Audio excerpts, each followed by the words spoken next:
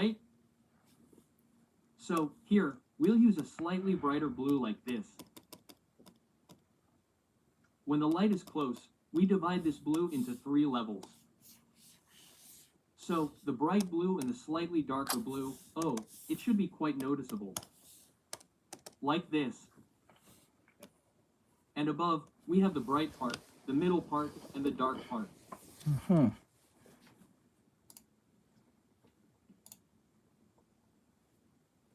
what's going on? What's going on? And here, too, the bright part is close to the light, and the middle part is dark like this.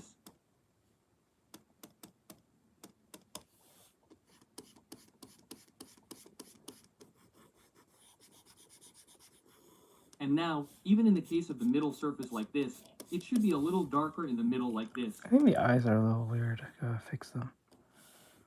Hey, thank you for the flower. I appreciate it. And just the middle, a little lighter middle. Thank you.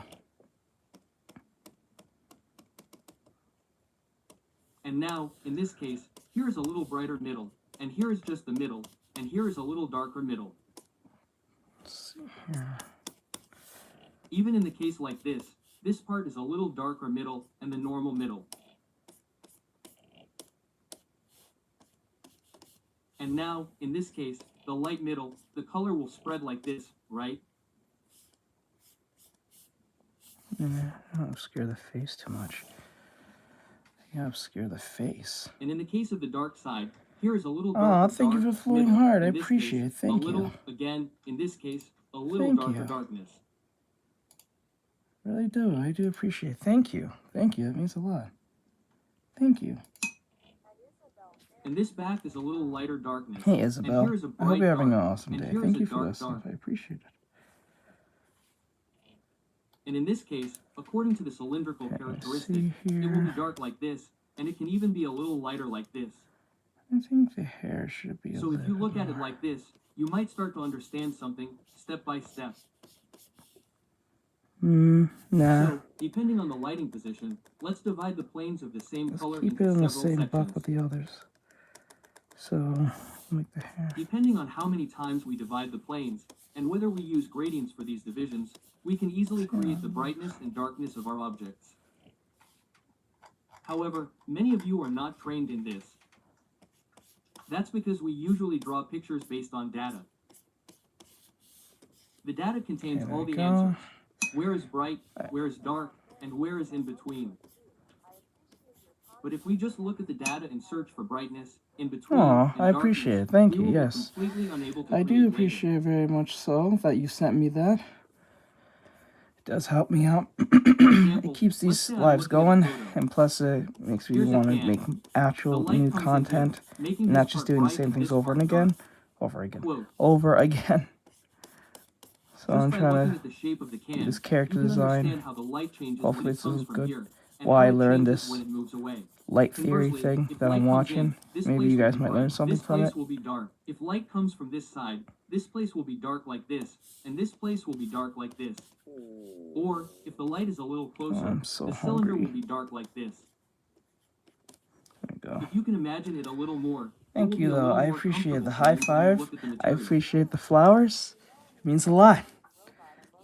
Thank you. Wow, I really need to talk about this for a while. Aww. But what I feel right now is that as I teach, I keep thinking, really does mean a lot. I need to talk about that. That type of stuff just keeps me going. I'm like, okay, I'm doing something right. Actually, I'm conducting this class without much organization. In a way, the hair I taught a class everything. about light last time, and I tried to proceed with a simple Q&A format. But the more I dig into it, I feel no, like it's fine. I don't feel bad. Don't feel bad. Since I'm teaching to an irregular number of people, I have no idea how much they know, so the scope keeps getting broader. So like, don't let it bother you too much. I understand that people have stuff to do. Now. They have lives outside me, so I understand. If there's anything you don't understand, or if you'd like more detailed feedback, please contact me anytime or leave a comment, and I'll work on some related videos. The hair just doesn't feel right. Maybe I should make the hair shorter. So okay, let's come back. First, what did we talk about? Then Let's get a rid of plane is this. a parallel plane Maybe I that should shares make the the hair same short. coordinates and has the same direction. That's how to just give her a bop. Yeah, that feels more of a, makes more sense. Check the agreement surface and distinguish where is bright, where is medium, and where is dark, and then divide it into 3 levels according to the distance from the light surface. Really high brightness, medium brightness, and dark brightness. There we go. Divide the medium into 3 levels as well. Let's see here. If the distance from the light is a bit close, divide it into 2 levels. If it is really close, express it as a cross-section. In this way, adjust the levels of bright, medium darkness, and dark depending on the distance from the light to the object. Thank you, Isabel. I wish you became a student. I can teach you what you need to know so that it helps you. Now, since light has so many variables, it might benefit you in the long run. I can't explain everything in a way that you can relate to, but let me show you this one more example. See here. It might help you in the long run. I drew a wooden box like this here. But that's up to you. Do it if you think it's going to help, but if it doesn't, that's fine. But this wooden box, this. Aw, thank you. The top is shaped like Don't worry, it won't go in vain, I promise you. I promise. It will not go in vain. That's why this part is erased like this and looks like this. Okay. And this one. Actually, there's a hole here, so this inside is like this. Let's see here. And inside, there's a hole like this where you can put something. Yeah, I think I'm going to get So a here, bit of a this bob, surface is like but this this, part is kind of like this, needs a a flip back. mailbox. Hello, Artestol. Hello, inside. Artestol. I think I'm So this reading one that looks right. like this.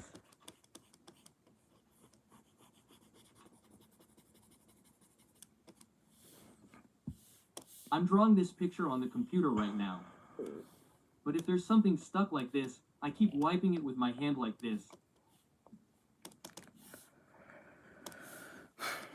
Since I'm not someone who draws on the computer, I keep wiping it with my hand like this, dusting it off. I know how he feels. I do that same thing sometimes too.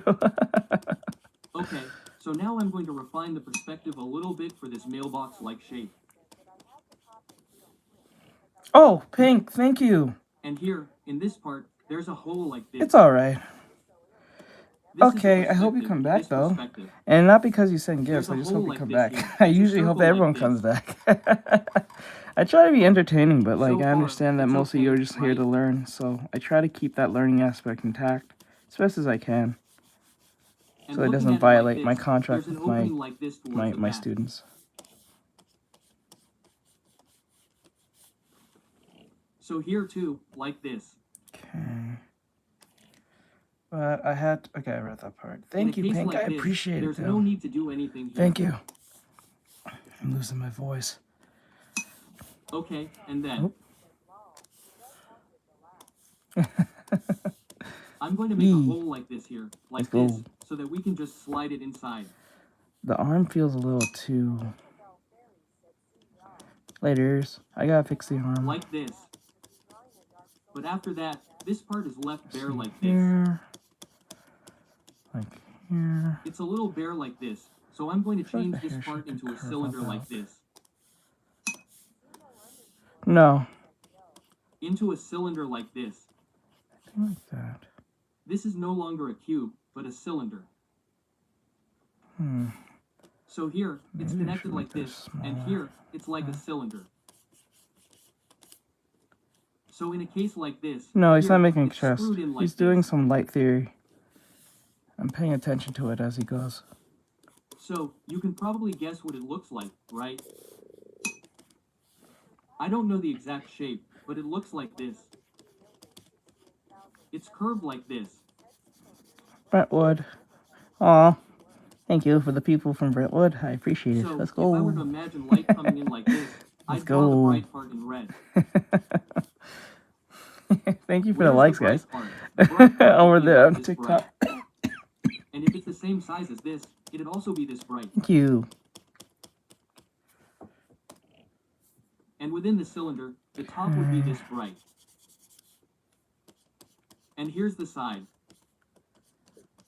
Is this side brighter than you think? But thank you for the likes. Or not? Well, it's not bright. Hey, Zeno. Since this is the side, Thank you it's for the the likes. same size as this. So, this part on the inside, this part, there's a There hole you here. go. So the part shining through the hole would be right All here. right. Right? So, it'll be this bright and the middle part. I think it's the I'll eyes try that's dark blue. bothering me the most. So, here, Hey, it'll be in Nathaniel, the what's going middle. on, my dude? I may have to push the hat more backwards because it just feels like it's kind of like making the head smaller. This one will be in the middle, and this one will be in the middle too.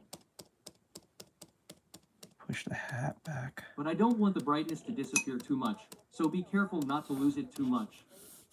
I gotcha. This one is in the middle. This one is also in the middle. So it's and in the this one middle. is also in the middle. From here to here, it seems to be in the middle. Okay. And now, let's take a look at the darkness. Okay. So, I'll make the darkness green. Oh, Darkness. but this green hurts my eyes too much. I'll try a little light green. Oh, don't feel bad. Just keep practicing. Then, It's all about inside here, practice. it's green like this. I know it gets kind of like, but it'll get better. Trust me. The bottom of the handle Usually here is does. also green, and this inner part is also I green. think it's because I'm gonna make this higher. I think it's just kind of like And this part here is also green. it's just this part. But teacher, did I make Thank a you for the mistake? follow. I appreciate it. Where did I make a mistake? Try to find it. He made it. So, you see this blue here? I feel like the wait, no.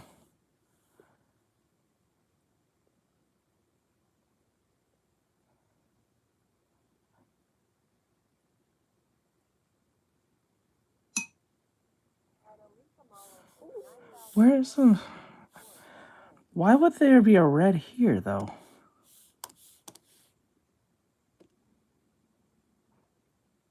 All the sides facing this way are blue. So Okay. this part should turn blue. Oh, the This is curve. the wall Okay. visible inside the hole. So if it's like Shit. this, let's I didn't draw see it in that. blue like this and lightly organize the outline. Okay.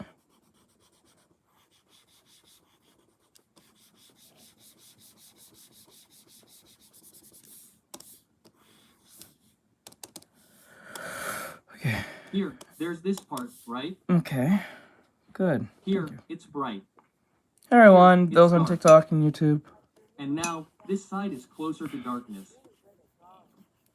I'm If you okay. hold it I'm like just- this, the area division is I'm doing complete my according best. to the same plane. Thank you. I appreciate it. Then, based on this completed area division, check how many levels of bright, medium, I'm gonna and fix the darker will be face. I'm gonna divided fix into the eyes. depending on The the eyes distance bug me. between the light and the object. It doesn't really say much to me. It feels dull. And now, going further, the shadow that this object has in terms of form. It just needs to be cleaned up. If the light comes like this, then the light will pour down like this overall. So in this part, the inside will almost be shadowed. Okay. So here, the entire shadow is like this. And this shadow will extend like this from here. And in this part, the light will naturally disappear like this. But this is just a natural division between bright, medium, and dark. Thank you for the. So, Thank you if for I the make follow, the shadowed Silent. areas a little darker and the rest like this, Thank you. wouldn't you have a certain understanding of light and medium darkness?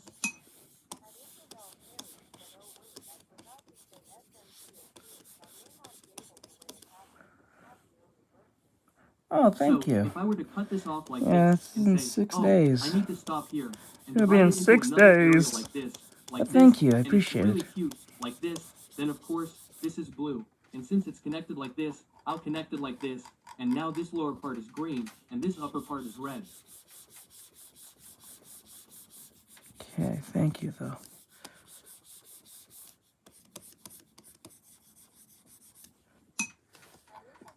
Instead, since the shadow will be set when the light comes in like this, Aw, you can just that's so assume it'll nice. be a little dark here, right? That is so nice. I'm doing a character design. That is so nice. Oh, this is a bit difficult for me He's to teach. losing light study. It would be easier if I could see this with you directly. But if you look at it like this, what about this? In a way, we'll talk about math, even though it's a little messy. We have x, y, z coordinates. Okay. Like this. So, how do we move according to these x, y, z coordinates? Right now, we've only done this for shapes that are very honestly and calmly placed. I want to stylize this a little bit more, curve it more. Just feels But too earlier, dead. we made it a bit messy and connected the shapes to each other. But they don't pop out like this, Curve they can pop out like this. like that. The objects we normally see can also pop out like this. Okay. So, I want you to understand light more seriously. Mm-hmm. Then, you need to study a little about perspective, but since this is a bit closer to design, I think it will be very helpful for you to learn. I got no So, perspective for the next already. class, I'll prepare a design-related class. Now, since it was a class that wasn't quite prepared, I may have heated up a bit, but I think I've now clearly organized how to get your consent. Wait, what? So, combining the last class and this one, I'm going to try to finish this lecture on the most basic light. And now, I'll slowly rewatch the lecture video again, and if there's anything I think I should talk about more, I'll come back and bring it up again anytime. I've been so pressed for time these days, and I've been so busy that I feel like I'm constantly being chased, so I'm really sorry that I can't give you all quality lectures every moment. Okay. Nevertheless, I will always do my best to provide you with even better quality lectures. Okay, let's stop here for today. If there's anyone who has any questions about the consent form I just explained, please leave Oh a yeah, comment and I'll that's answer normal. them one by one. Yeah, it's a normal thing that happens a lot. You'd be Okay, surprised. that's all for today. A lot more than you think. That happens a lot more than you think. That's normal. It's annoying, but it's normal. Where's the other one I had? Okay. Was it this one? Understand perspective lessons. No, I don't care about that one. Must lecture by studying shape type. No. Hello, everyone. This is Eha from iArt Workshop. No, this one. It was this one.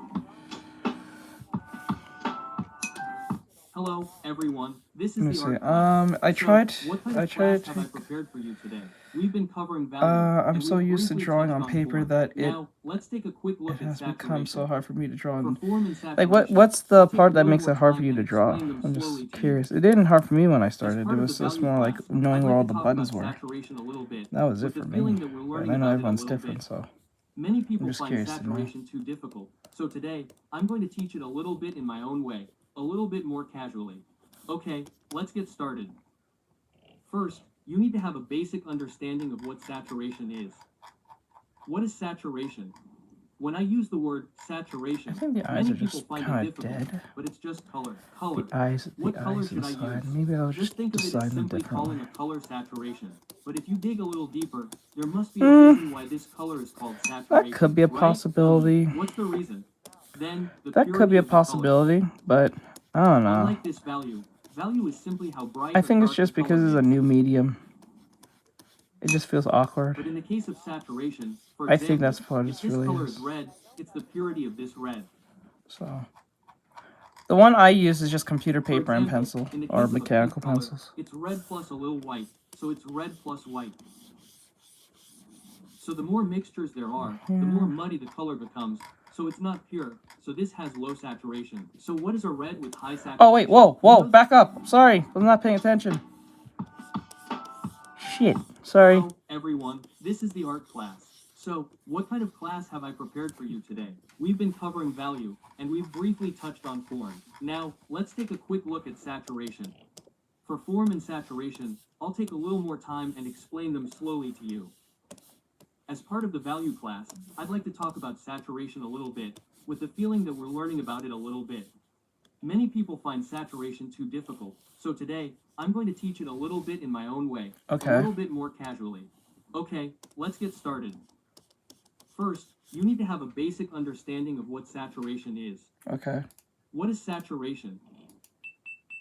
Saturation. Many people find it difficult, but it's just color. Color. What color should I use? It's Just think intensity. of it as simply calling a color saturation. But if you dig a little deeper, there must be a reason why this color is called saturation, right? It's intensity What's of the the light. reason? Then, the purity of the color. Unlike this value, Oh, value is the simply how bright or dark tablet the I have color comes is. with the stylus, and it only works for this tablet. It doesn't work for any other But in the tablet. case of saturation, for example, if this color is red, it's the purity of this red. Okay.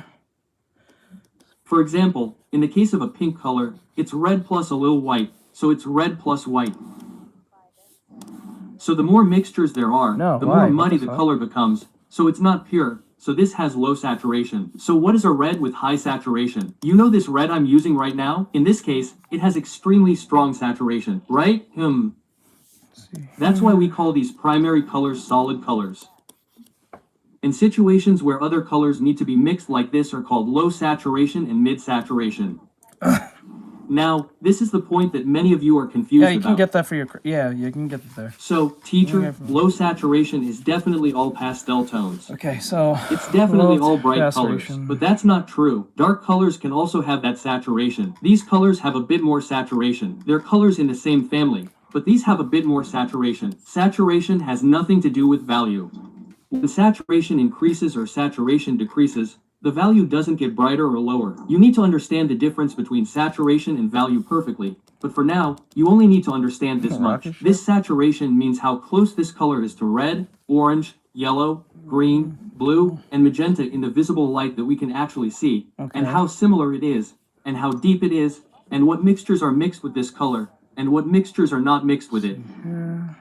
So, what should I teach you today? I want to teach you about value first. The hair's Value not is one of the there. really important grammars in this painting. So, in order to teach this value properly, bald. you need to have a certain level of essential concepts. But the concept I'm going to introduce to you today is the concept of light.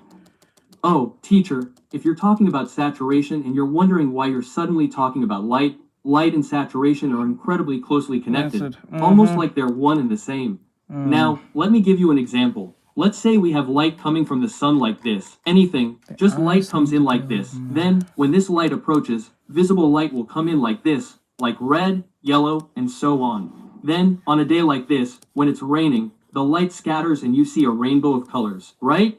Okay. All of these invisible colors are visible light, and when this visible light hits an object, that object absorbs all of the light and then says, oh, this color of light is a little weird, but I want to emit this. Then we see this emitted color, saying, oh, it's red. Okay. So, for example, let's say there's an apple like this. Hi, I'm an apple. But I like all the colors in the visible light, but I hate red. When the visible light arrives like this, I'll spit out all the red. Spell And since we're seeing this red that's been spit out, you could say that this apple actually hates the color red. Oh, you spit it out because you don't like it. So, that's the theory. But the most common misunderstanding we have is when we Instagram, draw. TikTok, YouTube, Twitch, all of them. Those who have taken art classes for college entrance exams, or those who have studied art related to college entrance exams, or those who are just starting hey, to draw bro, with what's going pencil, on? think that all light is just white. This is actually a bit more difficult than you might think. Because there's this fixed idea that light is white, any drawing feels like it's just for college entrance exams, a bit predictable, a bit frustrating, and how should I put it? It feels like the next step in drawing isn't possible. Okay, so let's first define the terminology. I sound older. The original color of an object is called the I primary don't color. think so. It's called the intrinsic color. So, if I say this is a red apple, I the don't intrinsic think- color of this apple is red. What? Red. A little bit of red. Sure. Then, a specific light Actually will made come me in laugh. addition to the intrinsic color of this object. Right? We need light to observe objects. But this light isn't just white. Blue light can come in, or red can be red on top of red, or yellow can come in. Okay. Only after we understand that light comes in various colors can we properly manage saturation. Okay, let me demonstrate. I'm going to draw a red circle 9 here, like this. Oh, it's really cute, right? Red. Oh, I don't want to make it red. It looks a bit like the Japanese flag. Oh, but I like red best in class, so I'll just go with red. Oh, it's a bit odd because it's like Japan. Japan isn't bad, right? It must be from the But as a Korean, it feels a bit off. Since this is just class, let's just move on. Okay, let's look at it this way. No, I'm just screaming and yelling, that's why. If light comes in like this, so the first thing you have to do is, the original color of the object is red, right? I'm from the future. So, when light comes in like this, you have to wonder about the intensity of this light. Is this light coming in like a spotlight, and is it bright all the way out, or is it like, oh, I'm light? Is it coming in softly like this? The intensity of this light, okay, I find it kind of weird when people say I'm an artist too. I'm like, people who watch this, people who do art are usually artists or inspiring artists. So I just assume that you're an artist by default. That's like when people tell me that. I find it funny. Like, I know there's some people who don't do art and like looking at art, but they're more inspired artists than actually artists. Closer the street light is, the narrower the light source will be in the bright part like this, and the farther the light is, the wider the light source will be like this. You have to check first how much this light has to do with the 3. Usually, the lighting isn't usually this close here, like this, with a curtain or a spotlight like this. It's often a bit further away, where it's more comfortable. Okay. So, when we step on this shape and divide the darkness, the dark part here will start to get slightly darker like this. But if you think about it carefully, the primary color is the tonal color. So why do we keep calling it the primary color? There's this unique color, right? Just because it receives light from this unique color, don't make the part that receives this light bright. This is important. Those of you who have taken the entrance exam should know this by now. Now, look. No matter how the light arrives, unless it's really receiving an excessive spotlight, it won't blow out this unique color. It's making this unique color more vivid. There might be a highlight here, but this part suddenly says, oh, it's getting closer to the light. Should this part be getting brighter little by little? It doesn't. So, if it gets bright like this here and starts getting dark at the back, the original color of this object is all blown away. Then, how can we know what color this object originally was? You can't do this. The most important thing in a picture is that we're not digitally drawing, we're doing pure art painting. So, in this kind of fine art, the color that's considered the most classic is the neutral color. How beautifully the original color of this object is used. But if it's bright and all the color is blown away. If it's dark and all the color is blown away. If you lose it, you wonder what the original color of this object was. This original color is completely destroyed. So, regardless of how the light comes, just leave the bright part as it is, just so that the bone color of the object can be seen. Okay, so this back part gradually gets darker, and while maintaining the object's original color to some extent, it gets darker and darker.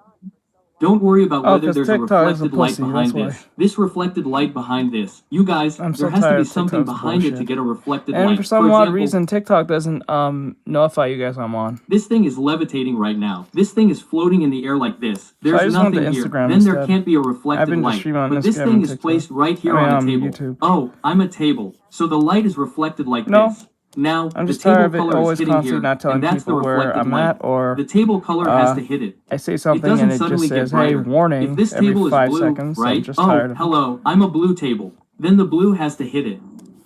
I laid this table out in blue like this. So that's where that problem comes in. The shadow for this like, object it constantly is like this. The tries shadow for the to circle. warn me of some bullshit nonsense but when that's drawing happening. The shadow for this circle, or since this 9 is red, you shouldn't use red. It doesn't notify Since you guys that when I'm streaming, so if the table is blue, you should I don't use even blue. bother anymore. Now, if you want to get a little closer to 9 and get a little darker, you shouldn't be getting closer to red, but using the blue darkness. Now, here, the light is coming in like this, so we need to set the reflection intensity higher than this. Since the light came in like this, it will be reflected like this and return like this. This is way too So, long. the most important thing for you is that the red here, which I'll show you, suddenly becomes this bright within the red range. You might be wondering, what is this? Oh, I can use it like this. I know, it doesn't matter if you use it on purpose, but instead of coming in like this, a slightly brighter color from the blue comes in like this, and the object is organized like this. But if you think about it carefully, it's light and light. Ultimately, you shouldn't think of this red as if it's not light. Since all things enter our eyes through light, everything in my image is light. This sphere actually exists. It doesn't matter. I'm not touching this right now. I'm just looking at it. So, I just understand it all as light and light. This red is also light, and this blue is also light. And since these lights come to me together, how do light and light mix?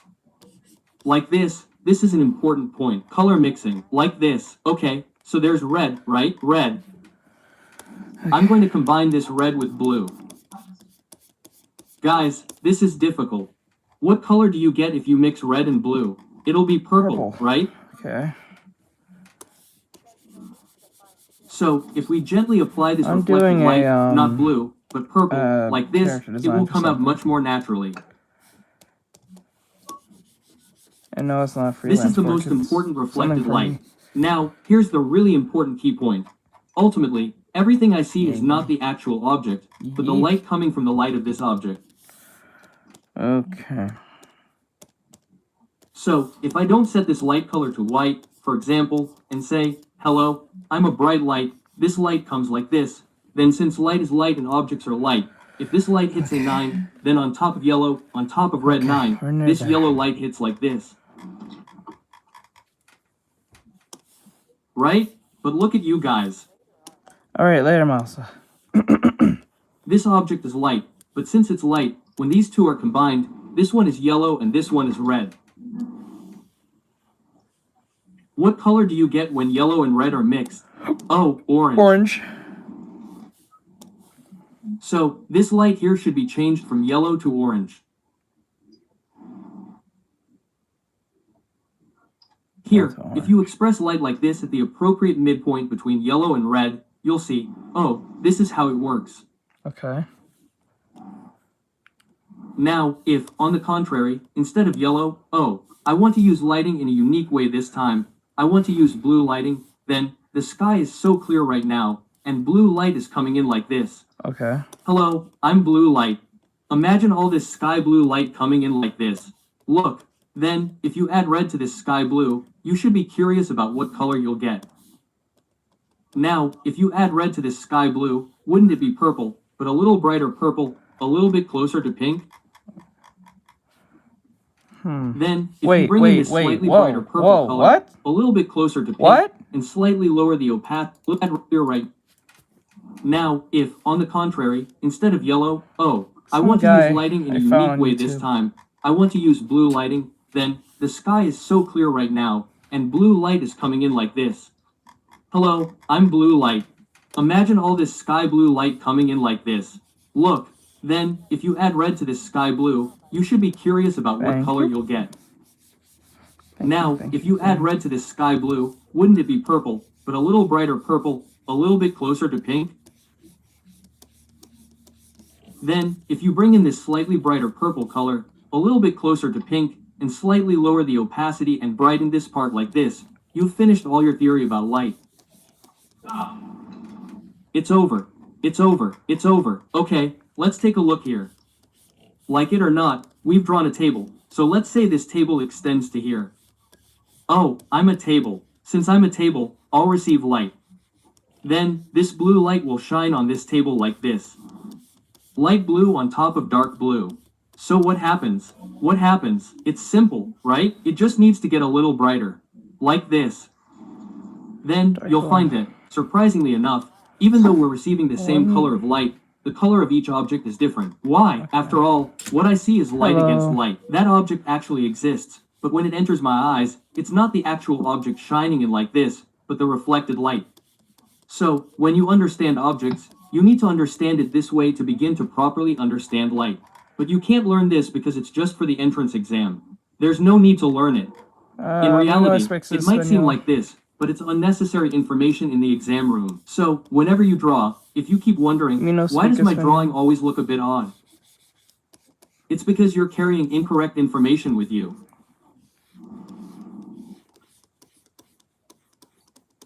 The reason you misunderstand so much is because, if you assume that the color of light isn't blue, that it has no color.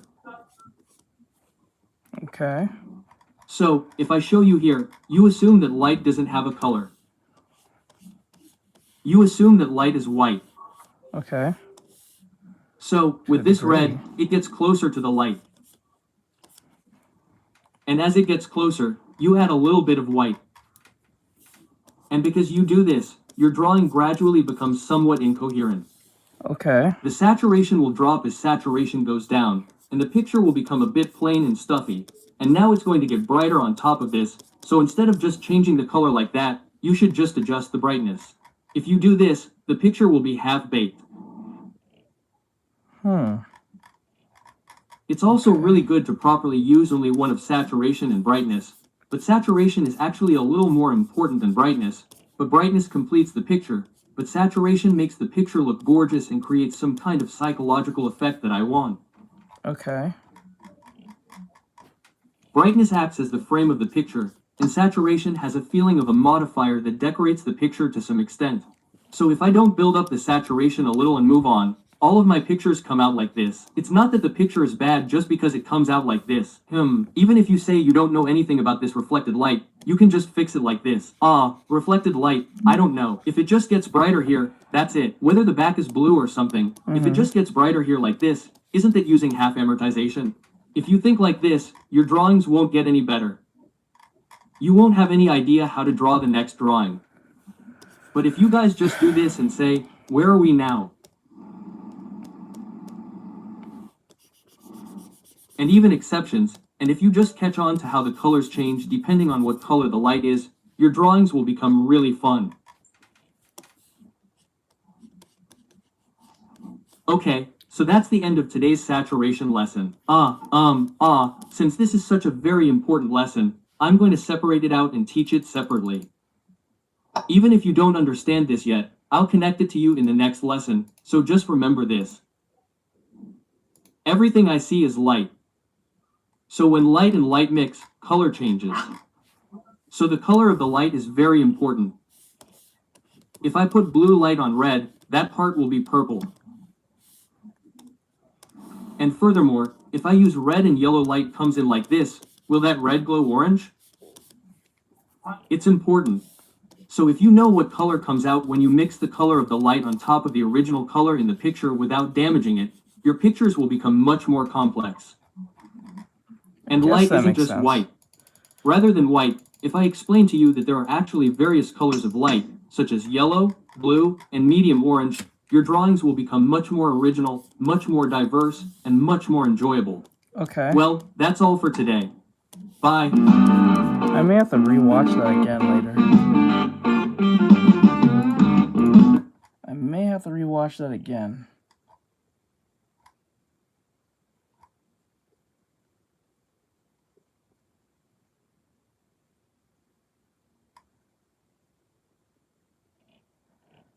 Light theory is crazy, I tell you something. Pain in the ass. 자, 여러분 반갑습니다. 이하미술 공방의 Nope. Nope. I gotta read all that shit. Nope.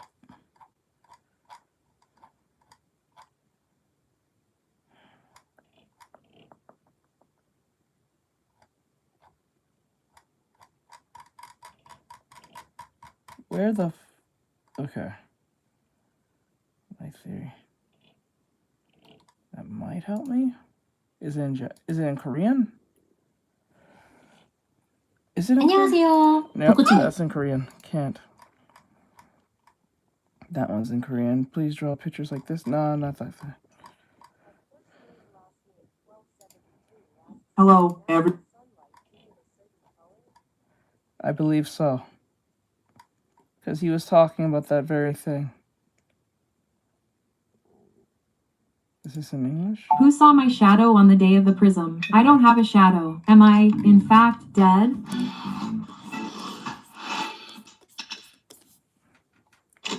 Why is light so difficult? Even if you don't know anything, you can think like this. I'll approach it with that kind of easy feeling. So just listen comfortably. When we think about things like light, it's a bit difficult, right? It's somewhat related to science. You learn about it in science class. If you shine white light through a prism, it comes out in a bunch of different shapes at the periphery. The light splits. The white light we see isn't white. It's a combination of countless light rays that appear white. Oh, that prism was really scary. We learned about this much in science class. But here's where it gets difficult. The red and blue wavelengths have different lengths. So, you can think of them as having different strengths. So from here on out, things like this become connected. What does it connect to? Why is the sky blue? Why does the sun's rays turn red? It depends on the path of makeup. So now I'm starting to get a headache. And especially for those of you who are studying, you should listen to my lectures, watch other people's lectures, and if you're really curious, look up books on light, because you can't understand it all at once. You have to keep reading other people's books and listening to their opinions, and then you'll gradually understand it. That's why difficult areas like light and transparency really require multiple studies. You can't master them all at once. Let's say there's light and an object in a space. Then, we have to express this part by combining the object's unique color with the light. If this is a white ball, then yellow light should dye this part yellow. So what color is this part? So, depending on whether the yellow light doesn't reach here or just slightly seeps in, it'll vary. So, we need to set the color of this darkness, how dark it will be, and so on. And then there's this reflective river thing. You know the reflective river thing?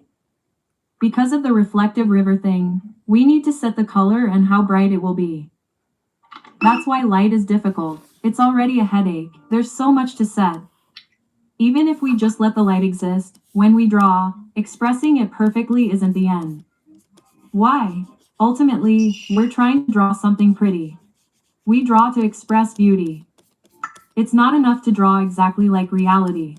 So, contrast is important, and we need to pay attention to things like the rich and dark areas and the harmony of colors. Overall.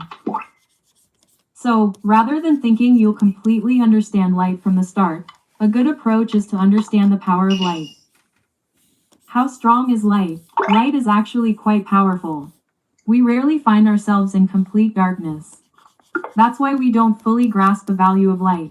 Okay, imagine this. Imagine a very dark room. A room with no fluorescent lights or windows. Okay. What happens then? Just It's be pitch dark. black, but honestly, we don't often get exposed to this kind of environment. We have fluorescent lights, a large window, and monitor lighting, Okay. so we don't have to go into a completely dark room. The outline of a face is gently drawn like this, and the moonlight is softly reflected on the desk. That's why people live without fully understanding the power of light. We need to constantly strive to feel its influence. If you're going to study light, look at this picture. There's a street light here too, so it's bright like this. Okay. I can even tell that the bricks are orange. And I can even tell the floor is a shade of gray-green. If you've ever walked down an alley at night without many streetlights, you'll probably notice something. It's really dark over there. I can't tell if there's anything there, or if there's a stranger lurking. Just imagine that. You need to understand how dark it is without light. This photo has been slightly edited, but in this dark space, white light makes it this bright. We need to continuously observe the effects of this light, but the properties of this light are a bit different. This is artificial light, so we need to understand how strong it is and how it spreads. Look at this. This area would have been dark to begin with, but now there's a red light that illuminates it all the way here. This light from this far away is much stronger than you might think. Now, each type of light is different, but it's Okay. strong. It's all around us, but we're just so used to it that we don't even realize it. So, to tell you my story, I once went to a singer's concert. Okay.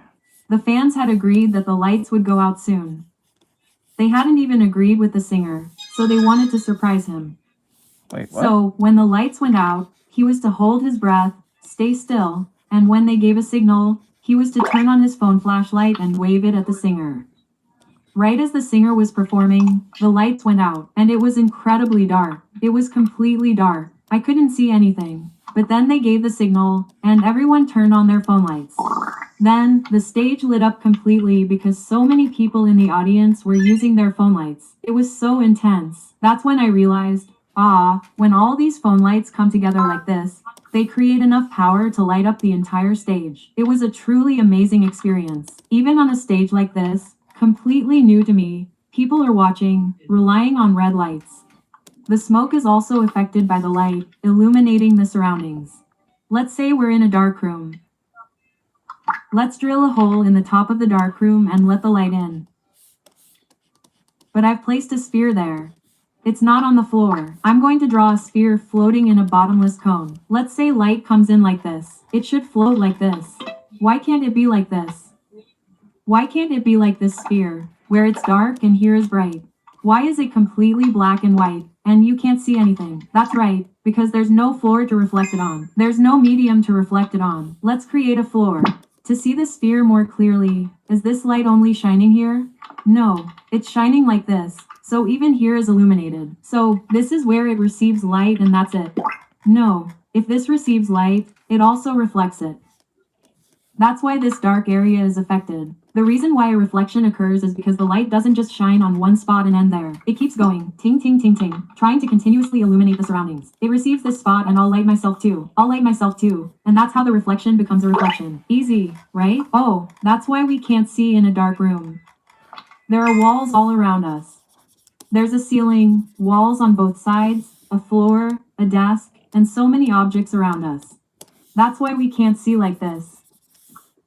The objects around us continuously reflect light, so we can see the shapes of the things we see. Easy, right? Oh, light has a really strong influence. Look at the moon. When we look at the moon, it looks like this. Did you see the reflection on the moon? Yes, the moon is sunlight. It's the sun shining on it. So, since the moon is also in a vacuum here and there's nothing to reflect light. So that's why the moon looks like this. The reason there's no reflecting light is because of space. So, the reason why the ordinary gifts around us are so visible is because there are walls around us. And there are other things. And so it keeps ting ting ting ting ting ting ting ting ting ting ting ting ting ting ting. Oh God, Jesus Christ. And it keeps reflecting light so we can see things well. Oh, thank you. Okay. But let's see how much of an effect color has. Okay, it looks like it's a sunny day against this red background, right? The shadow is strong, right? This one also received light. So of course this one will continue to spread out. I'll also shine light on someone else. I'll give light. So look at this red here. It's dark. Let's compare the bids of the faces. This side is the front and this side is the side. This guy's face is really sharp and angular. So, the red has been reflected up to here. If you look here, it's darkened again. Look, the nose is also affected by red, right? Light travels in a straight line, so it doesn't brighten everything like this. Even if it penetrates, there's a difference like this. But why isn't this area brighter? This is where it comes into play. Light can't brighten something brighter. It can affect the dark areas, but there's nothing left to brighten in the already bright areas. This one's already more important. So, naturally, the reflected light doesn't affect the bright areas, and it only affects the dark areas where it can. Think of it as being quite strong. But look at the shadowed areas. Red is also reflected in the brow bone. It's darkened here again. The angle doesn't reach here. And look here too. The red rushes in and affects it again. Here too, there's a subtle red glow. These genes are mixing blue and red, making them appear purple. The color shift is also quite noticeable. So, you can see that not only is the reflection of the river brighter, but the color also has a huge impact. Look, the yellow and red are mixed, making the orange more saturated. It's becoming a highly saturated orange. Flesh is already a warm color with a hint of orange. So, when we add red, it just looks like a reddish brown. This one is blue mixed with red, making it purple. The reflection doesn't just end there. Color also plays a role. You can feel that all light has a color. So, when we draw, the color of the main river is really important. The kind of light it's receiving is also important. It's important to consider whether this is absorbing sunlight or artificial light, and you also need to consider what colors are around it to influence it. When drawing, you need to consider whether the light from the yellow t-shirt it's wearing will seep through. So, the more you understand and use light, the richer the picture will be. I'll compare a clear day to a cloudy day to explain the influence of light. Okay, it's a clear day. Oh, it's so sunny. A clear day without a single cloud. You can call it that. There's the sun. But now there's no obstruction. For example, if there's fog or clouds block the sun wants to shine on it, but the clouds block it, so the light comes in like this or passes through it. But now, on a clear day without a single cloud, when the atmospheric conditions are good and the ocean becomes incredibly strong, I thought it would burn everything and brighten it up. I'm dying of heat. The characteristic of a clear day is that the bright parts and the dark parts have a really strong contrast. The shadows are so clear. The colors are vivid. The reason the colors appear vivid is because the areas receiving light are clearly separated in this way, which is easy for us to understand. So, you could say that objects appear clear. Look now, even though it's a shadowed area, it's incredibly bright.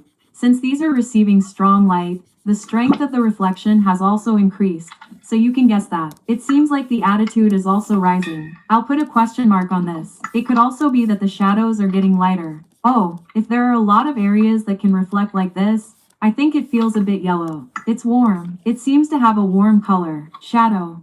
The shadowed areas seem to be bluish. Why do shadows appear blue? Oh, great. You're all smart. Yes, that's right. The sky is also a light source. You thought only the sun was bright? No, actually, the sky is also a light source. Didn't we know that from the red picture earlier? We said that these quickly enter the darkened areas? Yes. The sky's also darkened here. Oh, it's really getting dark. Oh, I know how to light it up. I also shine. The shadows become blue. It's not very blue in this picture. It seems a little cloudy. That's why the shadows don't really feel blue. We saw the effect of the atmosphere in this way. There's also a contrast effect in this way. There might be a phenomenon where it looks bluer. Oh, the rain-hungry areas feel very yellow. But I think they might also feel bluer. Okay, let's also look at the characteristics of a cloudy day. Who saw my shadow on a cloudy day? I don't have a shadow. Am I, in fact, dead? There's no shadow on a cloudy day. Why is there no shadow? On a clear day, the main light source was the sun. But now, what's the principle of a cloudy day? The sun. Of course the sun is there. The sun doesn't die. That's why the clouds covered everything. So this thing receives light and now it spreads in all directions. This thing becomes the light source. It absorbs the light and spreads it all out, illuminating everything around it. There's always soft light around us. That's why we can see it, right? This is similar to when people take pictures in a white studio, and the silver comes out really bright and soft. I can't really give What's the advice on that. characteristic That's of not our my country? expertise. As I This is why said I'm watching before, this. there are no shadows. The color saturation is better. But the reason I put a question mark here about high saturation is because silver doesn't have low I know saturation. basic light theory, but I wouldn't. That's because silver is illuminated as a whole. That's why I'm So watching its this. unique color I'm is not actually putting it on visible. just for anyone. I'm putting this Let's on say for I give it a myself. You yellow guys just box. happen to be here. So the reason it feels like the saturation is better is So I can because give it better looks advice to my muddy. students. It's not like a bright, brilliant light. In our terms, saturation can be understood as the intensity of the world. This is high saturation and this is low. This one has high saturation. This one has high saturation. Let's call them A, B, and C. That's right. B is high. When we look at it, the color looks muddy, dull, but this one has higher saturation. Saturation isn't about pretty colors having high saturation. You have to look at the intensity of the color itself. Okay. That's why, if the light is strong, the Light is saturation of silver decreases. Why? Silver, you mean Because gray. the light has brightened its unique color. Wait, the brightness wait, whoa, increases and the whoa. saturation decreases.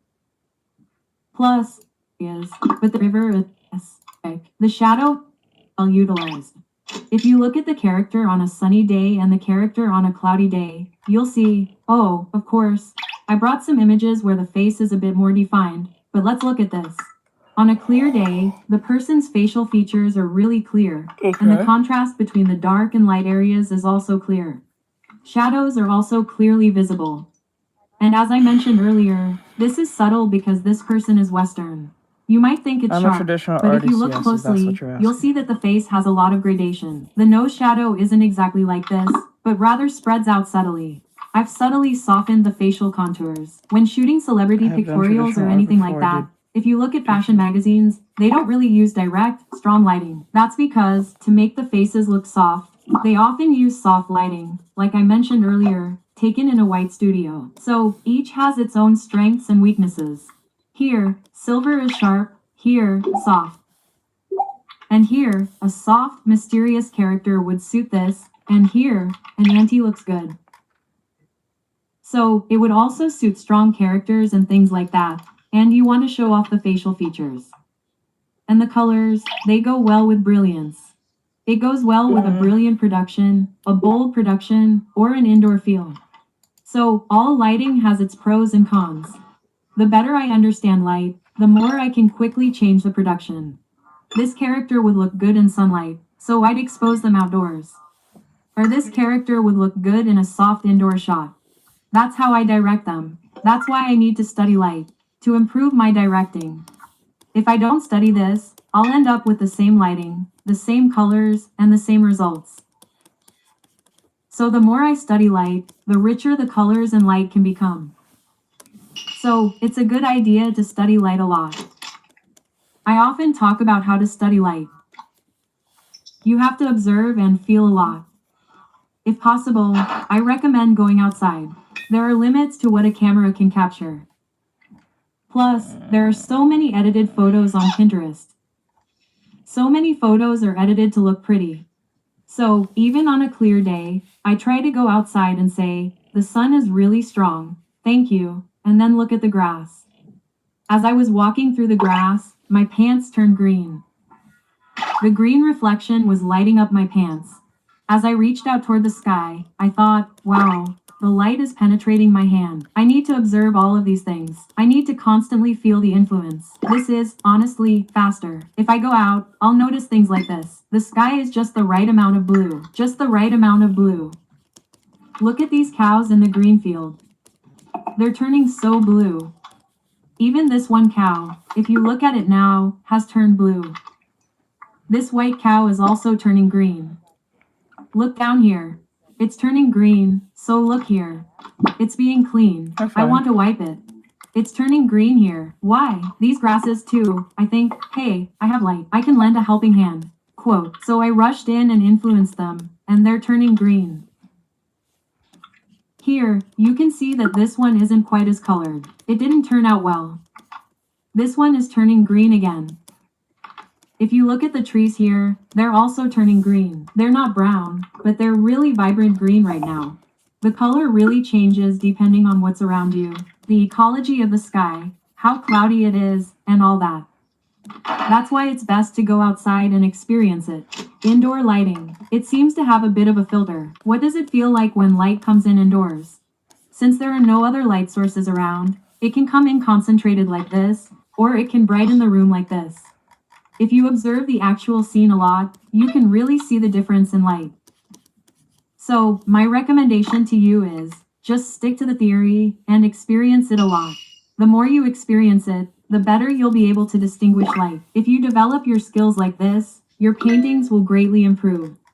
If you look at this, the cloudy parts are dark like this, and the unaffected parts are bright like this. How wonderful it would be to go out and observe it. If you look here, not a single dot enters, but only up to the cell. Because of the light coming from in front, it gradually gets brighter here. The book I referred to when studying is Light. I recommend this one. Yes. Richard Ute's Light for Artists 2nd edition is good enough to understand light, so there's no big problem. If you want to know more, you can look up things like visible light later, but there's a reason I don't recommend color and light. It's not that I recommend it. But the reason I recommend it more is because I don't really know what it is. And all the examples here are from this person's paintings. So I kept doubting it while looking at it. If you don't have a solid understanding of light theory, and this person explains it with his paintings, I thought, isn't this a lie? I kept trying not to understand. This is easier. Oh, read this. And if you want to do more later, I think it's better to read this. So this has pictures. So it's pretty good. I recommend reading this 3 or 4 times, rather than reading it once and thinking you understand it all. Studying the human body and perspective, you just have to keep repeating it. Light is strong. Light is the best. Don't ignore it. I don't know if that was helpful or not. Dot. Huh? Amen.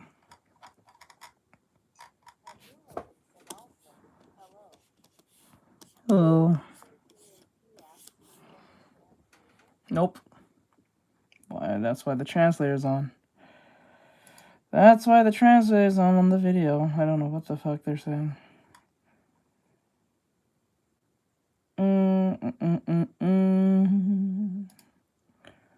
Let's see.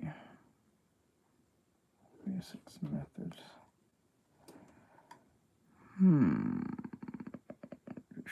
This is...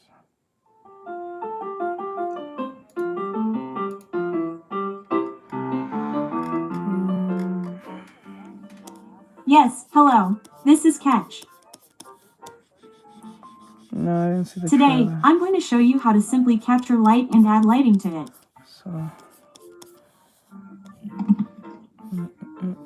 This time, I'm going to simply add the first business card in a cell style. There. Pretty much I hope this will be helpful to those who had difficulty adding shadows. So first, I've set the light direction like this. The light is coming from here like this. And now, in the case of this picture, I've already completed the picture, but in order to show you how to add lighting, I've filled in the base color and prepared it again. So for now, the base color is all done. Now, I'll start adding shadows in earnest. First, create a new layer. And then, change the setting of that layer to now. Oh, no, we're not doing that. I realized what this was. I need...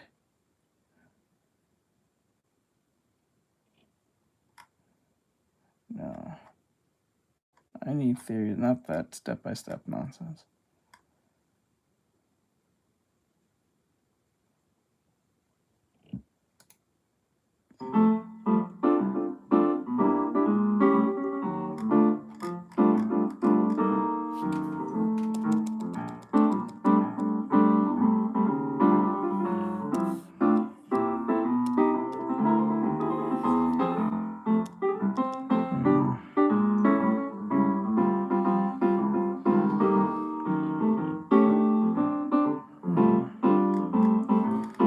There's something missing to this. I think I know why.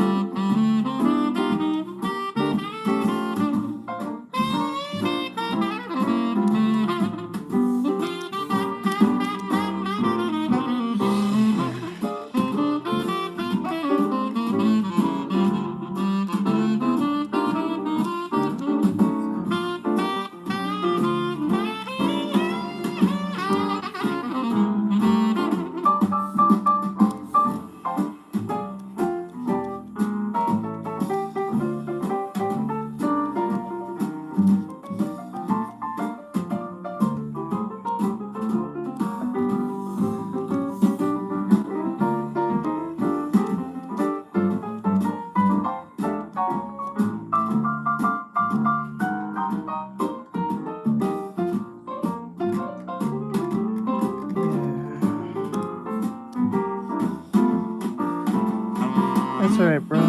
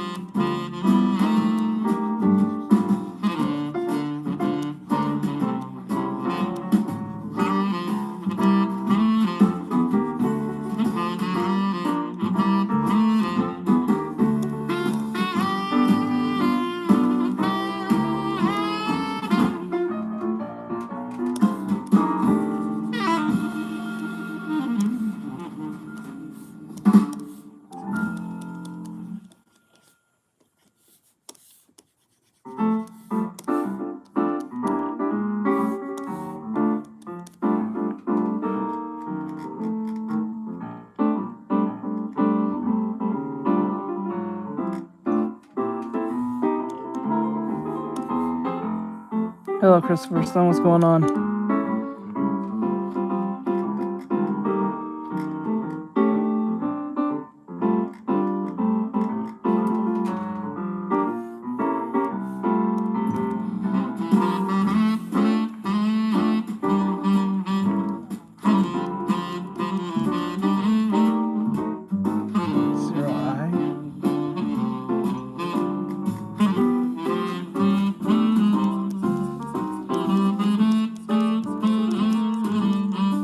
This? No.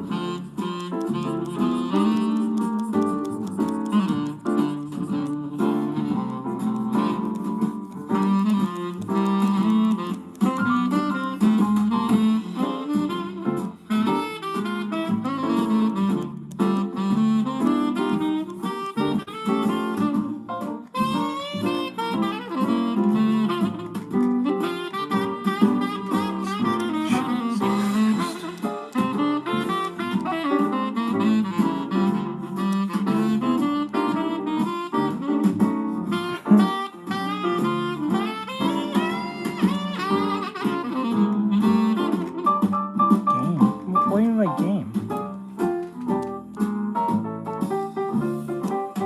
I was playing no game.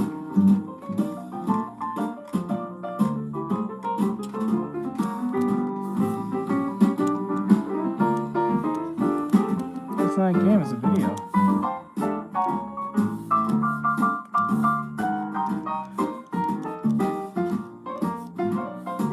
If you're talking about the program I'm using, it's called Clip Studio Paint.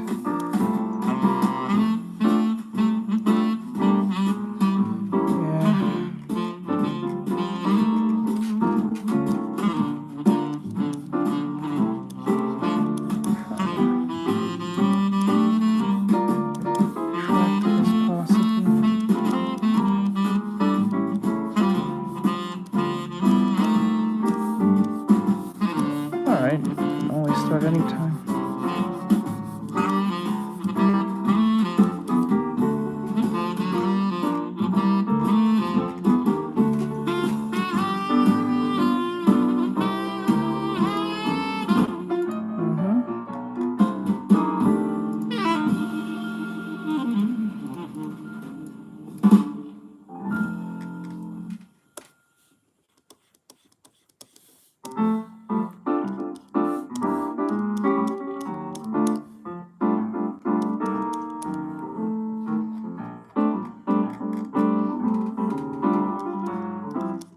This really isn't to a degree.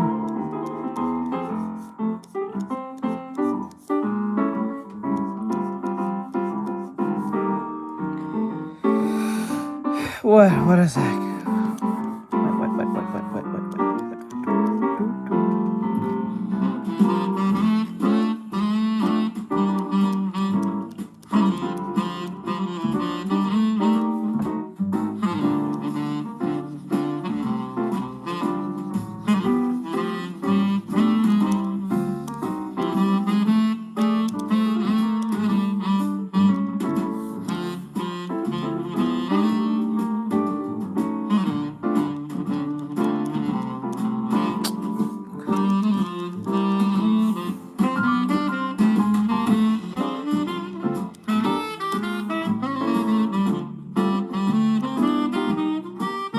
Thank you, Ari. Are you talking about a general sense? Thank you.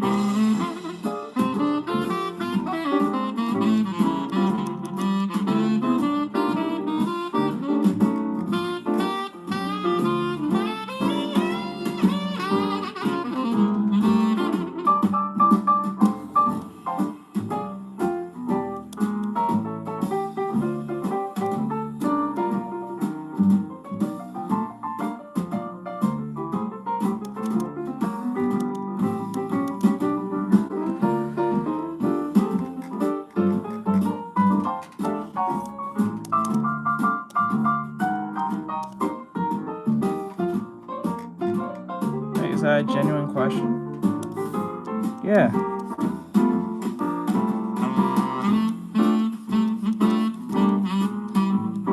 Majority of most people learn stuff from YouTube.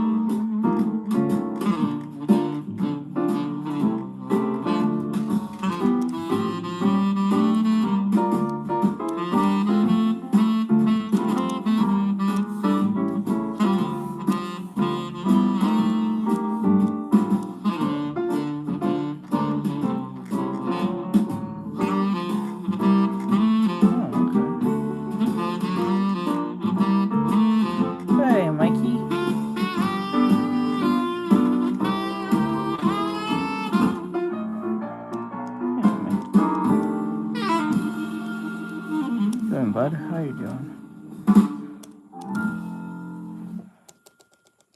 Wait, are you trying to start a game or something?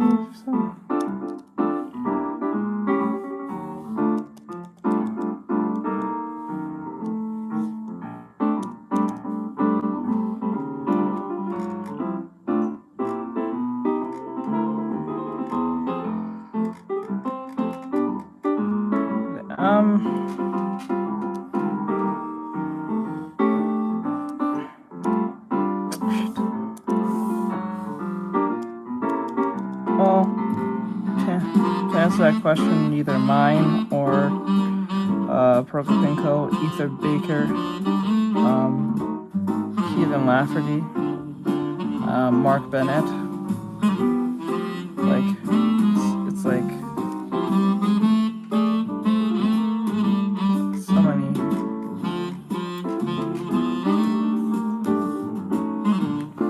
There's Sam does arts.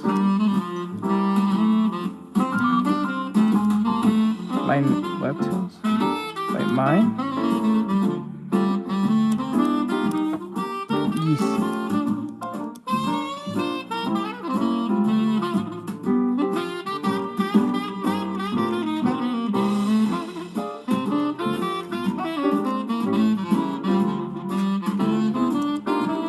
Mike Wazowski.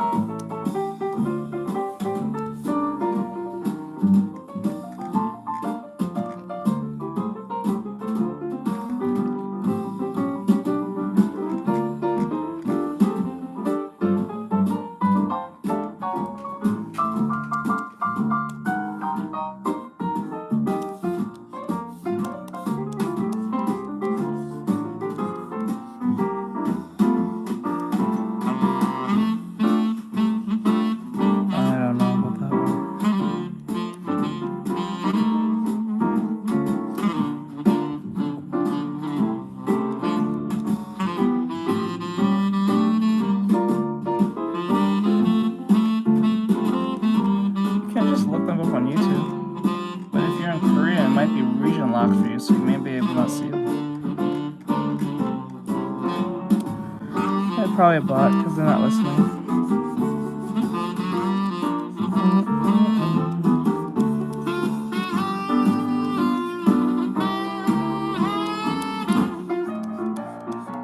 Yeah, they might block you. I mean, not block you, have you make a region.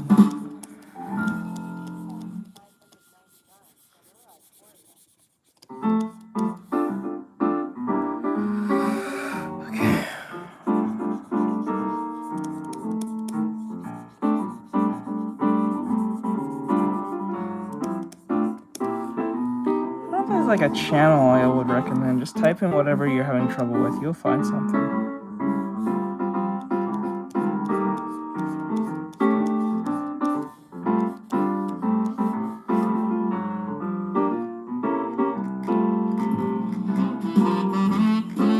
Oh my god. They use the same song over again. Jesus Christ.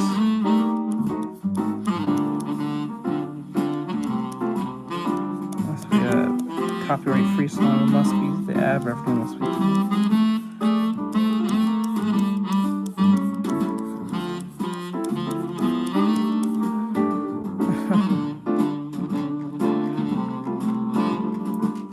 Hip hips.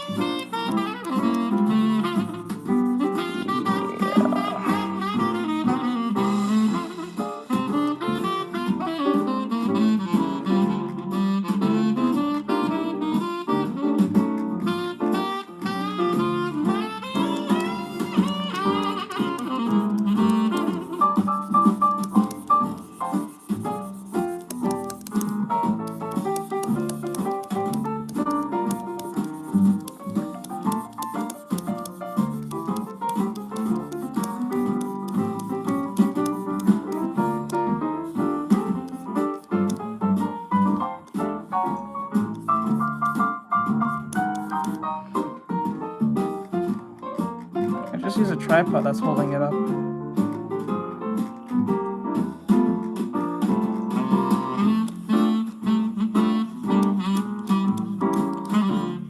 It's in the description.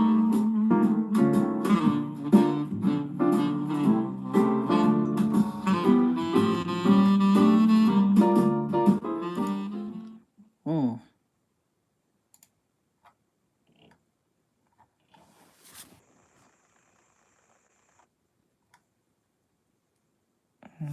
Rats. I don't think there's a particular like channel I could just recommend because usually I just found them by just looking up searches. In all honesty.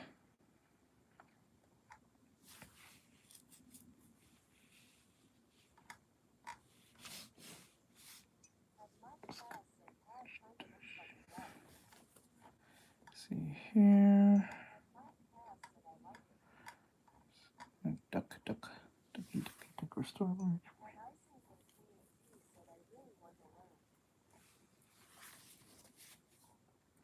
I'll just search it up. So just searching how to draw a head, how to draw this, how to draw. That's what I would do.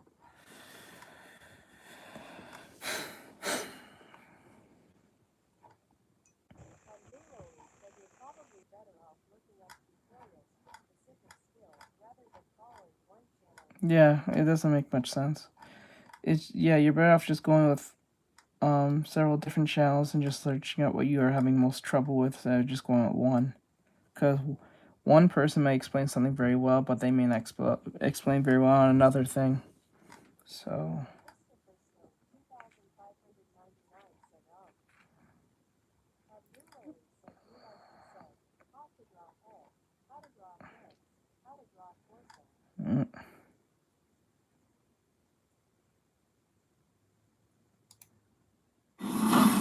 Cloudtime is an action RPG, and what makes it interesting is that it mixes dungeon crawling with managing an actual shop. And your base is literally on the back of a giant flying turtle, named Odin Shell. The game's combat is super physics heavy, where you can kick exploding barrels at enemies, pull down pillars to crush enemies, and basically everything breaks and reacts to what you do. You can play this solo or with up to 3 friends. So here is how it actually works. You start by choosing a class, and there are 4 of them. Strength, magic, speed and vigor. Each one changes your weapons and abilities completely. For example, the strength class gets hammers and big swords. Speed uses daggers and dual weapons. The combat is all about building combos. You can grapple enemies toward you, do ground pounds, kick things around, and you have a dodge roll. The game's world structure is kind of unusual. Your main base hub is this turtle called Odin Shell, and you build your entire base on his back. You clear debris, place furniture, and set up crafting stations. The big thing here is that you're not only collecting stuff for yourself, but you are managing an actual shop.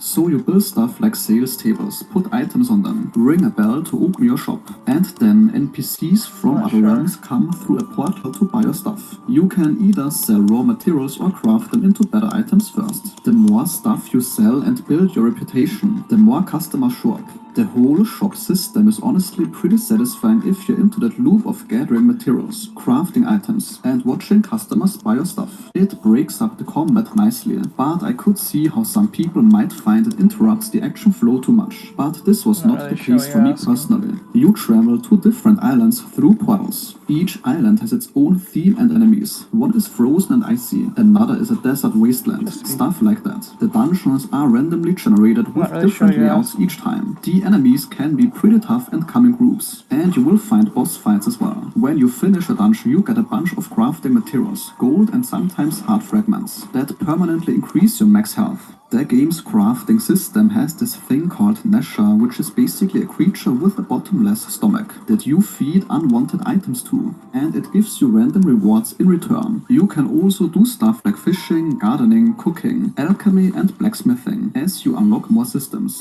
Your weapon types gain experience as you use it, and leveling them up unlocks new abilities and combos. The game allows you to kick almost anything and they actually fly and do damage when they hit enemies. The game has bounce pads that launch things around, cannons you can shoot enemies out of, and many of the environments are destructible. As for the co-op, everyone shares the same weapon and ability unlocks as you progress. You can revive teammates in combat, and the game's difficulty scales based on how many people are playing. The game's early access version has 5 islands to explore. The game has tons of weapons and skills to mix and match between the 4 classes. The base building has furniture for decoration and functional stuff. They are planning to add more areas, quests, weapons, and base upgrades before the full release. And that sentence concludes today's video. If your time was respected, a like or comment is very much appreciated. That was interesting. Not really much of a commercial, if you ask me. Just felt like a lot of stuff happening at once. I found a video the other day, yesterday. It was interesting. I don't know what to think about it. I want to see what you guys say. It was a game, actually. It was actually 2 things, but one of them is brand new. It looked like a whole new IP, and it's called Spellcasters. It kind of just looks like third-person League of Legends. It looks like third-person League of Legends to me, I think. Maybe you guys might think differently, but check this out. Welcome to Spellcasters Chronicles, a new competitive game that mixes real-time strategy with intense action. You play as a spellcaster, a powerful mage. For generations, the spellcasters have fought with each other in ruthless battles to control the Source, a mysterious energy capable of altering reality and changing the tapestry of fate. These battles take place in mystical arenas like desolate shores or ancient temples, where the spellcasters can make full use of their powers.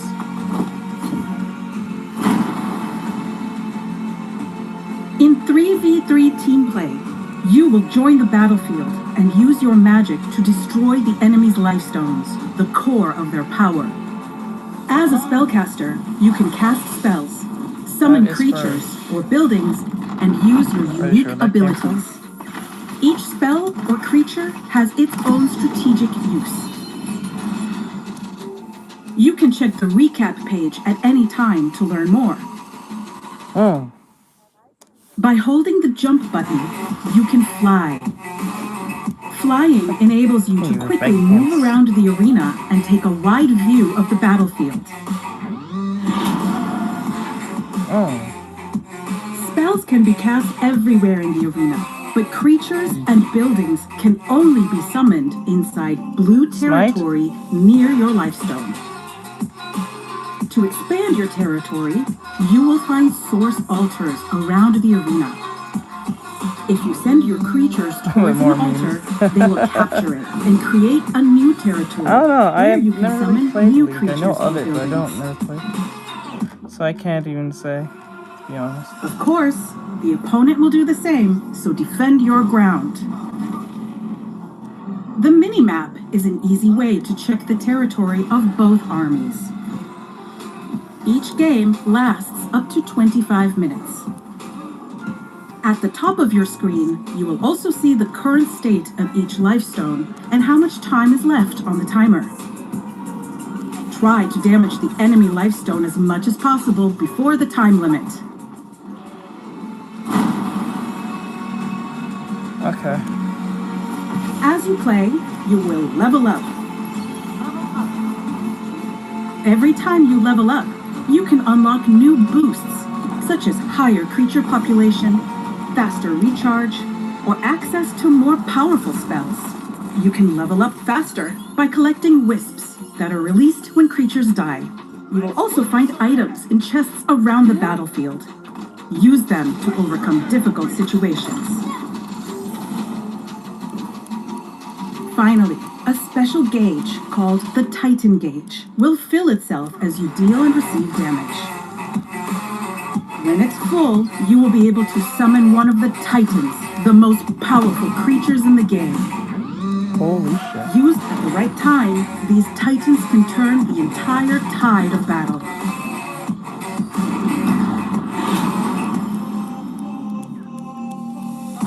Summon creatures to capture altars and destroy the enemy lifestones. Nice. Cast spells to support your creatures and fight the enemy mages. That's Level up your spellcaster. And above all, cooperate with your allies Okay, to push through tough situations. Let's go. These are your keys to victory. Have fun, and see you in the game. See here. Looked interesting. I don't know if I'll play this on stream, but it looks very interesting. I thought it was really cool. Hey everyone. So it looks interesting. I hope it's not bad. I'm just hoping it's not gonna end up like being really horrible, because it looks nice. Typo. It's all right. All right. So here's a trailer. It's not technically a trailer. It's more like an update trailer for those who know what this game is. This is 2XKO. Hey, Bri. Let me see. Autofill the nest thing. Not sure what that means. It says here, if you guys are familiar with 2XKO, it's pretty much League of Legends fighting game. There's a big update that's coming where they're gonna bring competitive, and you might make money playing it just like in Fortnite. Sean here from the 2XKO team.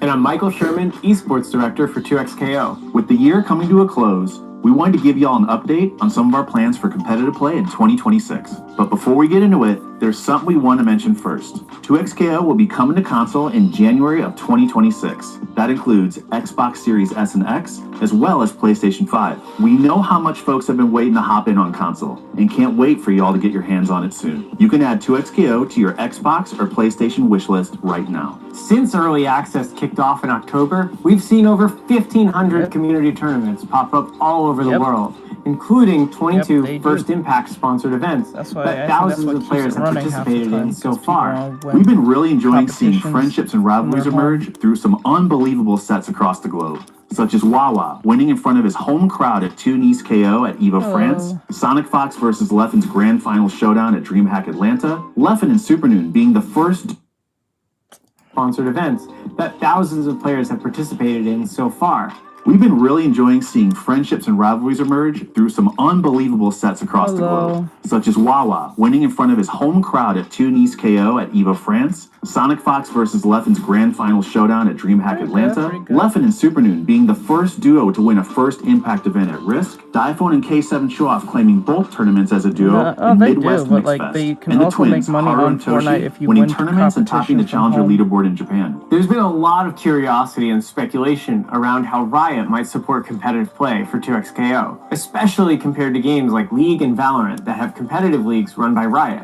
Since TOs have already been running successful fighting game events for years, 2XKO's plans for competitive play are a little different. This is why, instead of spinning up our own leagues, our approach is to offer direct support to existing events. That means direct monetary support. So like here, direct monetary support. I think this is how it works. Promotion on official Riot channels, prize pool buffs with the ultimate goal of creating sustainable, long-term growth for the FGC. In 2026, we're partnering directly with community organizers on 20 Riot-sanctioned events all over the world. We're calling this our 2026 Competitive Series, which includes 5 majors and 15 challenger events in total. There will be 1 major and 3 challenger events tied to each of 2XKO's 5 in-game seasons. You can think of challengers as regional open tournaments meant to give communities more opportunities to compete, and majors as the 5 biggest competitive moments for the year, each tied to a season. Our first major kicks off at the end of January with Frosty Faustings, followed by our first 3 challenger events, Genesis, Texas Showdown, and Viennality in February and March. For the major at Frosty Faustings, we're bringing back the duo bounty. But this time, instead of awarding the prize bonus if a duo wins the whole tournament, it'll go to the highest placing duo no matter where they end their bracket run. Wait, so you're saying that if you and I enter as a duo and nobody else does and we go 0-2, we win the bounty? Sean, we can't compete. Wait, why not? We're rioters. Oh, you hate to hear it. Another way we're excited to support the work of TOs is Frame Perfect, a competitive themed skin set where a portion of the proceeds go towards supporting TOs across the world. This includes helping fund prize pools and covering tournament costs for future 2XKO events. It'll be available for all of Season 1. We're planning to bring it back around for each major. We'll have more to share later, so stay tuned. All that said, these major and challenger events are just one piece of the puzzle, and we believe the FGC thrives when supported at all levels of play. We're already looking for ways to expand our support to more events, not just those that make up the 2026 competitive series. Locals will be a big priority for us, working closely with local TOs and helping them strengthen the communities that keep the FGC thriving. We also know that the kind of support players and TOs need most can vary a lot by region, so we'll be adapting our approach on a case-by-case basis to make sure we're getting it right. So many of us on the team have traveled and competed at fighting game tournaments for many years. We want to make it better for y'all. This is one step of many, and we need your help to let us know what's working and what we can improve. We're super stoked for Season 1. We'll have more info about the rest of the year's competitive roadmap soon. Thanks for watching. We'll see y'all at Frosty's, and in the meantime, support your locals. C++. Later. C sharp.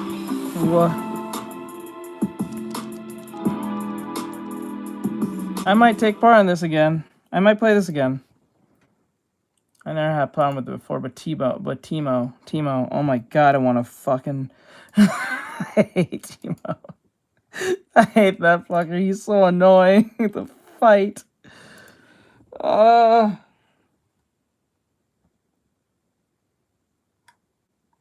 Let me see here.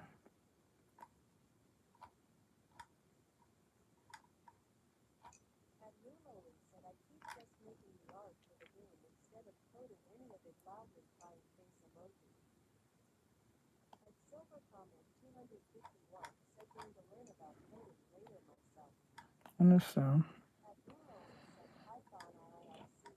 Oh, you're using Python. If you use Lua, they're similar.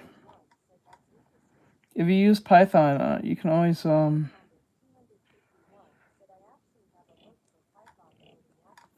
if you use Python, you can learn them. Lua and Python is very similar. Sure, you have all seen many of them. They act almost the same. 13 to the Akatsuki. They have differences. Marines to the Kamanabe. They're close. And there are many groups that are just around for my build bad. up or turn out to Didn't be even fraud. see. Okay, so this is from Mike Up.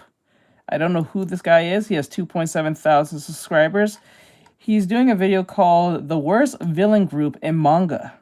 Anime groups. I'm sure you have all seen many of them. From the Gote 13 to the Akatsuki. The Marines to the Kamanabe. And there are many groups that are just around for build-up or turn out to be frauds, like the Shadow Beasts or any villain team in Kengan Omega. But one team, post their initial amazing introduction, is so ass it honestly doesn't matter that their uniforms are so cool.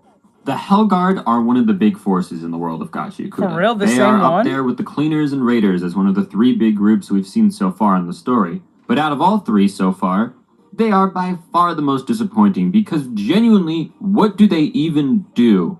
Like, I have not seen a performance this awful since Gohan versus Bootanks. And just like Gohan, they resort to hiding. Oh, hell no! No, we're not watching this. I'm sorry. This is a Gacha Yakuza. This is gonna be a big fucking spoiler for me. I can't watch this.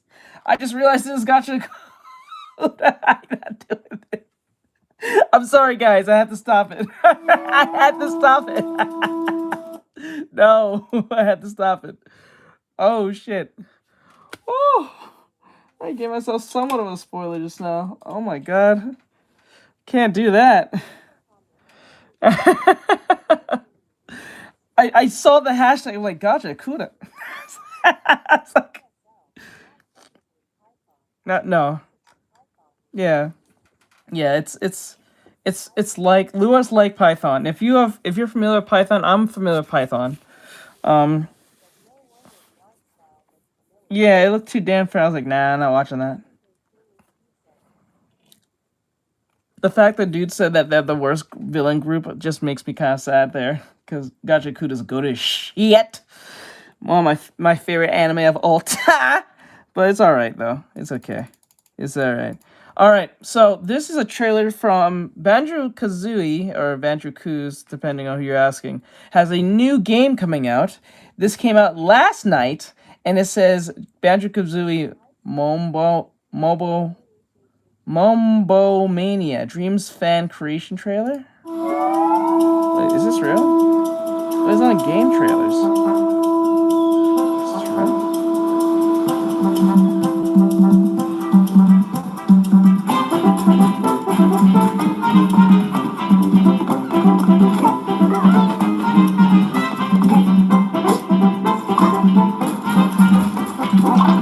Oh, is platforms making a comeback? Are we coming back to platformers now? Is that what we doing? Holy moly.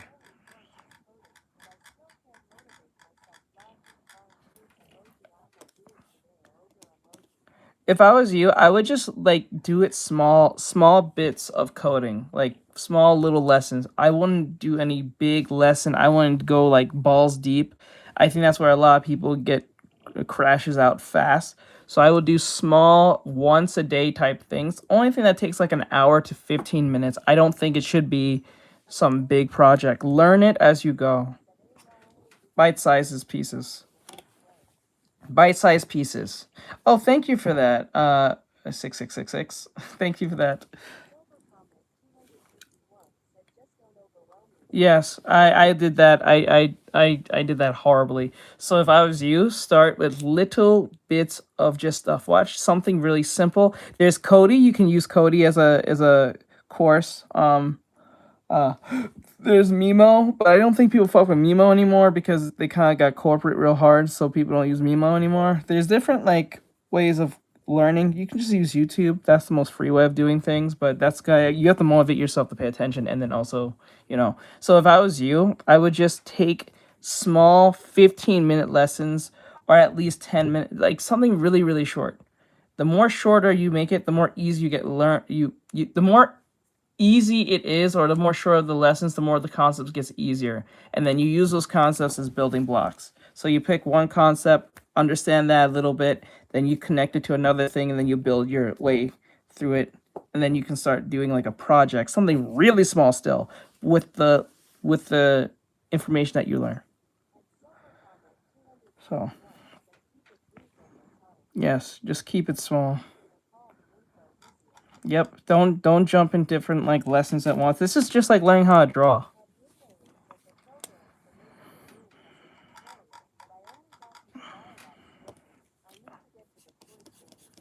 Oh wait, what are you using? What is the engine you're gonna use? Unity? Blender? I'm pretty sure you're gonna use Unity. I think Unity is probably or Godot.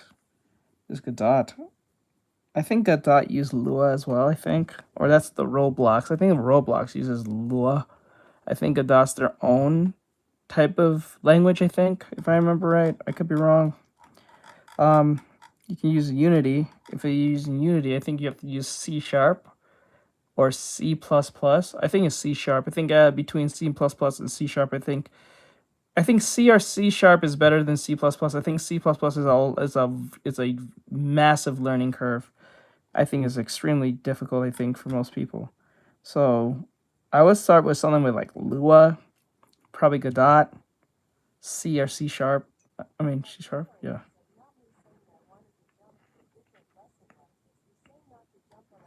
Yeah, just keep it short and brief.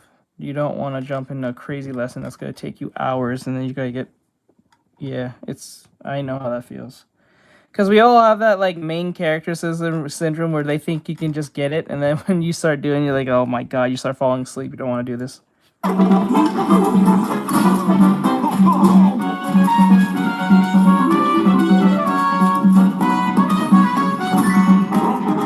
Oh, never heard that one before. I am not familiar with that. I'm not even gonna pretend I do.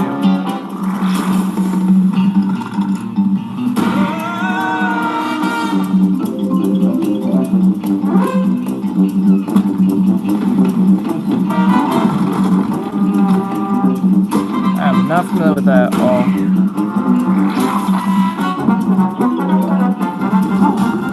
It's alright. I would just say take your time, that's all. If you take your time, you'll get to where you need to be.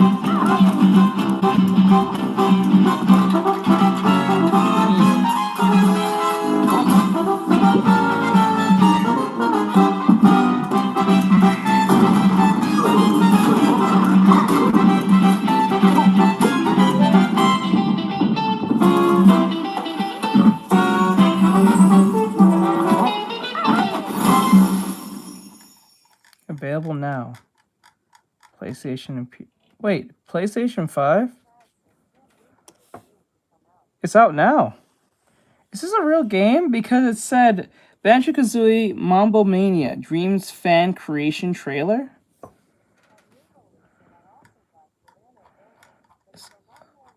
Wait, is this real?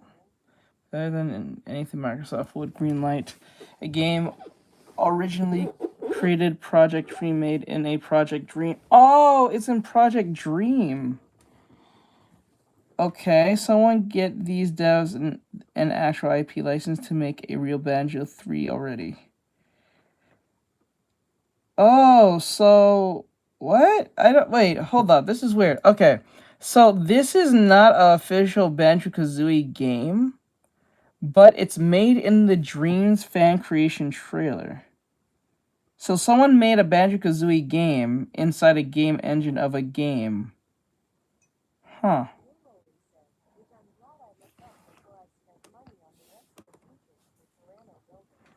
Yeah, I want to do that. I think I was just talking to my mom about that yesterday. We was talking about getting having Unity and downloading all that stuff you probably don't need. Yeah. So like it's a game. I thought it was real too. Yeah, because like okay, so what made me think it was real is because it's on game trailers. The game trailers like see right here? It says game trailers. Oh, sorry. It says game trailers. Right, I don't know. You can see where right here. It's the game trailers like YouTube channel. So I was like, oh, this is legitimately real. Like, no, it's the Dreams game. Yeah. Kind of weird. Kind of weird, not gonna lie.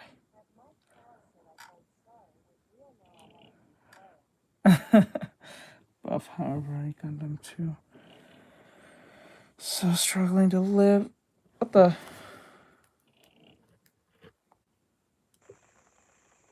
That was weird.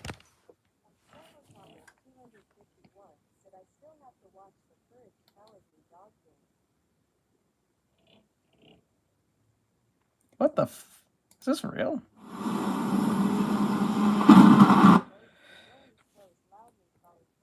So Fortnite has a commercial, has a trailer.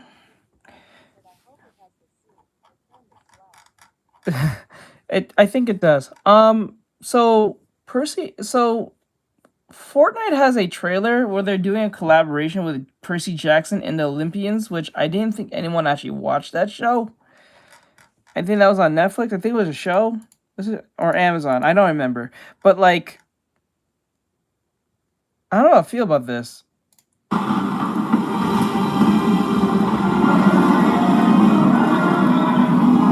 Fortnite just fucking with anyone, I guess, at this point. Yeah.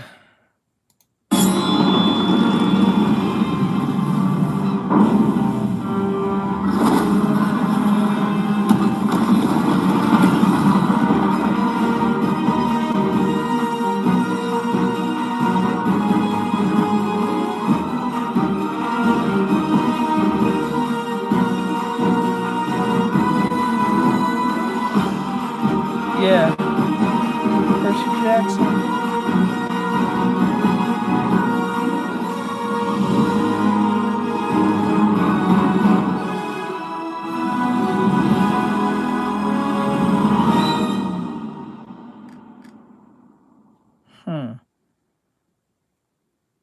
I don't know how I feel about that. Because, like, I don't know, Fortnite just takes any collaborations at this point. Like, I don't know, that was, I don't know how I feel about that. Whatever. Yeah, they collab with anything. I'm surprised they haven't had that one. I'm pretty sure the next big collab they're gonna have is with One Piece. I'm pretty sure there's a One Piece collab coming, because I think next year when One Piece start doing their thing, they're gonna do a One Piece collab. I'm pretty sure. Eventually. I'm surprised that they haven't done that by now. They did with My Hero Academia, Dragon Ball.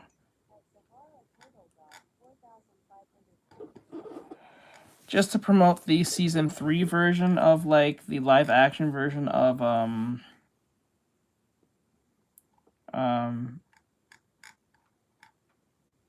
what is this?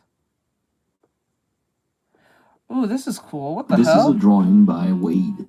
Making a mech from a kid drawing. VR concept, art sculpt in substance. He's 4.5 years old, and he's the son of a good friend of mine. He told me it's a robot with a ton of eyes and long arms with punching gloves. And honestly, that's all I really needed to hear. Let's see how we ended up with this crazy mech version. When I was a kid, I used to draw stuff just like this. Crazy robots with big claws, lots of eyes, bunch of spikes. It wasn't random, it just felt right. Somewhere along the way we grow up and we start calling it composition or design language. But at that age, it's just instinct. You're just trying to make a super cool robot. So today I wanted to channel some of that energy again and just build something wild. So let's see Wade's drawing again. At first glance, it kind of looks like a hairy meatball with claws, which, to be fair, already sounds fantastic. He didn't mention anything about the legs, but from what I see, it's a great opportunity to make something really cool and creepy. And those long arms with punching gloves, that's the main feature of the mech. I wanted to exaggerate that. Make something big and tough, industrial, and that kind of feels too heavy for the body. Something that even if it doesn't look like punching gloves, it should be able to punch through a wall with no problem. So we're also going to be pulling inspiration from big trucks and excavators. And when I was a kid, I was obsessed with heavy machinery and excavators and stuff like that. Still am, honestly. But more specifically, snowplow machines were my favorite. Gurren Lagann Gundam Evangelion, Fooly Cooly. And, yeah, I guess you can say Kill la Kill, it has mechs in it, but not really, sort of. Growing up in Canada, we have and a Rekka 7. These massive ones that can just eat through snow like it was nothing. And I used to watch them clear the streets. I'd sit by the window and watch them go by. They were slow and loud, that make the ground rumble. They just felt unstoppable. That feeling really stuck with me, and it's something that I like to bring a lot into my designs. The sense of weight and just big mechanical thing. To me, that's just so cool. And a good way to translate that into our design is with the proportions and the stance. You probably heard me say it if you watch some of my other videos, but the way the legs are placed and how the mech sits on the ground brings a lot of personality and weight to our design. I'm also bringing a lot of mass into the torso and head. I'm using a big round shape that kind of echoes the meatball vibe that we had from the drawing. I'm trying to interpret the shapes, but still linking them to something that's recognizable. All the spikes or lines become antennas or sensors. Then you should watch turn into surveillance cameras. It's a good way to add a lot of contrast with the reflectiveness on the camera glass. I'm trying to take all those loose, organic ideas and reimagine them as mechanical components. I'm not trying to copy the drawing literally, but I'm trying to translate it, turning that raw imagination into something that feels real, but still keeping the spirit of the drawing intact. It might be For more example, for you than you think. the face isn't a sphere like in Wade's drawing, but it still carries Give it a watch. that Watch rounded shape the show. and that sense of Don't watch volume. the movies. I think the I movies still are want the ass. design to feel angular and industrial, but overall, the silhouette needs to stay kind of round and meatball-y. Basically like one big rounded mass with a bunch of edges built into it. What's fun about Wade's drawing is that it isn't bogged down by any expectations of what a robot should look like. When we get older, the world starts to feel more rigid, No problem. and there's more rules. And don't There's watch the sequel series. I think that's ass too. If you watch Eureka 7 IO or AO or AIO, I don't know what it's called. I think it's AO. I think that's ass too, I believe. They did do Renton awesome. It makes him look well, you probably don't know what that is, but like if you'll learn. But if you ever decide to watch that, Renton is at his most badass when he's much older. It should he looks his most badass. I'm not even gonna lie to you. like this and fewer what if it looked like that. And all that stuff, it weighs on your Yeah, imagination. you can watch season 1 and go to season 2, which is a sequel series to season 1. But I don't think it got a lot of praise. And then the movies are kind of ass because I think they changed things from the original movie, from the original season, and they changed and retconned some things that didn't make no sense. So that's why a lot of fans, I don't think, fuck with the movies or even the sequel series. It's just the original show. So Full Metal Alchemist, I didn't like. Aw. Full Metal. You start designing based on what feels correct instead of what feels fun. We saw that in the last video. I mean, some people were really upset that we changed the design, that I took liberties with something that feels familiar to them. But that's kind of the whole point. Like this time we're taking this exercise to an extreme, starting from a kid's drawing that's something completely unfiltered. And honestly, the only person who's really allowed to be mad if I miss this one really holds it up, I think. Wade. The adult world is already grim as it is. Let's try to keep the fun in our games, you know? It's easy to forget that all of this, like the sculpting, the drawing, the creating, it's all started as play. It was never meant to be perfect. Somewhere along the way, we start chasing what is quote-unquote right. Wade doesn't care about engineering or lore accurate designs or color theory. He just wants a robot with tons of eyes and big arms. And maybe that's what we really need sometimes, is less control and more imagination. A reminder that this whole thing only works if we're still having fun. When you're designing, think about what actually brings you joy. What did you love as a kid? What did you think was fun? For me, it was things like transforming animals from Beast Wars, or Beyblade, or Robot Wars, you know. Whatever that was for you, try working it back into your own designs. Not just the nostalgia, but the feeling you had back then. Translating feelings into art is really hard, and sometimes it's not even clear to you, the person making it. You just know that something about it feels right. But if it's genuine enough, it comes across and people can feel it, even if they can't explain why. That's the main reason people can spot a corporate, lifeless design or story a mile away. It's missing that honest spark. And even somebody that doesn't know anything about design or art, I'm 30 years old, I've been drawing since I was 6. I didn't take this job seriously until I was 23, 24.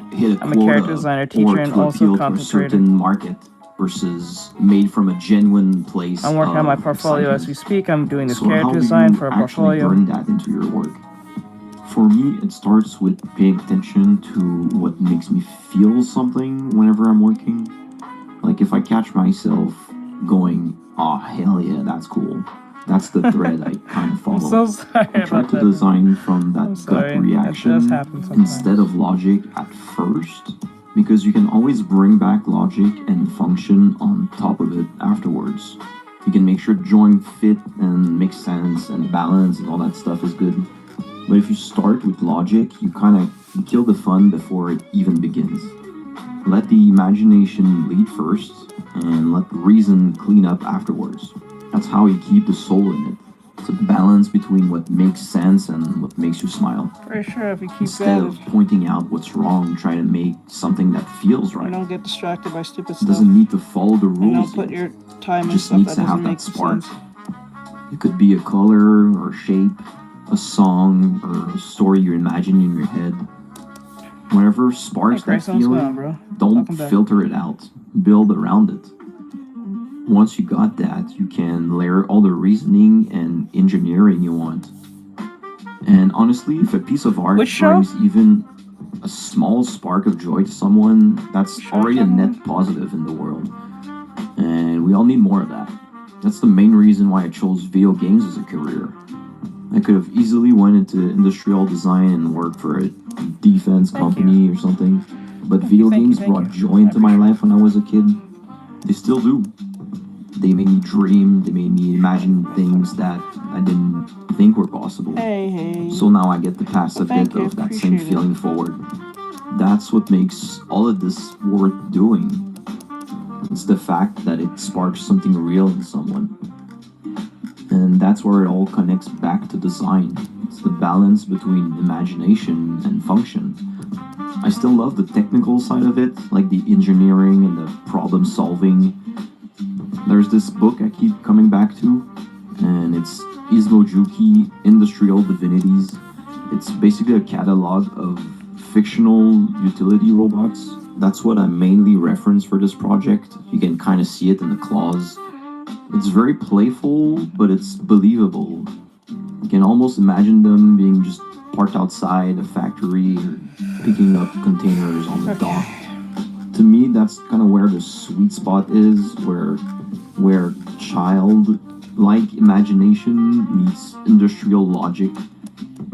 I've got a ton of books like this, crazy mech stuff for concept art, Japanese catalogs, and just a ton of stuff. Hold on 1 second. I'd love to share more of them in an upcoming video if that's something you guys would be into. There's so much good inspiration hiding in there, stuff that reminds you why designing robots is just fun. This is the strange part about all of this, it's how quickly art gets quantified. We take something creative, something that starts as play or imagination, and we assign it a number, like a price or a metric. Like, how good is it? How valuable is it? How fast can you make one? And I get it. That's the system we work in. It's how studios are run, and it's how clients think. It's how people justify budgets.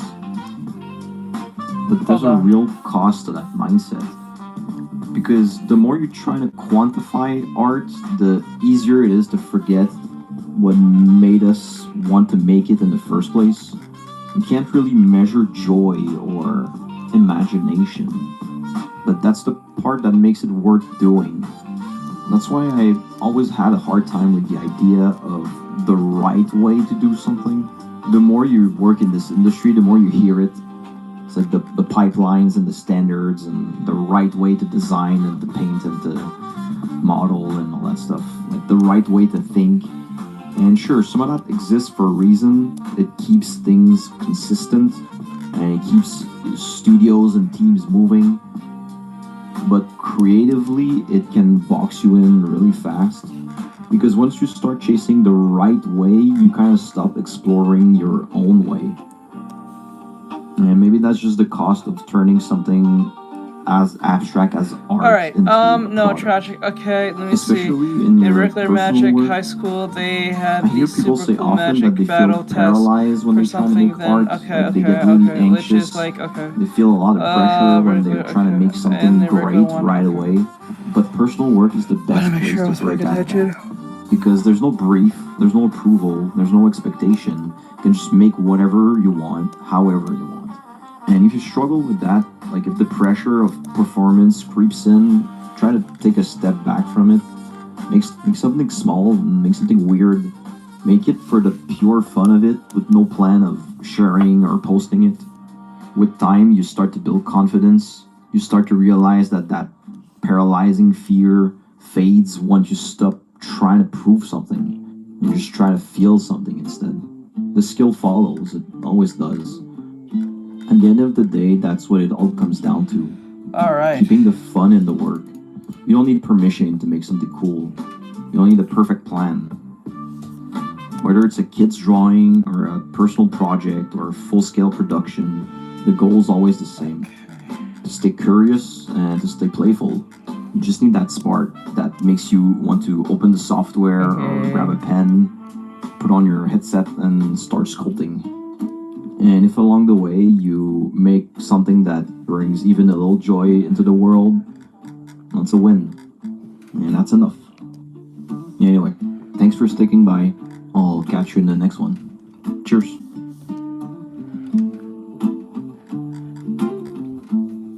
Cool. Look at that. All in the VR headset. I don't think you have to use Blender, not once. I think that's an app for that.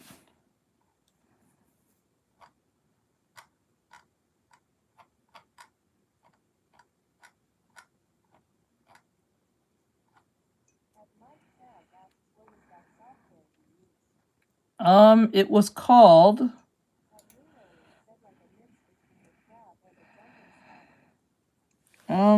Did he? I don't think he mentioned it, but I'll send you the. I'm gonna send it to you, Mikey. I'll send you his channel.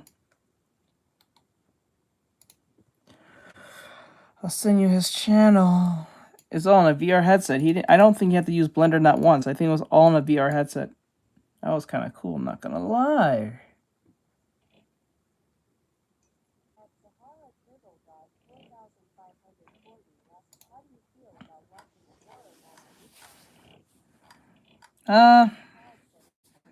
Horror mangas is a weird thing for me because like I don't find them scary. I look for how far can they really push it. That's it. It's more of like just see how far you're just gonna take it to a point where it's just gore porn at that point. Let me think. Go to Instagram. 安藤ちょっとお前の絵入れたらかっけえんじゃねってなって入れたらやばいかっけえってパソコンの前で盛り上がった。もう元も子もないんですけどノリなんですよ。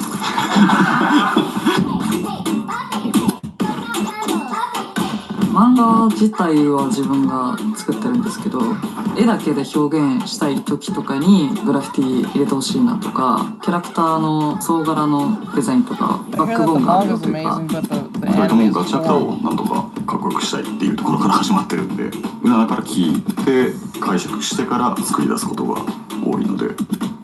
現代にはない完全オリジナルの造語ガチャクタ語って言ってるんですけど、そういうのを作ったら面白いんじゃない。 saying as the porn subtitles, and I don't have time to do that, so I'll have to change it. I would like to hear this though.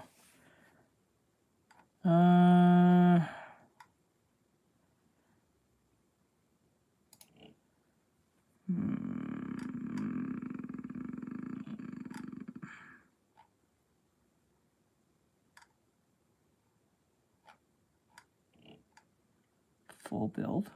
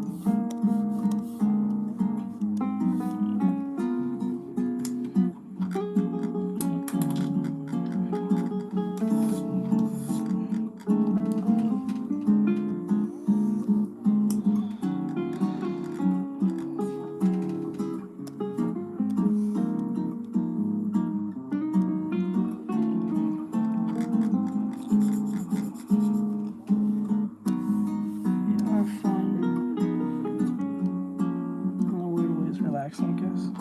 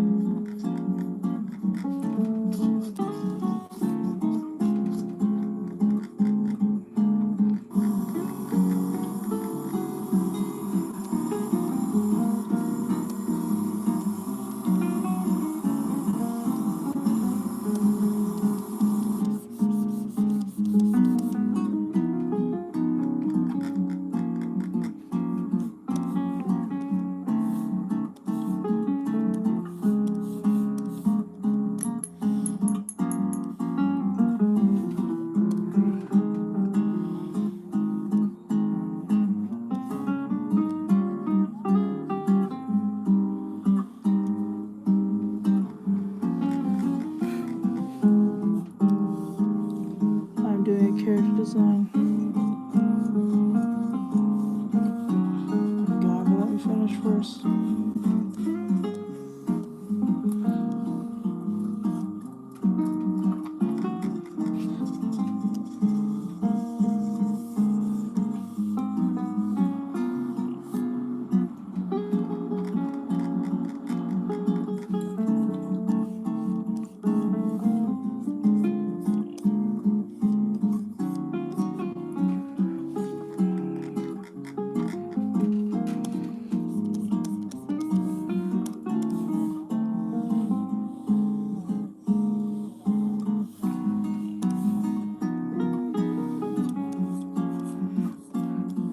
Yep, they said the anime was horrible or something like that. It was not scary, it was more funny than it is scary.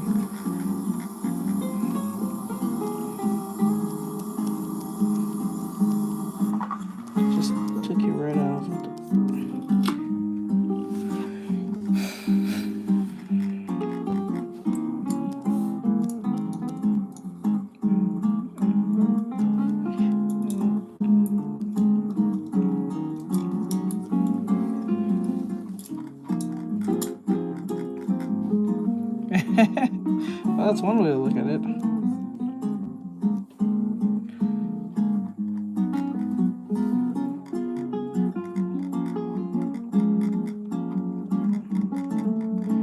Which one am I put it?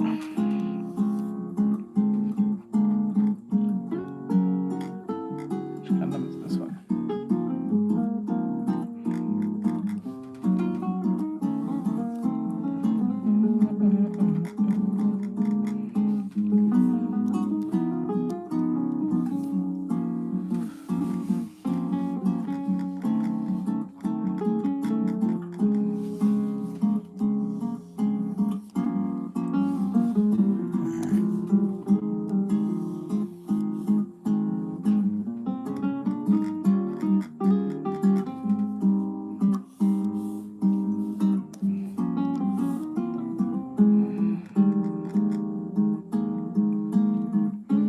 Hello, what's going on? YouTube.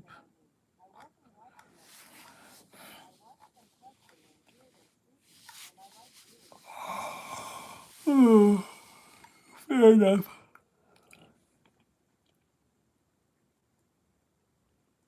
Women finds another way to torment men. What?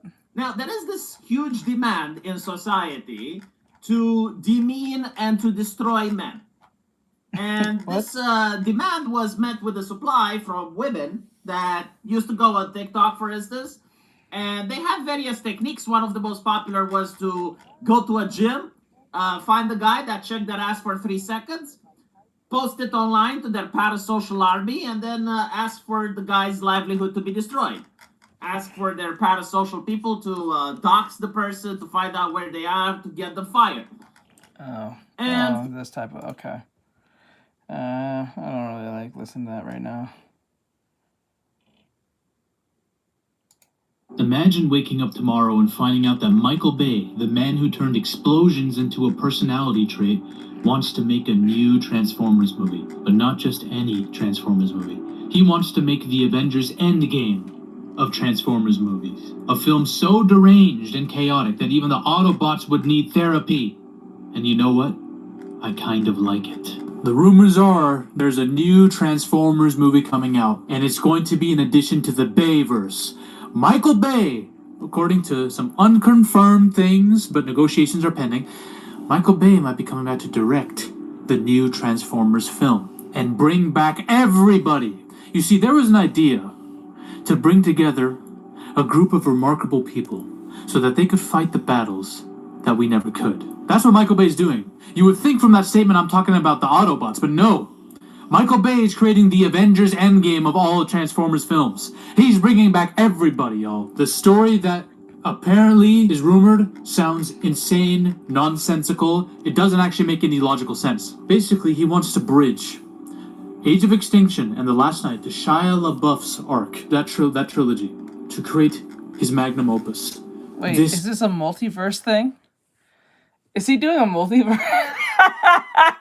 That's the only way you can get away with this. They keep. Oh my god, what does that mean? You can't keep getting away with this. Stop doing this multiverse shit. Oh my god, we gotta stop doing this. Oh my god, dude, I'm so tired of the multiverse shit. So fucking. The multiverse is just an excuse for writers to have bad writing. I swear to God.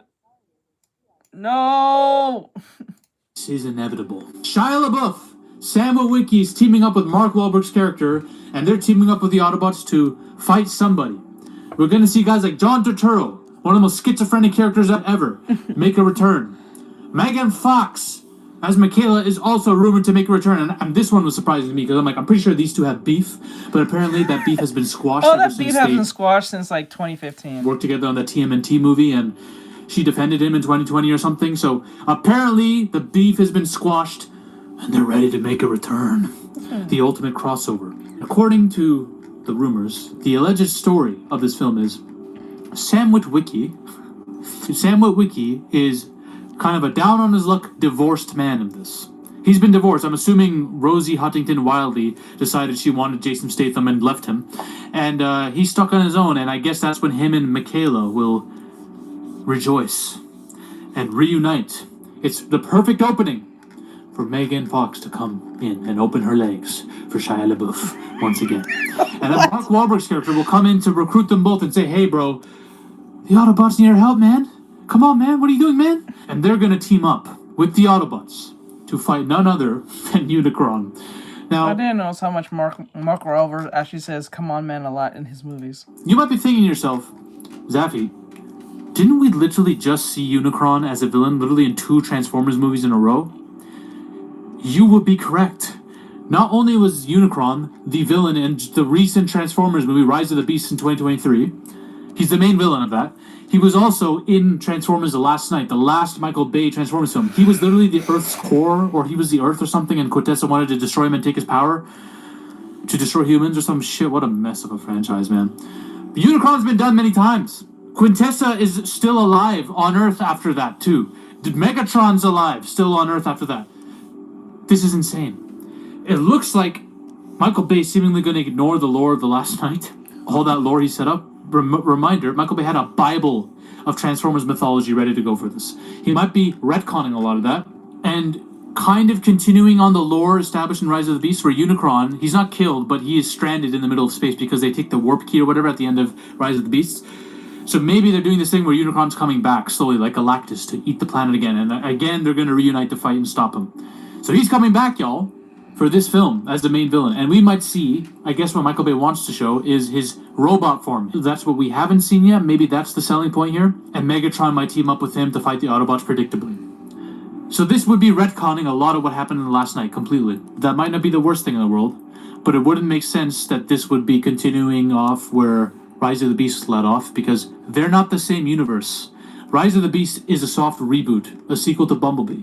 It's meant to be a soft reboot. Already the shit's not making sense. That's part of the course with Michael Bay. And it's going to be a two-parter. A two-part thing out. Of course. Oh man, this is pissing me off. Oh man. Everything has to be done that way now. If you don't know, there's also another Transformers installment as a sequel to Rise of the Beasts, where there's a crossover between Transformers and G.I. Joe. That's confirmed. That's the long-term play of Paramount. Also, there's going to be more animated Transformers movies. I think probably there's going to be a sequel to Transformers 1. So you have 3 separate continuities here. Okay, Transformers 1 wasn't bad. It was pretty good. I'm not gonna lie. It was straightforward and to a point. It wasn't woke. It wasn't annoying. It was literally... It wasn't that woke. It didn't push feminist ideology, stupidness, and all that shit, and diversity. It was a straightforward movie. It was just people thought it was woke because, well, at the time it was playing, so it kind of made sense. But that movie got destroyed hard in the box office. So if I was him, I would redo the movie. I would still give the movie a sequel. So Michael Bay's just owning and directing one of them. I guess it's his finale, so they let him do it. Okay, you get this finale, and then you're done. You're done, Michael Bay, after this. And Michael Bay's like, cool. I'm going to complete the arc that I had planned for the first 3 movies of Transformers. What does this mean? Is this good or just really shit? Is this a good idea or just a really bad one? Because we know the complaints with Michael Bay's Transformers movies. They're nonsensical, story-wise. They don't really respect the lore that much. The writing is schizo. It has some of the most overloaded plot and runtime of all time. These movies are way too long. Idiot characters. These characters are borderline racist robots. And then you have a bunch of spark explosions to cover it all up. These movies are not great. They're insane. I believe Transformers Last Night is one of the 5 most schizophrenic films of all time. I will make that case. In fact, I might make a whole video on that. But the action. There are sequences where I'm just like, bro, this is like the funnest thing I've ever seen. There are sequences where I'm just like, I'm sitting there witnessing it. No, and they're when I was in the aliens? movie theater, No. I thought the same thing. I'm like, Are they aliens? I'm having the time of my life. No. Even though I know this is the most schizophrenic shit I've ever seen in my life. There are characters that when they pop up, and I have a different sense of humor than most people. I'm a Tim Robinson fan. I'm an Office fan. Some of the shit these people do just makes me laugh my ass off. And I know I'm not the only one. I am really a big fan of the Michael Bay Transformers movies, y'all. Yeah, I know I'm supposed to be the cinema guy. I'm supposed to say I hate these movies, but I just don't. I fucking love them. Maybe in another I do series, love them. I I don't know love about Transformers the- 1. I love Revenge of the Fallen. I know it's shit, but I love it. Dark check of the that Moon, out. whatever. I can take it or I leave it. remember that. Age of Extinction, I do Also, like I was it. not paying I attention. do. Lockdown the Badass. I love The Last Night. It's so crazy and insane. It makes no sense what's going on at the time. These movies are an experience. You have to experience them. You need to experience a Michael Bay Transformers movie at least once in your lifetime. I can't say that for most movies I see nowadays are dull as fuck. At least these are memorable. It's an experience. For the Transformers purists and the one who want really just good quality Transformers films that pay close attention to the comics and all this, you have movies made for you in that regard.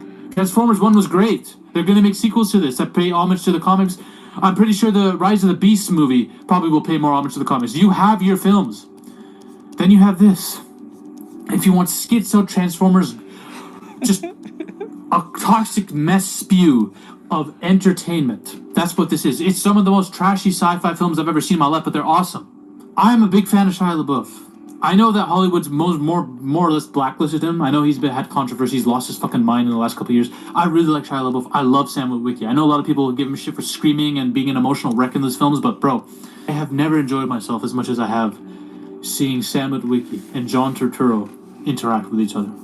John Turturro's under the nutsack of a freaking Transformer in the pyramids of Giza. Like, what are we doing? Mark Wahlberg. You know what? This dude plays the same character in every movie. He's basically Dwayne Johnson, but like with more acting chops and experience. I like Mark Wahlberg too. Bro, sue me. This guy's movies are shit. They are, most of them. He's phoning it in. He's just looking for a paycheck now. But bro, I'd be remiss if I didn't say I still liked them. These are guilty pleasures, but I ain't guilty for saying I like them. This is like, I consider them a cheesy, dumb sci-fi version of The Office. Each of them. Each of these movies are a cheesy sci-fi action version of The Office, in my eyes. I think Transformers Rise of the Beasts was shit. I know this might be a hot take. I don't like that movie. When I was watching it, me and my friends could not stand the film. That makes sense. I was like, what? Shitty writing. The Autobots are just written terribly. Optimus Prime is a depressed muppet in that. Forgettable characters and action, that's okay, it's decent. Michael Bay did it all better. I like Revenge of the Fallen more than this shit.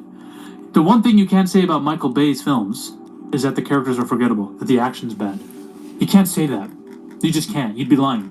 Now, when it comes to the proposed story for this, I'm not okay with Unicron. Because we've seen him 5,000 times now, man. Let's move on. We have a whole-ass villain that was set up at the end of Last Night. Quintessa. Quintessa was the creator of the Autobots, or Cybertron, or whatever, I'm pretty sure, right? She was like a queen goddess or something. Not only that, you have the Quintessans.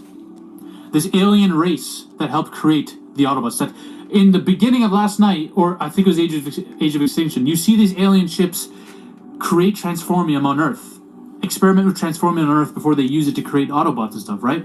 Why not have a story where the creators are fighting off their creation one last time? Optimus Prime fighting his gods for control. That's what the Last Night was setting up. Why not just continue that? Why do you have to do Unicron again? We just saw Unicron get defeated twice. That would be my only thing here. I would love to see Michaela and Shia LaBeouf back. I would love to see it. But let's change up the story a little bit. And you know what? I'm waiting for the day where we just see if they're trying to do all these different timelines with all these different continuities of Transformers. What I would say is, have the Shattered Glass continuity be an entire film. I would love to see a Shattered Glass Transformers film where Optimus Prime is evil, like he should be. That would be pretty sick. And I do think Michael Bay would make a great version of that. Sue me. Listen, I know people are not going to agree with this. I'm excited. If it's true, it might not be. It might all be bullshit. But I've been hearing these rumors for a while now. So let's see then. Okay. Let's see. I'm ready, Michael Bay. I'm ready. You are a schizophrenic hack. But I love these movies. Bye. Ladies and gentlemen, we are on a mission. How do you insult someone and then give them praise in the same sentence? How do you do that? How do you do that? He's like, you schizophrenic ass, but I love your movies. It's like, what? This is the latest example you see the decline and the warning too. Let's see here.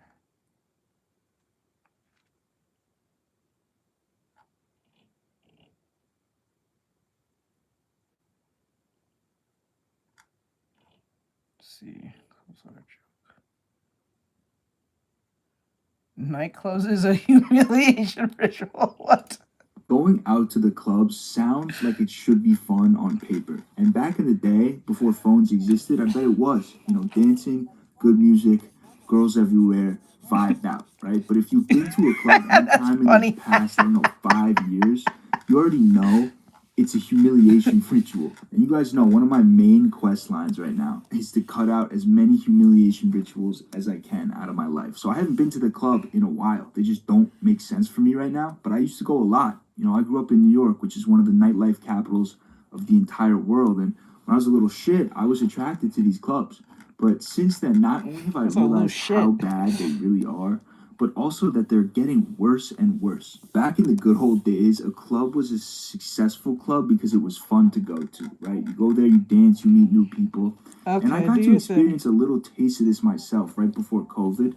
But today, clubs are different. And today they rely on two things. So social media and the gooner mindset. And for those of you who don't know what a gooner is, I'm not going to explain that. But for the purpose of this video, let's just say it's someone who hasn't realized, chasing short-term gratification is not the move yet. We'll leave it at that. Without these two things, without social media, without this gooner mindset, these places would be lights out, right? So since COVID, clubs basically became like sets for people to just flex on social media. This idea of exclusivity and, flexing that you're at a spot that's, not easy to get. Not only are you there, you're having fun. It's just all ridiculous. And it's what attracts a lot of people to these clubs, right? It's not about having fun anymore. It's about looking like you're having fun. And most of the time, you guys know, girls get in for free, right? But the guys, you have to pay. These are the guys that keep the lights on in these places. And most guys don't care about flexing on social media. They're there for the girls, let's be honest, right? And that's why I said the gooner mindset is a key piece of this equation, because without it, the modern day nightclub system doesn't work. It's short-term gratification wrapped into one experience. You got everything you need. You got the women, you got the liquor, the music's blasting. Here's the thing, though. It's a total mirage. You know, like the thirsty dude who's about to croak in the desert, he looks up and he sees like a fresh pond surrounded by palm trees and shit. That's like what happens when you walk into a nightclub now with these girls. I swear, it's like the perfect analogy, because it's like, yes, they are very attractive and dressed to kill, like especially in New York. Oh my God. And sure, there's exceptions, but for the most part, these aren't your regular girls, right? Their interest in you is transactional, and if you're cool with that and also have a bunch of money that you've been looking to light on fire, then you would love going to the club. I got a couple spots for you to go to, bro. But for me, man, especially in this economy, if you think I'm about to drop rack, $40 bottle of tequila to impress some girls that go to the club 3 times a week, you are bugging. And if she's impressed by that, she's not for me anyway. She's not Mrs. Walnuts. It's just, it's already a bad match, The whole put your name on a sign, the sparklers, everyone's phone comes out. It's all part of the ritual, right? And one of those rare... All right, this is a 20-minute him complaint. I thought it was funny. I just read the... Hold on. End stage content addiction. Like, I just read the title. I thought it was funny. I just thought it was going to be more funnier than that. It's just him complaining. I thought it was going to be actually funny. I'm letting it play. But I guess not. Let me see what we can find here. Crazy archery from beginner to something. Yeah.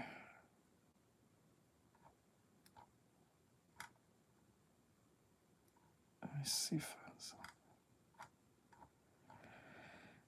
you know what?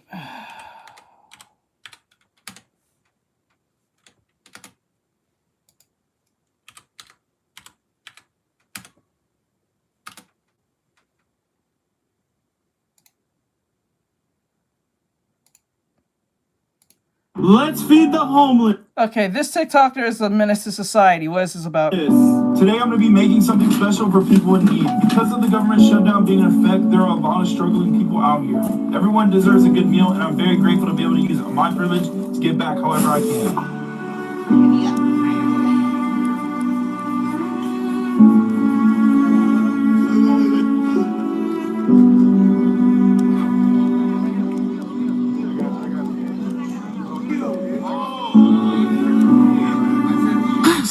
the comments said, not all villains wear capes. Bro is making America great again. We need more people like you. I'm kinda homeless with the praying emoji and the screenshot of Ellie's face. Ladies and gentlemen, I just gotta say, we have officially reached peak degeneracy in society, and I'm here for the show. You know, I'm here to watch it all collapse, because what can I do but commentate about it, right? Buddy really came out here with many vials of Fireball alcohol. Stay away from that. It tastes good, and you can definitely easily OD on Fireball, and I've done that before, and I've puked my guts out. Never again. But he's out here with many bottles of Fireball, vodka, and cigarettes. Oh, hell no! And I just...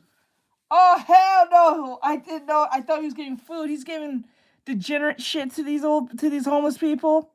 Oh, hell no! You're giving them No! Dude, what are you doing? Fireball alcohol. Stay away from that. It tastes good, and you can definitely easily OD on Fireball, and I've done that before, and I've puked my guts out. Never again. But he's out here with many bottles of Fireball, vodka, this guy's and horrible. Cigarettes, bro. Lucy cigarettes. He's and I giving just them gotta not say, food. He's why? giving them like alcohol and shit to the homeless. That is not a good idea. Most of them are homeless because of those things. Bro said, let's feed the homeless, and literally gave them alcohol and cigarettes. Yes, How what? is that feeding anybody? That's not feeding anyone. You're feeding their addictions. I'll tell everybody. Yes. That's so great. No, dude. This is not a good idea. Stop this. There you go. You're welcome. There you go. This is mine and free.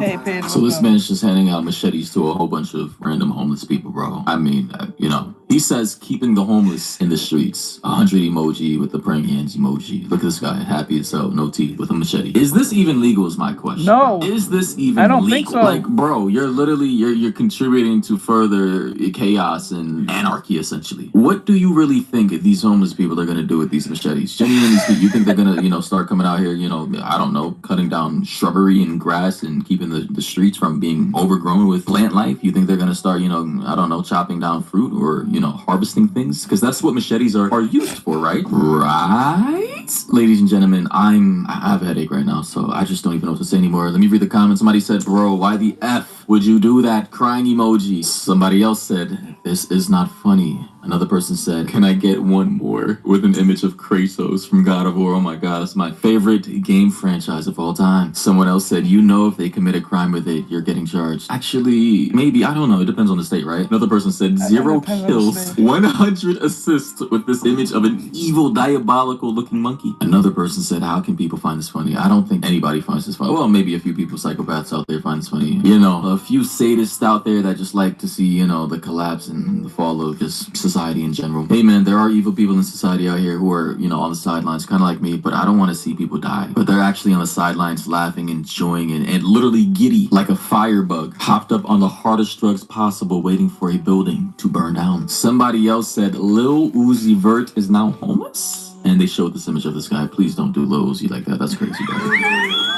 That's his whole too. Yeah, I got you. It's crazy how this man has God's plan in the background from Drake playing, and somebody else said, that is not God's plan, bro.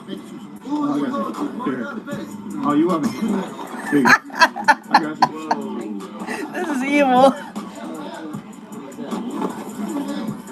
Bro, this is just sad, man. That we even allow, like, this amount of homelessness to exist, man, when this country is one of the richest countries in the world. Yes, How we is are this man not massive. charged? How is this man not charged? How is he not charged? Bro's giving them alcohol and machetes. Bro, how is he not charged? He's feeding their addictions and giving them technically weapons. This is dangerous as shit. This is dangerous. This is stupid. This man is dumb. And even if it's a joke, let's say it's a joke, and he wants to get them back, you think they're gonna give it back? You honestly think they're gonna give back the alcohol and the sword that you just gave him, or the fake sword you gave him, or fake sword, mini sword? Hell no. If anything, them drink is gonna make them even want to keep it more and attack each other and whoever's Our near them. deficit right now federally is like $36 trillion. But yeah, I think we still have enough funds, right? Non-existent funds, if you want to be technical about it, to get these people off the streets. In my world, I'm providing people jobs, rehab, and if you don't want to go to rehab, I'm sorry, like you can't live on the streets, as that's not safe. You're going to be 5150 if you're mentally ill. I'm reopening the asylums or a better system for mentally ill people, so they're Thank you. Open the asylums. Please open up the asylums. We need those back. not out here running around with machetes, drunk, setting people on fire. Multiple women have been set on fire this year, by the way. I don't know if people know that. Set on fire on public transportation, stabbed, killed, great. And this man is inadvertently contributing to that problem. And our politicians, what are they doing about it? Huh? Somebody said bro just sponsored like 20 fights that night. Literally, bro. A whole bunch of drunk people with machetes. I don't know if he handed out machetes to these groups of people, but I saw another video where he gave people both machetes and alcohol. This man should go to jail. I don't give a shit. Yes, ladies and gentlemen, machetes and alcohol. This man is literally like the CIA handing out to crack to people in the 80s, bro. Like, what in the hell is this, bro? Somebody said, is this legal? Again, I don't know. I mean, what in the... This old lady just took out. Bro, she was so confused. She saw a large bottle of vodka with a machete, and she was like, all right, I guess I'm taking this. Somebody else said CIA during the 80s. I'm pretty sure they just can't just send people there just because you say they're crazy or someone accusing them. You have to, I'm pretty sure you have to go through a psych evaluation these days. Back then, maybe that would probably work back then, but not now. In all of Latin America, somebody else said, why the machete though? Like, bro, this can't be legal. A few moments later or minutes later, with this image of, I believe this guy from One Piece, correct me if I'm wrong, I don't know. Somebody else said, you will not be disappointed, master, with an image of this old guy, confused, accepting a machete with vodka on top of it.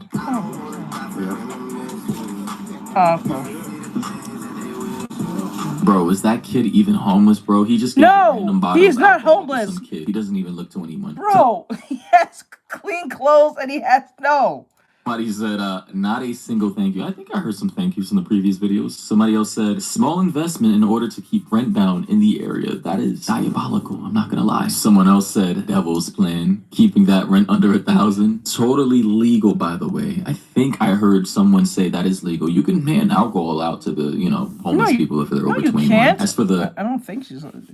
Wait, no, you can't. I don't think they can buy alcohol from you, but you can give alcohol. I don't think that makes a lot of sense. The machetes, I'm not entirely sure. Technically, it could be served as a gift, right? Machetes aren't inherently weapons per se. They're just tools. Yeah, but I don't think you're allowed to walk around with a knife that is more than 6 inches. And those bitches are like a foot long. So, like, yeah. So, technically, it is a weapon. You can't, I don't think you're allowed to carry, like, knives that's more than 6 inches. I think if I remember right. But machete is like literally almost like a foot long, I think. So, do you ever do a stream with traditional? Yes. Sharp ends used as we do it every Monday. Things to cut things, but they don't have to be human beings per se or living creatures. At that point, you would have to prove intent. But honestly, at this point, I wouldn't be surprised if this guy got banned. It's not even shocking he got over 400,000 followers with this type of content. Let's be honest, people like destruction and chaos and negativity. Let's be honest, look at my videos. Most of the videos that get the most views, you guys already understand the connotations that come with those videos. Literally, if I upload a video of fireman saves cat from burning building, bruh, video probably won't even crack 10K views. I'm gonna be honest. And of course, it made it into the news cycle. New York Post writes, wannabe influencer hands out massive machetes to homeless people, and he's coming to NYC. Wow, that is gonna be crazy. They say in this article from, I suppose, the uploader himself, he said, and I quote, I travel around, bulk record in one city, then for my safety, go to another city. So this man is just like on a traveling carousel of chaos and destruction from one city to the next. He says, I do the same thing there for like 2 weeks and kind of like travel around. That's crazy. They also say he should be in New York in January 2026. I have a lot of friends out there, so he's coming to New York. Wow. As if New York isn't already in utter chaos and anarchy already in certain boroughs and communities. This man is basically like the Joker of TikTok at this point, trying to further destabilize certain communities. He says he's gonna go hand out a bunch of machetes and fireballs there too. Firstly, in New York City, since I'm from the North, Jersey specifically, but went to school 10 minutes away from the city, I can assure you that is illegal. That's a federal charge right there. People who have machetes in New York City and intend to use them as weapons, that's a clear charge right there. Literally even wielding I believe a blade or anything adjacent to that over 6 inches in New York there it is. I was right. City can cop you a charge. Oh, I was wrong. It says, according to Google, New York has strict knife laws that vary by location, especially in New York City, which prohibits carrying any knife with a blade of 4 inches or longer in public. So yeah, buddy, you are so screwed. You don't want to do that. And ladies and gentlemen, they changed it then. It used to be 6, now it's 4. Oh shit, you're fucked. Nope, that is not food. Those are alcohol. Thing about this guy, it seems as though that he started out creating Fortnite clips. As you can see, he started out as a Fortnite YouTuber or TikToker, and those, clips would only get, a measly 1K, 2K, 3K, 5K at most. And then he started like transitioning into the homeless content, handing out alcohol, drugs, and all that to destabilize certain communities. And then guess what? He started blowing the F up. I wonder why. I wonder why this type of content started getting popular and why the Fortnite videos did not. Could it be because that this is what people want to see? Is this because, TikTok sees the algorithm, people are viewing, they're sharing, they're liking, this is the most popular type of, listen, I'm not trying to indict the people who watch this stuff. I'm not going to try to indict the social media platforms who push this stuff, but I will say the patterns are very apparent to me. Why do you think the biggest creators on the platforms or streaming, YouTube, TikTok, or drama-related content nowadays? Politics, political content. It's not a shock or coincidence. Anyways, thoughts and opinions down below. What do you think about this, ladies and gentlemen? This creator, his name, you can see it on screen. I don't even want to say it out my mouth. I'm just disgusted. Thoughts and opinions down below. What do you think about this? Also, DM me on Instagram or tag me on TikTok if you have any other videos or topics you want me to react or cover. And catch all of you in the next one. That's crazy, my dude. That's crazy.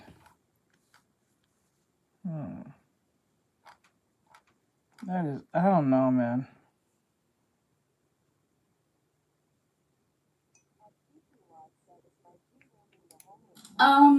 I did some damage, so let's do a haul. I'm at the Funko store in Hollywood, California, and I'm gonna buy every single Stranger Things Funko that they have. By far the most expensive and consuming hobby I've picked up recently is pickleball.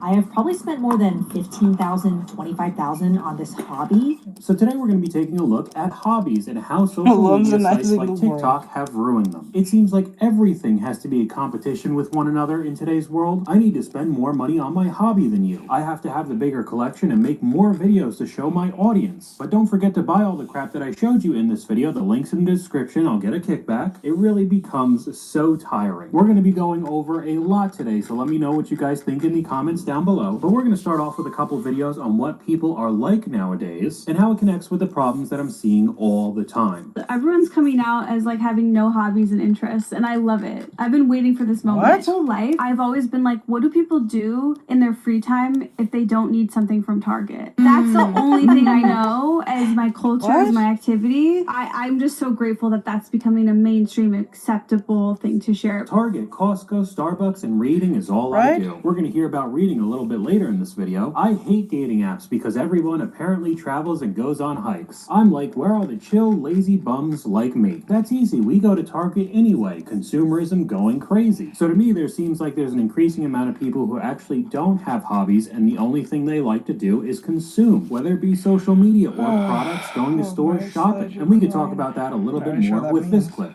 Please get more hobbies in life. The amount of people that I've talked to recently where I asked them, so what do you like to do for fun? What do you like to do in your free time? And the amount of people who just go, I actually just go to work and then come home and watch TikTok and pet my dog is crazy. You need to have things to do to express yourself creatively, things to occupy your time, things to find community. That's called a hobby. So many people's whole identity is rooted in their job or their relationship, and then they wonder why they feel so disconnected in life. While I do agree with what he's saying, it seems like a lot of people take that way too far. Because from these two clips, we have people that have absolutely no hobbies other than to buy crap, go out shopping, get products they don't need, rinse and repeat, and when they do get back home, they start scrolling on social media. They end up figuring out for themselves that they don't do anything for fun, so they start... This is why when people come to me and be like, what videos do you watch to get better at tutorials? I'm like, just search it up. I'm like, just search it up. Like, if you're bad at drawing hands and heads, just type in how to draw hands and heads. There's thousands and thousands of videos. There's no particular one video that you're going to find that's going to answer your question, or one channel is going to answer your question. Some people explain things better in certain things than others. So just sitting there asking me, like I'm just going to recommend mine. I'm just going to be honest with you. But, like, to be honest with you, like, why don't you just look it up? You're on YouTube. I'm like, it just really blows my mind. Like, I don't know what they're looking for, because there's no perfect video. That does not exist. Even when I make a video, I know it's not perfect. If you're bad at drawing, then collect them. Searching up hobbies on social media and TikTok, and then you start getting into the whole part of the internet that we're going to take a look at today. Let's just start off with book talk.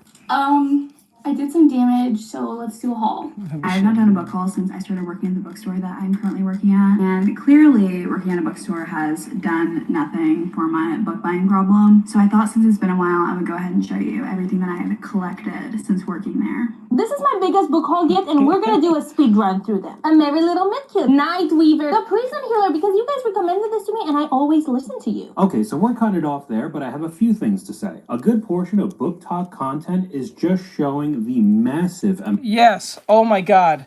Oh my God. The book talk content is unhinged as shit. Oh my God. Amount of books these people are purchasing. Like I said before, everybody's got to ante up each other, have a bigger collection, bigger book hauls more consistently, so much so that if you heard in the last clip, she ended up buying a book just because it was recommended by one of her viewers. And then when you start going through more and more of these creators, it seems like a good amount of the purchases... And you know for a fucking fact they're not reading that shit. You know they're not reading that shit. We all know they're not reading that shit. Yeah, the romance novels are usually unhinged. Is that like a basic book talk type romance? It's some insane degenerate shit.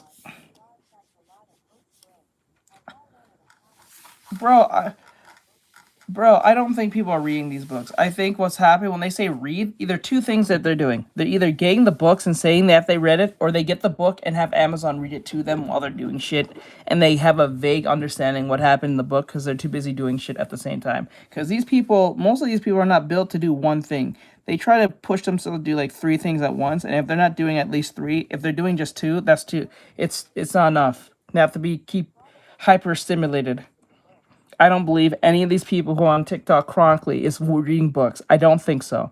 I don't believe it because most of their brains are not built to just sit and do one thing. They have to be doing 10 different things because the stimulation, the dopamine hit is just, you know what I'm saying? It just keeps coming to them on TikTok. So when they do something something that takes more than like 5 to 10 minutes, oh God, they can't stay still. I can't. Those triangles. They don't even have any interest on the premise of the book at all. They just see other people talking about it online, which is just a very odd concept to me, but we could keep going with this topic. These are all the books I've gotten since my last birthday book haul, which was at the end of September. So this is another typical book haul showing how much she's gotten in just a few months, but some of what she's showing in this clip was actually given to her by the authors, which I think opens up a whole new can of worms. My girlfriend enjoys reading, so she gets a lot of this content on her For You page, and she's been showing me the dramatic increase of, I guess you would call it book slop. People are slapping together either fantasy or romance books because of how popular it is to talk about online, which I could even how degenerate into spicy book talk, but that is a topic for another video. But let's just say the quality of these novels are not the best, and it's really watering down the whole genre. They just hope one of these TikTok accounts will talk about one of their books, and then they'll end up getting sales, make a quick buck. And that starts happening again and again. And as you'll see, the overall theme of all of the topics... I know those manga recommenders are making crazy bank. I know, because I'd be watching those videos and showing it to my audience. Straight up. I know Brian loves them. Because I know he reads manga. He actually reads that shit. I don't have time. But Jesus Christ.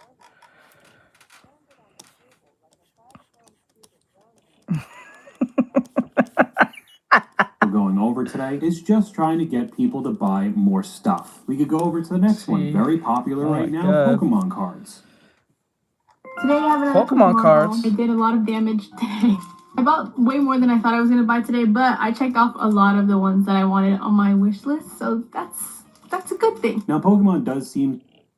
Are you not... Like, if this is those unboxing Pokemon cards, aren't you doing a Cardinal Sin by just holding them like that? To be going strong after all of these years. Many card games and sports cards in general during COVID exploded in value. Now, it seems like a lot of the sports-related stuff has died down, but Pokemon, people love it. I understand, I like it too, but the amount of money being spent and then shown online is just too much. These creators even say similar things. I did a lot of damage today. Ooh, the credit card's not gonna like this. Just making light of a topic that is very serious right now. So many people are in a ton of debt. We got another one here with the crazy collections and the Funko Pop holes. Whoa! So I ordered a few Funko Pops. Okay, maybe a little more than a few. But let's open this bad boy up. This thing is pretty massive, I will say. I really could have made dedicated videos for each one of these subtopics within this video, but overall it's so similar in nature. It's a formula, just interchanging the creator talking about the haul they got or the collection in the background. Then you could add in the Mr. Beastification of these types of hobbies as well. I'm at the Funko store in Hollywood, California, and I'm gonna buy every single Stranger Things Funko that they have. Rick, this is a lot. It is a lot. They don't got price tags on them. There's no way we can carry on. Ollie, Mike, Nancy. So this is the Wheeler family. Am I not a fan? I don't even remember when she wears the bandana. What is this during COVID? And it's upside down. Do you get it? Because it's show. Because of show. So it honestly sounds like he's not even a fan of Stranger Things. He's just doing this because it's very popular right now. Yeah, you'd be surprised. There's a lot of people who do this. They know it's popular, so they'll try their best to have just surface level understanding of the subject or the IP. But if you really stop and ask them anything, they don't know jack shit. Fake fan who's trying to make a quick buck. That's what this is. This is why those people who said, he's the type of person. I don't know if he's directly that person, but let's just use him for example. He's the type of person who used to call you weird or annoying or strange for liking anime. 10 years later, you hear that he's always into anime. Yep. That shit's crazy. That shit is insane. Like you're playing a dangerous game on that. What'd she say? Oh my god, his hair is like pretty much like a silverish color. He has a silverish color. He wears like technically I want to say a Naruto's headband, but I'm pretty sure that was pretty inspired in Naruto. He has kind of like hair. If you think of it now, his hair, the way his hair is shaped, is kind of like how Trunks is in Dragon Ball Z. It's like it's crazy. Like you'd be surprised how these are the people.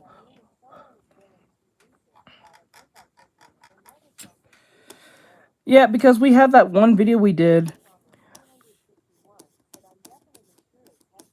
Yeah, it's like a black headband with the marks on it. I think it has 3 little marks on it. It's red. Yeah, and the thing is, what's wild is we did a reaction of the anime men, and one of them said, which was the Cardinal Sin of all things, they said, "Oh, I never knew that Goku had a tail. I always knew he never had a tail. When did he have a tail?" I'm like, bro, are you serious? Like, people who are not Dragon Ball Z fans know that Goku had a tail. Like, even if you don't even know Dragon Ball, most people know that Goku had a tail at one point. Like, there's no way you don't know that. Like, it doesn't make any sense. Alright, Season 5 came out. I'm gonna take one out of the Mr. Beast handbook and I'm gonna buy every single Funko Pop in this store. I feel like these types of videos do more harm than good for these hobbies, because yeah, it garners a bunch of attention and views, but then anybody who's interested in collecting Funko Pops thinks that they need to do this as well. Let me just start swiping the credit card, maxing it out, and then showing everybody, trying to monetize it like so many others do. I feel like in the age Went of under that social skirt. media, and also, you know, this is just a bit of the American way, is like you can monetize anything, right? I noticed myself even kind of having this mentality. A friend was telling me, oh yeah, I'm knitting now. And somehow the discussion went to, and I was like, you gotta sell it, girl. Etsy. Make an Etsy shop. Yeah. You gotta, and she said to me, which, you know, it was a couple summers ago, but it's always stuck with me, is like, when you start making money off of something, it changes the entire dynamic. It becomes a lot less fun with like creative pursuits. You have to do it because you love it before you get paid to do it. And it is kind of a double-edged sword with the popularity of social media. Whether it's longer form videos on YouTube or shorter like TikTok, people will really watch any type of content. Oh, you yeah, think of. she did, Random didn't little she? niche hobbies that aren't popular. If you record yourself doing it, there's going to be some sort of audience somewhere. Wasn't that the time when he was taking the young girls? Wasn't that the time in Dragon Ball he was taking the young girls to the from the villages and shit like that? And then he got them doing chores for him and some crap.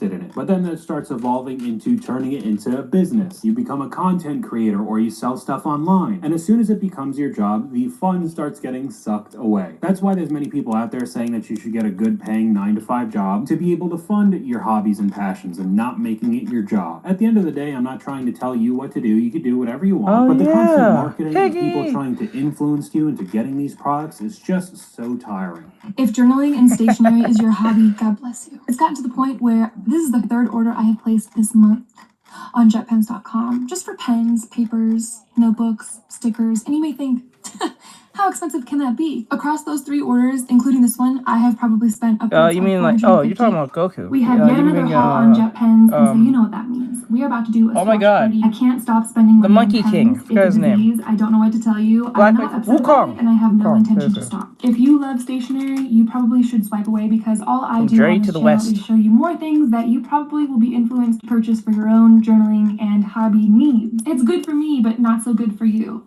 It's also not so good for me because then you give me your recommendations, and here we are, yet again, with another JetPens purchase. This is all for a hobby that's just centered around journaling, writing. Only thing you really need is a pen or pencil and a composite notebook. And somehow this starts getting wildly expensive as well. You then start justifying yourself. You need several different notebooks for different topics. And then you get fancier and fancier pens, order after order. See, and this is exactly why I don't like doing traditional work, in the sense of buying a bunch of stupid, canvas paper, certain pencils, all that shit. You see me, guys, I just pick a pen. I didn't pick a specific mechanical pencil. They just came to me and said, we got mechanical pencils. Do you think you can do this? I said, yeah, sure, whatever. It's mechanical pencils, whatever. And then when I use them, they're like, oh, they're good. And that's it. I think they're good. They don't break. They don't feel cheap and anything like that. Just kept it simple. I said, and people ask me, what kind of paper you use? I just use computer paper. That's it. Computer paper, printer, computer paper. That's it. Nothing more. 2 hobbies. One is buying and organizing supplies. The second is actually journaling. I booked trips to Japan and Korea just to get stationery. I'm sorry I ever found out what JetPens was, because same. $450 for pen and paper? Sounds a little overboard to me, and I'm not the only one thinking this way. Yeah, just go to the Dollar General or Family Tree or where the fuck, and just go get a journal. They'll be like under $2, $3, or at max probably $5. But like just get a journal. That's it. You don't need to do all that extra shit. Why are you buying all this extra shit to be organized? Like, most people are not even all that organized. Like just use your phone. Damn. Has anyone else noticed that you can't really just like something anymore? Damn, your voice is deep. Or you also have to buy into it. I've been seeing a lot more planner content coming up with the end of the year. And it seems like it's no longer just admiring people's various stationery collections or different pens they have, but damn, your voice is deep, boy. People are now buying like every single planner they're seeing, every pen set, every marker set, every sticker book. in order to feel as though they're part of the stationery community. The average person only Stationery really community. needs one planner, maybe two for personal and work. But what I've been seeing is that people are like finding reasons to need a wellness planner, fitness planner, a personal planner, a content planner. And just like the overconsumption problem in general, this is never taken seriously online. There are No tons one's of videos- taking that seriously because who's doing all that just to be organized? Use your damn phone. Like, honestly, there's a thing called notebooks in your iPhone. You can just type in notebooks. It literally looks like a thing. You just have to say what you need to say. You don't even have to write all that crap. I don't know what the hell. Like, damn. videos that are supposed to be relatable, funny. Why and as I'm humans we spending make all things of this difficult than it's supposed to be? money, but as long as I get We some always make laughs the and job engagement on TikTok, difficult. everything's all right. By the way, again, check my affiliate links. I'll make some money off of your purchases. There's Mummy's mortgage. That's all you need. Oh, there's the food that we could. Whenever y'all are just focused on getting some type of canvas paper, you're wasting your time. No one cares about that crap.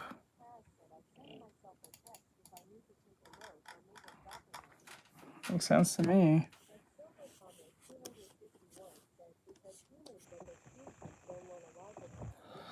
Yeah, I guess not. Yeah, might be right about that, Soph. This month.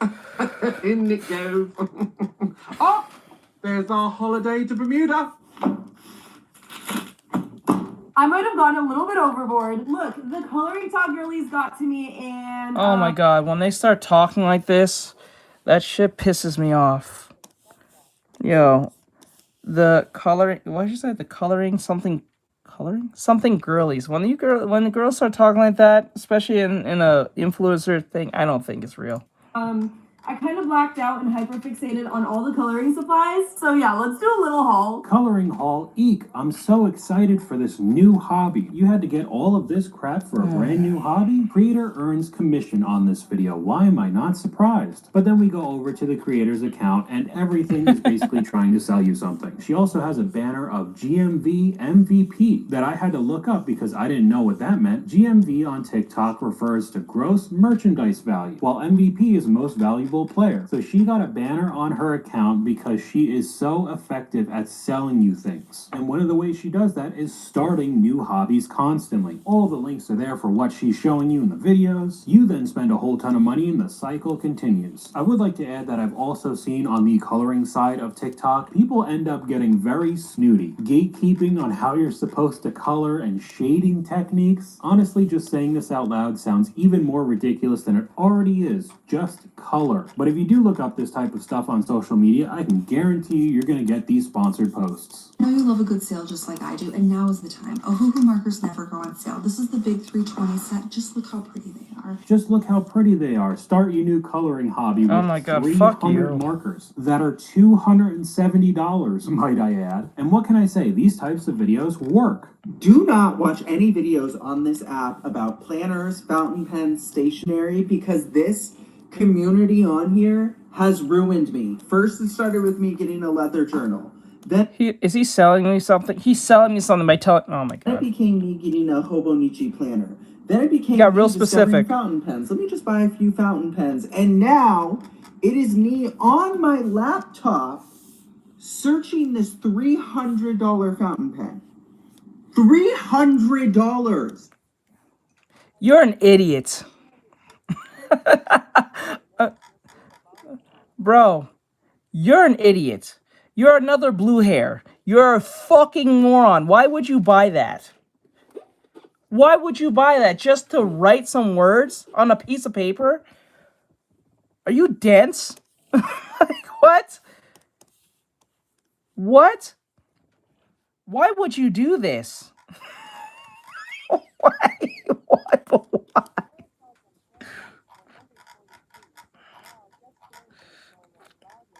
This dude's a moron. Why would you buy a $300 fountain pen? Just to jot down some words? Holy shit. What?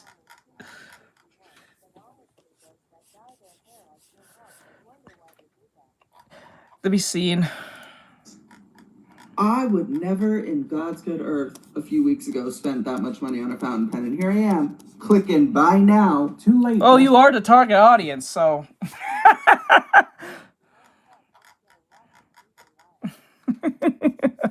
Yeah, that's a good idea.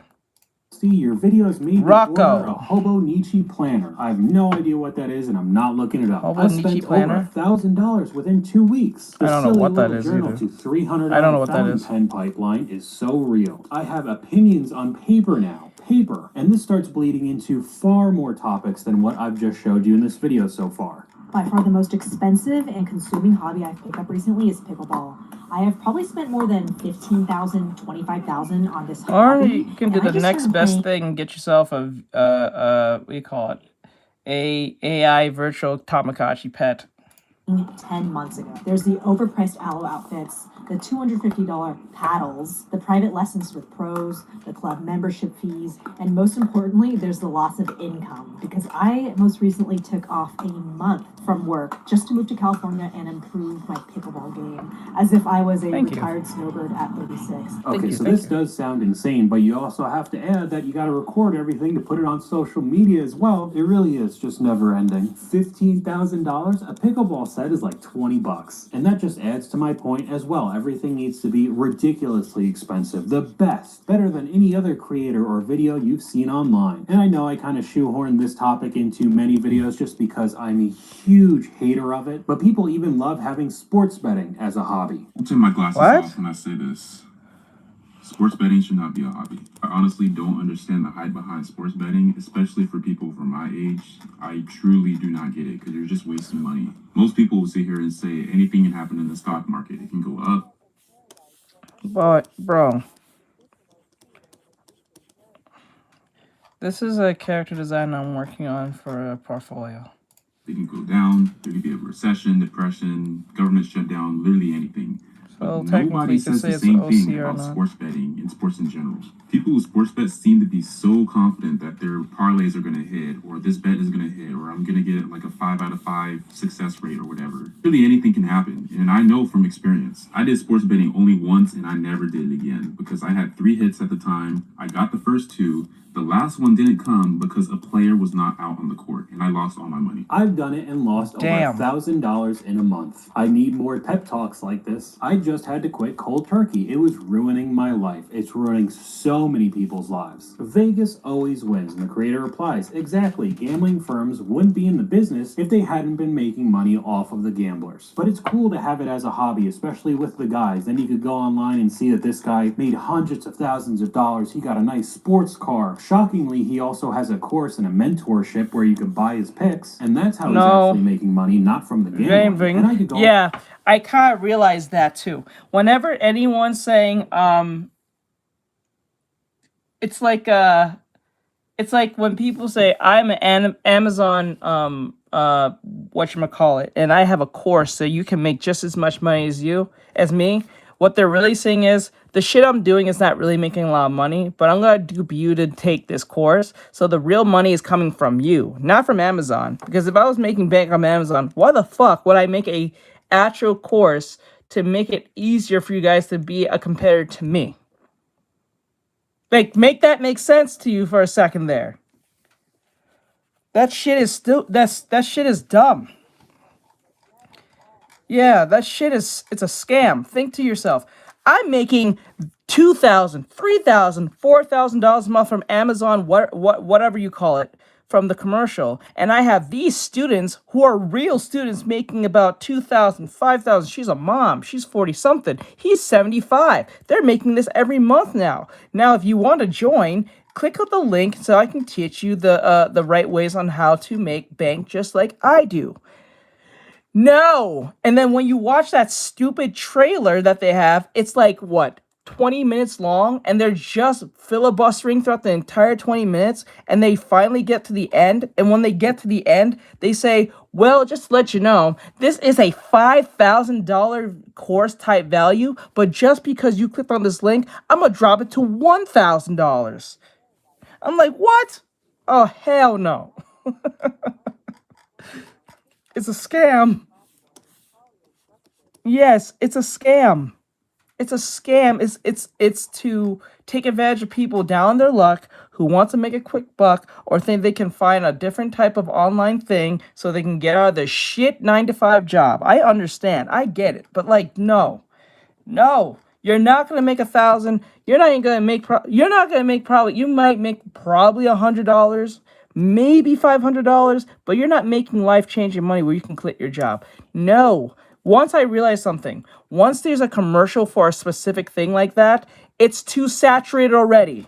You know when it's not saturated when there's no one talking about it. It's not saturated when there's no commercials about it. Once you see a commercial or a bunch of people getting to it already and you're hearing about it now, it's too late. Yep. I would not pay for info. This is why I give my students an option. You can be directly taught by me when you need help, or if you don't have the money, you can always go to my YouTube channel and watch my videos. The difference between someone who is a YouTube member, a YouTube member or a Patreon member, or whatever case may be, is that they get more perks. They get the stickers, they get the the requests, they get to play game with me, depending on their tier, and also if they don't want to be directly, like, say if they have a specific question that I didn't make a video on, that was like so like niche compared to something I would literally teach on YouTube, I can understand why they would pay for that, and I will give them all the information they need on that. So like say for instance they want to know something about about certain clothing that I didn't get real specific on. Say I just did a general how to draw clothing, but I didn't get real specific on materials and all that stuff. So they might ask me, and then if they're a student, I'll answer them or try to give them my best response on that, and then teach them and show them how I will go about that and send them a video. That makes sense. But if it's something really general, like how to draw a head, how to draw an eye, how to draw a nose, how to draw a thing, there's something really, really general, you don't know where to start, and you're just beginning, watch the tutorials first. Do not come and pay for this if you're not totally sure. Let the tutorials give you an understanding of how I teach. If it's not the way I teach, don't pay. I think that's fair. At least the YouTube video is more of a tutorial or a trial run of how I teach and tell you things. How to draw the Muffin Man.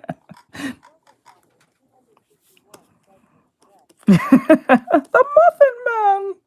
The Muffin Man. The Muffin Man. Over Down for Cherry Lane. many other subtopics as well. The fitness industry and working out. Everybody's got to be younger and look bigger than anybody else who came before them. So much so that kids, literally children, are taking steroids just so they could look massive on This is their why YouTube. when people ask me, like, how do you make tutorials? I say yes, but you can become a student. If you don't want to be a student or you don't have the funds to, watch the YouTube videos. Or TikTok videos, and then they turn around and lie to their audience saying that they're 100% natural. Yeah, okay. I don't know we can yet. talk about This the is car just a 100 community class and car I'm working talk. on. If you don't have the newest, fastest, highest trim level car, then why'd you get it in the first place? Go put a twin turbo kit on it. It better have at least 1,000 horsepower. Same thing with video games in general. Your PC setup has to be insanely expensive. The list goes on, and honestly makes these things not fun anymore. So that's all I got for you guys today. Let me know what you guys think in the comments down below. YouTube thinks you'll like this video popping up on screen right now, but hopefully you guys enjoyed this video. If you did, please leave a like, and I'll talk to you guys later. Man, I tell you something.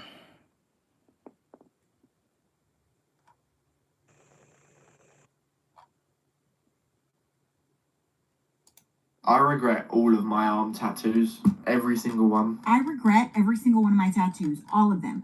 Why the did I get tattoos? Okay, so today... Well, I'm not inherently against tattoos, but if you don't have a good paying job and you're trying to get into like a very prestigious type job, or you're trying to get to a certain level of like of your career or something, don't get a tattoo, especially if it's something that is like formal and shit. Don't get a tattoo unless you have your own business and you're making bank like that. Don't get a tattoo. I would not recommend for anyone to get a tattoo, especially if you're trying to work, especially in this time where they're virtually trying to get rid of you for any virtual reason, especially if it's like in tech or some shit like that. I would not get a fucking tattoo. Do not do it, because you're just mostly making it more harder for people to employ you. A strange tattoo, especially if it's like if you're gang affiliated. Oh, definitely not. We're definitely not hiring your podcast. We don't want you like part of any gang affiliations. We don't want you in some strange tattoos that might be like very degenerate, because if you're dealing with children or you're dealing with customers in a specific way, nah.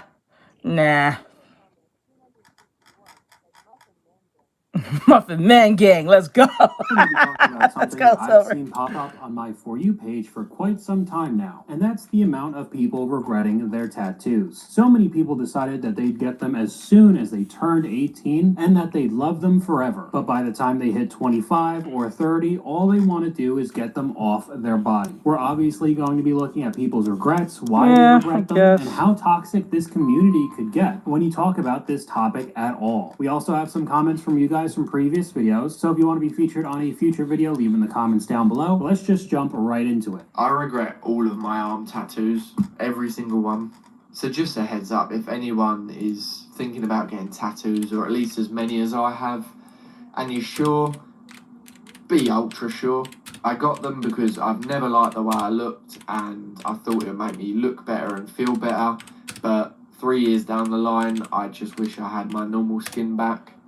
And I know I can get laser removal, but I don't think it will actually take it all off. Oh yeah, definitely. Do not. I don't care if your wife.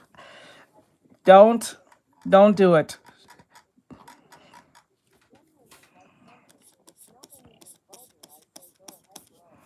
No one said anything about not getting them. I said don't get them if you're trying to work. I don't know about that.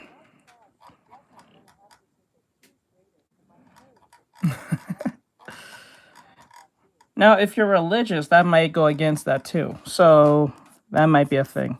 I'm just talking about getting work. I'm talking about just getting work in general. I'm not talking about not having them at all. They are so... But if you're someone who's religious, like Christian or whatever, I wouldn't recommend getting a tattoo.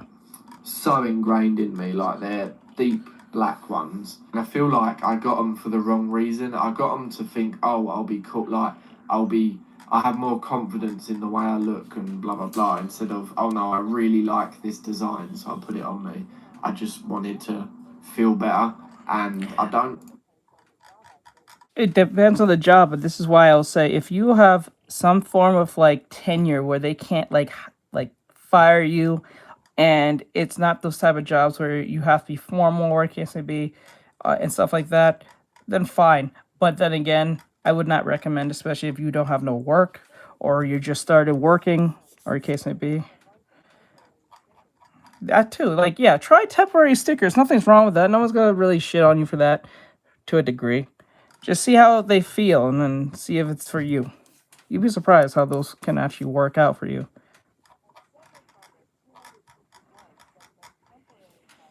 Yeah, you can see those people use those a lot. They use it in movies. They use it in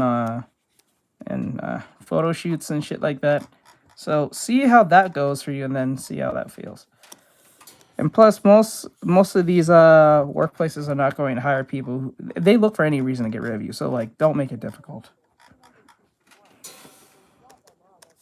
Yep, and have fun with that. And you can like swap them out, and then if you feel like you want to get a certain job you're working at, you can just take the shit off. You know what I'm saying? Like, It's nothing to do with the art. It doesn't matter what was on me. So the tattooists that have done this, if you ever see this, it's not you. You did exactly what I wanted, but it's just tattoos on me I don't like. And within 3 years, he had both of his arms done and completely regret all of them. It kind of sounded like he wanted to be perceived differently by people, maybe look cooler or the more tough guy aesthetic, and that just really wasn't the case. And even with tattoo removal services... No, it's not. It's not, because... I understand you're gonna say the whole don't judge a book by its cover type shit, but people don't have time to do that, especially if you're at a workplace, because it's usually it's not all the time, but sometimes they are connected to associated to certain like aspects of personalities.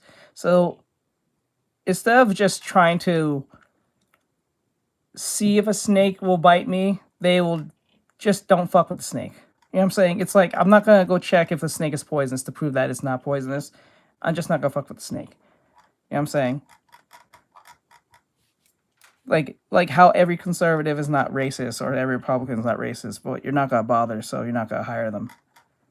Or something like that. I'm using that as an example. So like, they're not gonna bother. So like, you gotta think of that way. I understand you're thinking in the sense of not everyone's who has tattoos bad. We get that, but no company's gonna take that risk. Like, especially in these days, they have no time for that bullshit. This is why I said, if I was a CEO of a gaming company, right, and I know I've seen that other companies are losing money because they have too much people who are super activists, super protesting, super everything. No, I will not have anyone that's in my company that's talking about Trump, talking about Biden, talking about Charlie Kirk, talking about anything political. If you're not talking about, especially if it's like a work profile that we made for you per se on, like, say, Twitter, or you're associating your personal Twitter to us, which they all do, I would not want you to be representing my company when you're talking about, say, oh, I'm happy that Charlie Kirk X, Y, and Z, or to hell with Trump, or even if they're praising them at the same time. No, if you're not talking about our game, pushing our game, or anything like that, you're cut. You know what I'm saying? It's that's what that is. Because even if you're praising him, or even if you're non-praising him, the fact that you're not talking about our game, which are associated and representing us, nah, that's grounds for being like thing.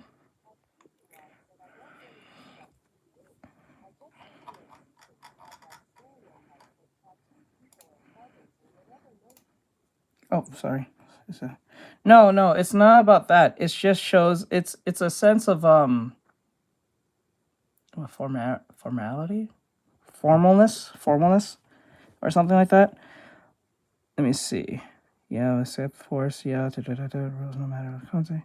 Oh, I didn't read it out. Okay, had a teacher who had to wear an arm sleeve because they had tattoos. Some places are more lenient for sure, but I think generally it's smart to get a tattoo somewhere, usually covered by clothing. Yeah, that's fine, but I'm just saying, I would just avoid it completely till you have some form of tenure where they can't just get rid of you, or whatever the case may be, or you have your own business. I think it's best to have tattoos when you own your own business, because no one can't say jack shit to you.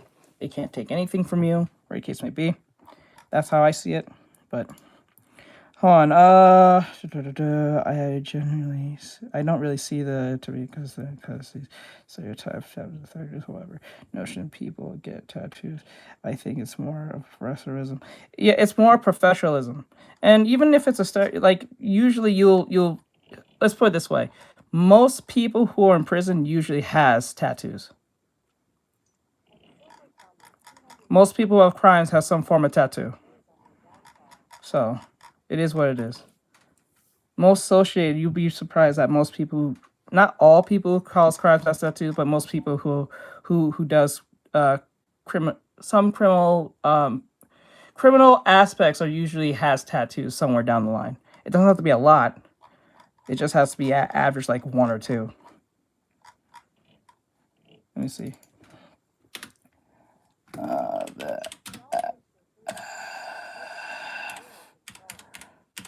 Average.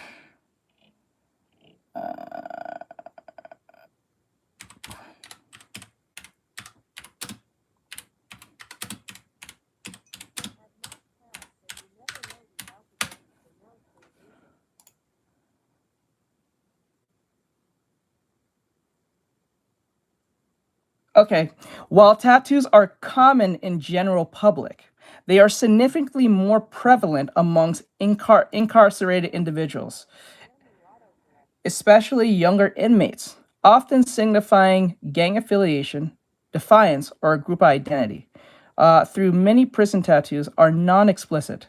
Research suggests that tattoos individuals face higher arrest conviction risks, potentially due to stigma, rather than tattoos causing crime, as they reflect underlying risk factors like behavior and associations. So having a tattoo doesn't mean you're going to anything. Oh, you'd be surprised. Listen, this is why man jail is worse than woman jail. Man jail, they'll take their ingenuity to fuck up with each other, right? Man jail will use they'll use their man head brain methods with their horribleness to do horrible things to each other and try to cause division amongst each other to show who's in society with who's in cohorts with each other. Woman jail, it's just high school. It's high school. Woman jail is directly different from man jail.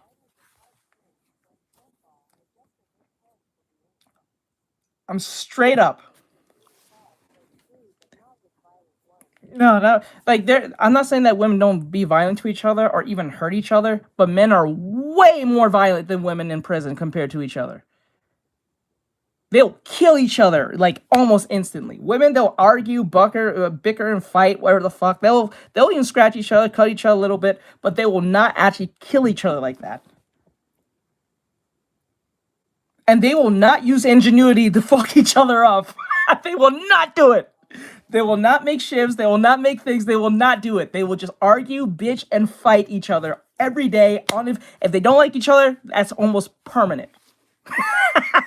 I'm dead serious. Look at those documentaries between woman jail and man jail. There is a reason why there's called a supermax jail for men, and there's never for women. You will know. There's a difference. And majority of them all have tattoos. So yeah, I understand. The stigma is kind of annoying that like because you have tattoos doesn't mean you're a bad person. No, it doesn't mean you're a bad person. But tattoos is highly associated with people who do bad things. It's because like that's what it is. Because I understand. People who have tattoos doesn't necessarily mean you're going to do anything wrong. They might be a person of society that really is like contributing to society and all that stuff, but it's just that it's usually more associated. Yes, you're probably young.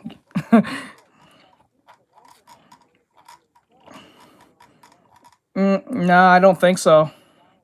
No, I don't think so. It just doesn't seem that way. No, they're not special threats. Yeah, Gotham Asylum. Yeah, I'm pretty sure you're young. That's why you're probably thinking that way. I understand, I get it. But like, no. Especially with the idea of AI coming into fruition, trying to just like replace people to a degree. That's just one more reason why they get rid of you. And remember, nowadays in recruitment, they don't even have people doing the recruiting anymore. They have an AI do it. So they just have to program no tattoos, no this, no that. If they have any criminal records, this, and a third. Once you put in that application online towards them, if they're using an AI, most likely they are, the AI is not even going to bother with you. There's not going to be a person sitting there anymore. Well, we'll see how that turns out. It is a scary idea. It is a scary idea. But, you know. Yeah, but, you know. Because, like, you're more likely to get hired with a piercing than you are with a tattoo. Because a piercing you can literally take off. Right? You can take that shit off. 9 times out of 10. Wait for the chaos, yeah. But with a tattoo, you can't just rub that off. You know what I'm saying? But, like, you know, I understand there's a situation where you can just cover your tattoos. I get that. But sometimes that's just not visible for some companies. Even if you were to wear, like, a long sleeve shirt, they'll still say no. It really depends on the company.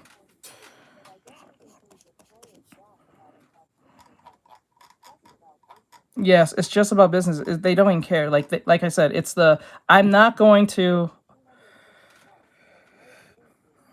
nose ring theory. That too. It depends on the tattoos, but then again, it also depends on the company mainly. It's a lot of different factors, but just the guarantee you're more likely to get hired, just don't get one. Like, especially if you're starting out. If you're very young, if you're in your 20s, if you're like 16, I think the working age is probably 15 in some states. I think 15. If you're starting at like 15 years old or you're in your early 20s, I would not get a tattoo. If you're in, like, unless you have a career where you can't get like fired like that, and it's not that type of career where you have to be extremely formal and wear business suits and all that shit or anything like that, I would not get a tattoo. But if you're in that type of like space where you don't have to, have your tattoo, and especially ask your employer, am I allowed to have tattoos? And if so, what is permitted and what's not? I'm saying, so some companies don't mind, some companies will say it really depends. So like it would be funny to go to a tattoo parlor to sign up to work for them and they say no tattoos. That would make no fucking sense. You know what I'm saying? But if you're going to like work at like something with families where you're dealing with children, no. Fuck no. No, it doesn't matter how much of a nice person you are. It doesn't matter if you say puppies out of fire. No. Just fuck no. Most parents will not want that. Maybe I'm too optimistic, and I mean, to be honest, no AI is gonna care about your tattoos. Let me see.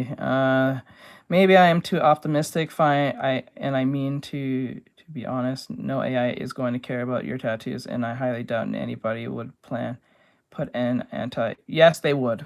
You don't. Well, come on, come on, come on, bro. Think this to yourself. Why would they not implement that into the AI?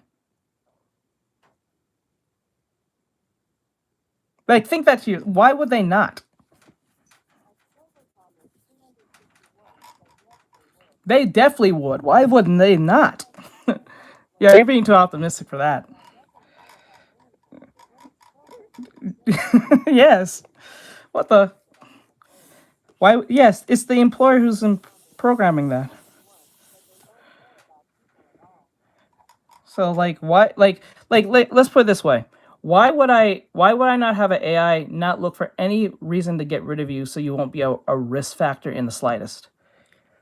The point of a company is to make money. They're not here because they like you. They're not here because they think you're such a great person or even that good at your job. They want to make money. So if you're anything close to a risk factor, even an inkling of it, the AI is going to do the job for them. They don't have to sit down with you. They don't have to ask you anything. They don't have to even get to know you. As soon as the AI sees your resume digitally and read that thing or see your picture and see any form of tattoos or you have tattoos, they ask you, you say yes or no, and you lie. You know what I'm saying?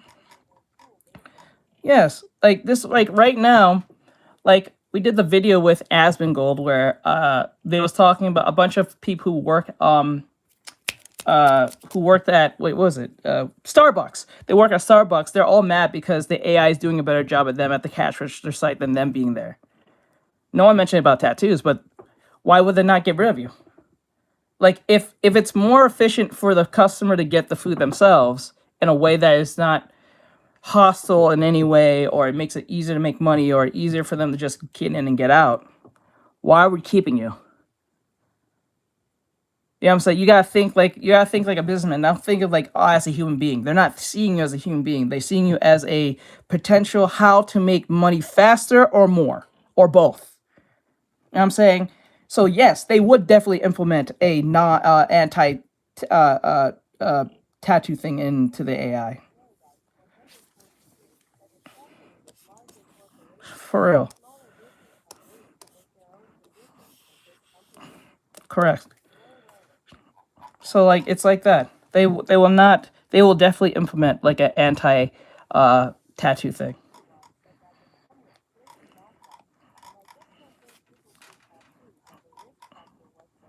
Actually, well, but that's the Vatican. That's the Vatican though. You're using the Vatican. That's something religious or whatever case may be. Actually, if they're actually in quite violation of their religion there. But then again, the Vatican is not the right people to use. So I wouldn't even go by that because those people are pretty easy to fuck with to a degree. I'm just saying. Yeah. Like most of these churches and people are not real. It like even says in their Bible, it says it comes down to heart. Leviticus 19 verse 28 says, "You shall not make any cuts or on your body in mourning or for the dead, nor make any tattoo marks on yourselves.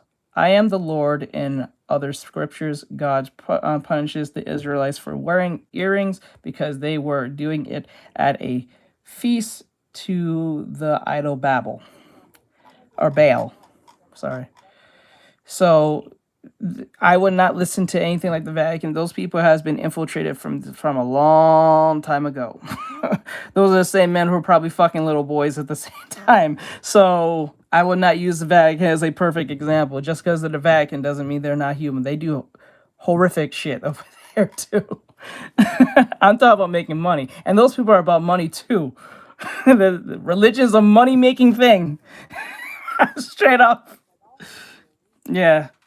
I will not use the Vatican as a perfect example. Those people have been infiltrated for a very long time with woke ideology and nonsense. Because everything they stand for goes against the God that they so-called they go for, they fuck with. So I would not use them as an example. And the Pope, fuck him too. Don't think the Pope is some high being. Trust me. That's just ideal worship at that point. Straight up. Talk about in a little bit, it would probably take a very long time to get those out if they possibly would come out 100%. Imagine, if you will, that you put a shirt on. I think if I remember right, I remember this. Kevin O'Leary said this. Yeah, I want to trust any of them. Do your own research. You'd be surprised if you do your own research. Most of the stuff these people push is not in the Bible at all. Plus, not only that, I don't trust super churches. I don't trust super churches. They are probably the worst type of church to go to because they'll push everything and accept everything. At that point, it's not even a church. It's literally like a community center.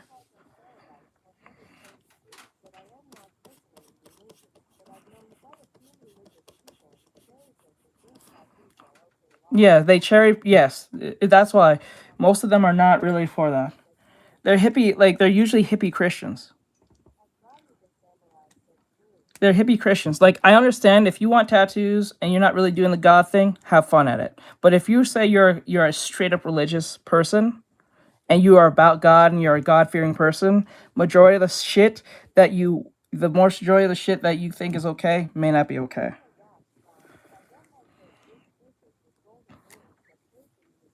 Yes. Free, yes. Most of the time, those super churches are not who they say they are. They're just, especially if they have like celebrities there and shit, like Justin Bieber and shit. I remember that one video where the dude said, he sang a song saying, "God put money in my pocket" or some shit like that. I was like, bro, what are you talking about? God is not about money. Only small churches are usually more like, well, it depends because some small churches can be cult-like, depending. So you have to do your research based on the Bible that you submit to. But like I'm saying, be very careful sometimes even going with small churches. So small churches can be manipulated into like a cult to a degree. So because they can use God in that way. So be very careful. Do your own research. It's very dangerous.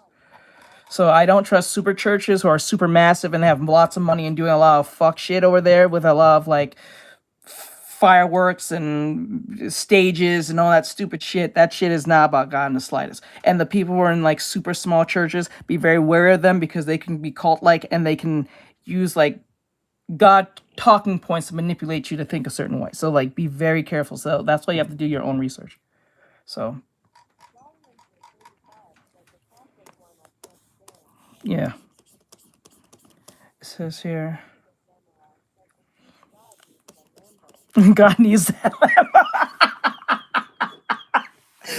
Right. Yeah, organized religion has fallen from what religion was intentionally supposed to be. No hate towards religious people. Yeah, there's no hate towards religious people. I see, the thing is, it's more of the preachers who manipulate people, because most of those people are lazy enough to open that Bible and look into it and actually, because like you said, they do cherry pick the things that they like, and the things that they don't like, they don't acknowledge, or they say it's hateful. It's like, it might consider to be hateful, but that's the word of the God that you submit to. So, well, like, you can't be a half God person. Either you're all in or you're not. Because when you do that half shit, then you just make your religion a joke. You know what I'm saying? It's like if you're a gang member, right? You can't go in and blood out and just say, I'm not doing this no more, right? You gotta think it that way. Like, people will take a gang member more seriously than they will take a religious person more seriously. You know what I'm saying? That shit's crazy. So like that's the thing. Like, someone who said they're a gang member, you will take more seriously. Like, someone who's on, like, a normal person who comes across a gang member will take them more seriously than someone who's religious. You know what I'm saying? So it's like that. You can't halfway ass your way through these type of things. You gotta be for it or not. So You were in your 20s, and now you have to wear that for the rest of your life. And that is what it feels like to get heavily But tattooed. ultimately, back to the actual conversation, the point is they would put a AI to discriminate you if possible, if you are a risk factor. They don't care if it hurts your feelings or there's a backlash. I think everyone knows at this point, now they're using AI to scan for any type of situation. Like right now, your platforms are asking for facial ID. Right? They're looking for facial ID. They want your name, your address, your emails, all that stuff. They're doing that right now in UK. They're eventually going to come over here in US. So.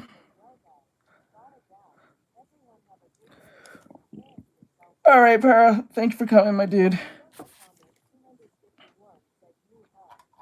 So, it is what it is.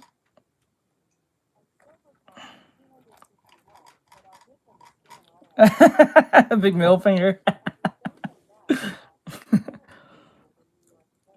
Yep, I can see that happening.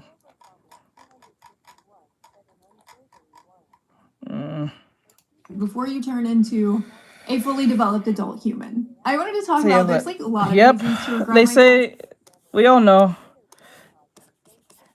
Later, Para. But like, they say it's for the children, but really it's just to sell and get information on you and how they can sell shit to you. And then probably even scan and track you all everywhere you go. tattoos, but today specifically I wanted to talk about not matching my aesthetic, right? So I think if you ask almost anybody that's over 30, if they have a better idea of who they are in their 30s than they did in their 20s, they're going to be like, oh my God, yes. I have all of these tattoos that don't necessarily reflect who I am at 36. They might have reflected a moment in time in my 20s, maybe a moment in time that I was like not doing so well mentally.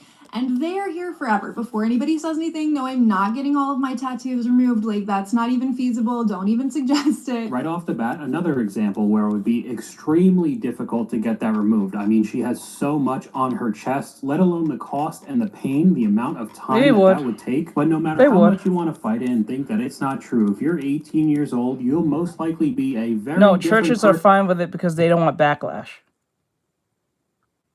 And most of these churches are dying because if they don't have people there, they can't make any money. That's why.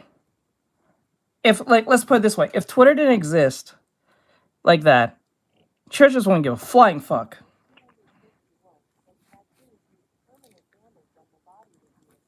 And if they're a person of God, if they claim, they would go by what the verse says here. But, like, then again, most of them are woke, or most of them are, they're hippie Christians.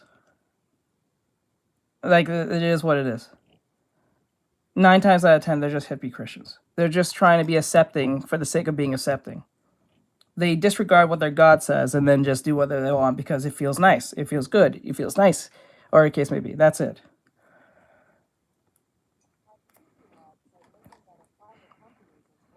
No, because companies are just to make money. They're not religious. Those religious ideals in those companies has died since what? The early 80s, where people was more religious back then.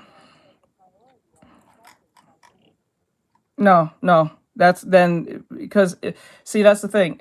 Religion is not about acceptance. Then if it was, it won't be called religion. They don't care for people at all. No, they're just there to make money. And most of those back in those days when those companies actually had Christian values, that died a long time ago, since like probably the 70s, I'll say. Like early, like mid 70s, as more things got more progressive. When progressivism started getting in, that's when these companies started like slowly changing from Disney to I'll say PBS to like what else? Oh, that's more of a foundation. That's more like a yeah. But yeah, but yeah, you get what I'm saying. Like it's basically any company that is like a Fortune 500, they don't. Oh, well, I won't say PBS. PBS was more of a what is it called? Was it crowdfunded? Was it crowdfunded? I don't remember.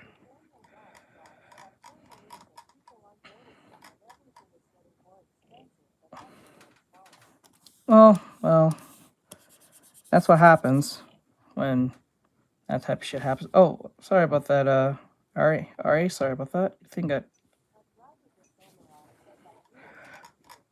but thank you. Yeah, I think it's a crowdfunded thing. Mm-hmm. Like, no, not you, Ari. I was like your comment was grayed out because but like mm-mm,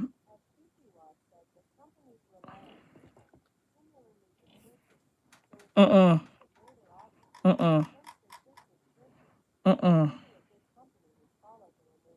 No, because like let's use an example. So last year or 2 years ago? Uh, was it Bud Light? The Bud Light situation, Target situation, when they was being super. Let me see. Um,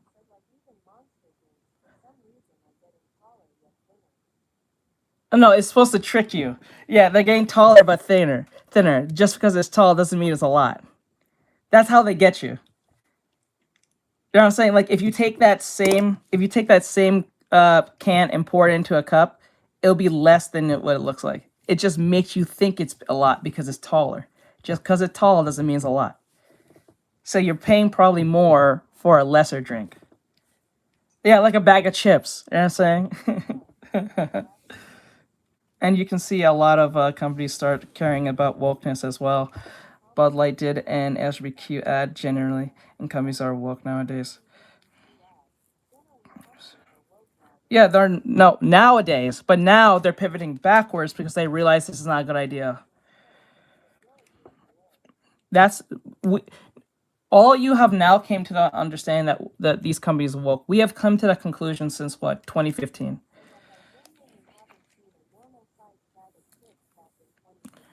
Like 2015, I think wokeism really started to sneak its way in 20, I'll say 2013. I think early 2013, but it really started taking a stranglehold in 2015, where people started really,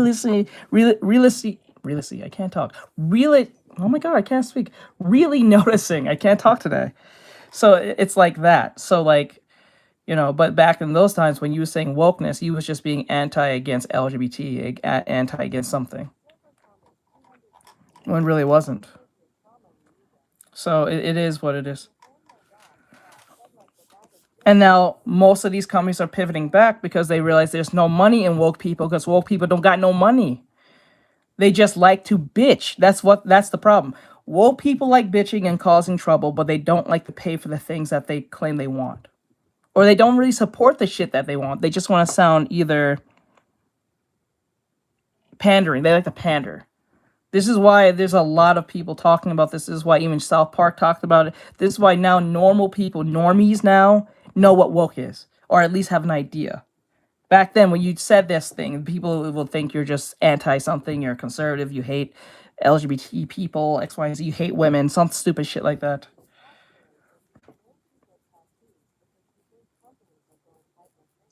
Oh hell no! I never said No, I never said that. Nope. Nope. I never said anything. I never said he was even religious. You think that companies are religious? Like no. Religion died in companies a long time ago. If right now, if they said we're going super Christian, these people are the same people who will switch on you real fast. I did not say anything them becoming anything close to our religion or trying to be Christian. No.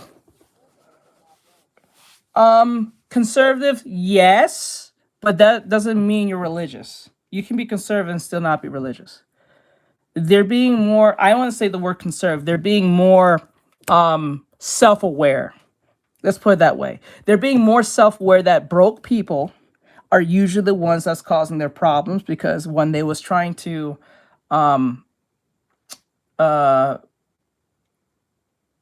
cater to them, either two things will happen. They will make no money whatsoever, which is the main thing. Or those same people, when they try to put them into their movies, their video games, whatever case may be, the goalposts kept changing. You know what I'm saying? The goalposts kept changing. You know what I'm saying?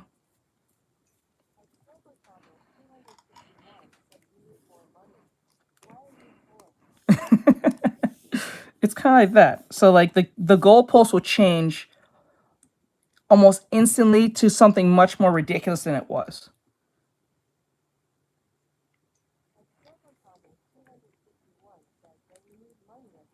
So like what's wild about this is like this.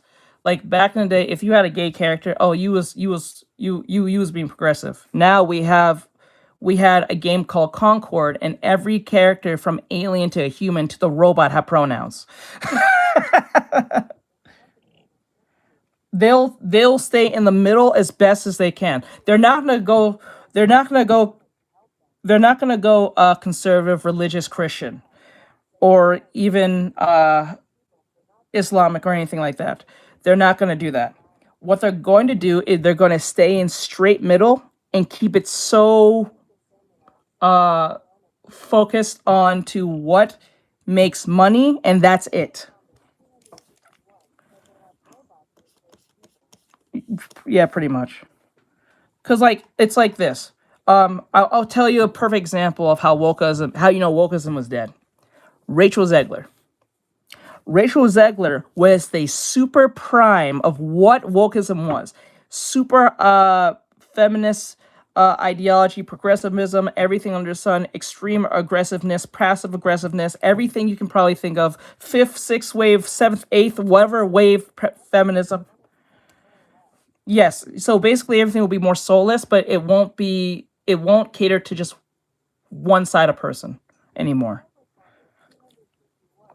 Once she came into fruition, when she was saying the shit she was saying, people did not like her ass at all. And it was not even just her as a person. It was the things that she was saying, the attitude that she had. And that attitude was cultivated over years of 10 years of this nonsense from the Marvels, like Brie Larson and everyone else, from her. And then every other chick, like, what's her name from Indiana Jones, who played, I forgot her name, who was in the latest Indiana Jones movie. She was better than him in everything. They take every male and make him stupid or depower him completely. You know what I'm saying? So like that's what's happening. So like over the last 10 years of girl bossing and progressive ideology did not work. Because if they did work, they will make money. If it did work, the Snow White movie would have made money. If it did work, the what do you call it? The Peter Pan movie on Netflix would have did fine. If it did work, the Little Mermaid. Yes. Yeah, it's totally horrible movie. And then like the Little Mermaid movie would have made money. Mm-hmm. No one likes her. When she was in the Shazam movie, that did horrible. When she was in the Hunger Games movie, did horrible.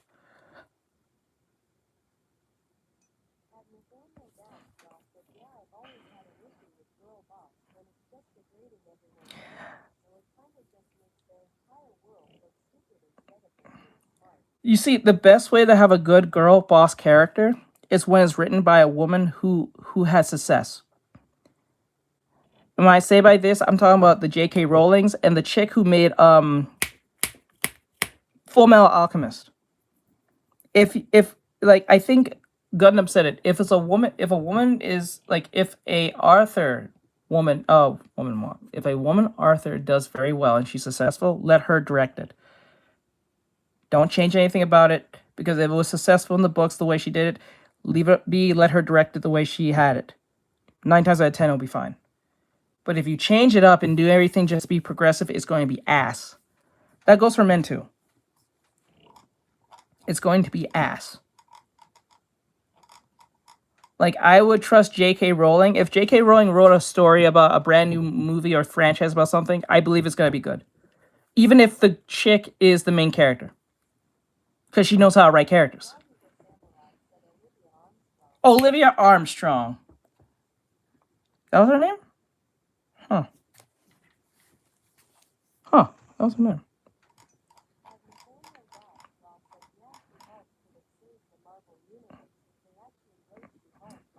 Yeah. But they made her into a feminist propagandist type nonsense where she hates men and men are all incels and they're Redditors and they can't watch her show. And then you kind of find out that the women who was writing this story didn't know anything about law. They didn't know anything about law. They got all their information on law by watching we call it Law and Order. There you go. Olivia Armstrong, Winry, the teacher, I think her name's Teacher. The teacher from Full Metal Alchemist, Lust, I guess Envy's more androgynous. I don't think Envy's has I think it's like kind of in between. So what do you think staying in the middle looks like from...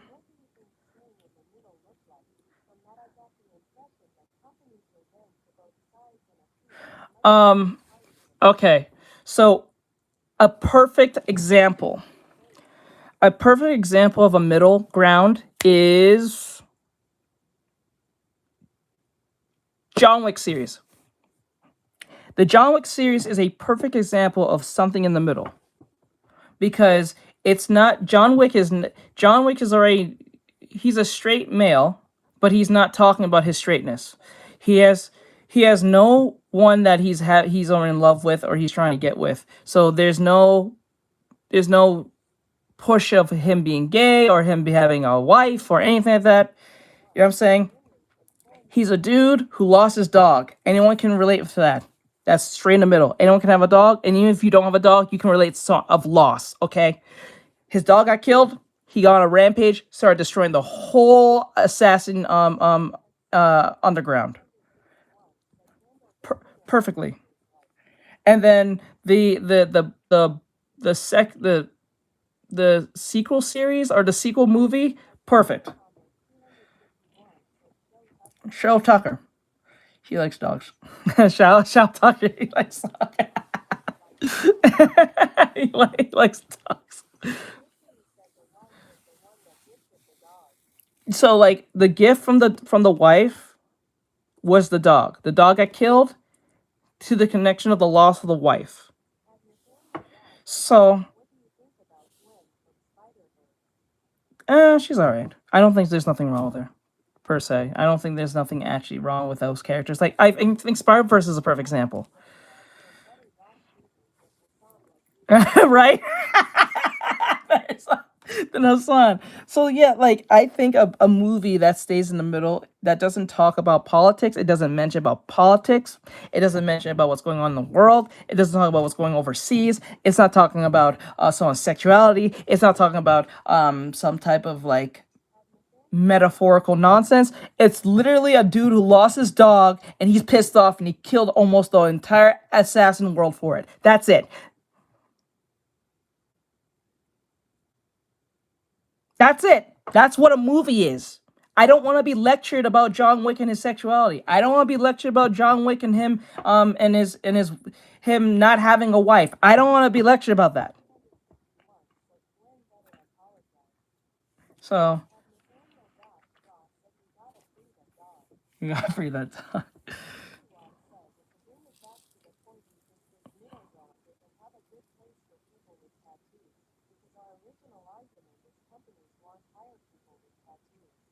What? Dude, no, you changed. Wait, whoa, hold up, whoa. You changed the argument. No, you just changed the argument. We're not even talking about tattoos anymore. We was talking about wokeism. What? Wait, what? Bro, wait, hold on. This has nothing. This part, what we're talking about, has nothing to do with Yes, go back. We're not talking about tattoos anymore. If we was, why would that be a problem in a movie? We're talking about companies who are not making money because woke people won't give any money at this point. The tattoo thing is going to be forever a problem and controversy.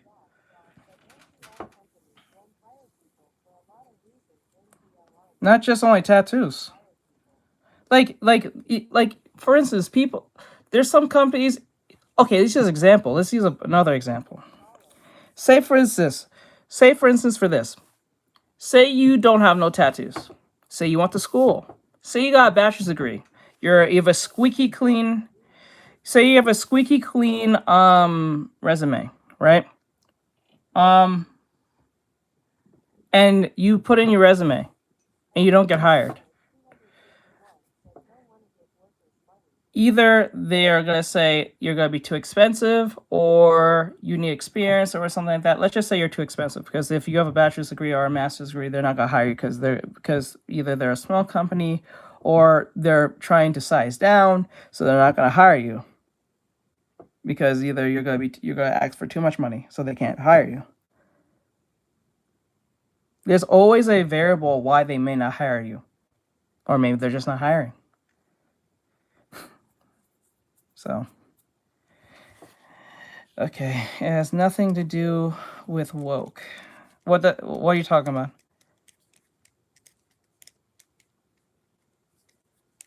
What has nothing to do with woke? What are you specifically saying over there?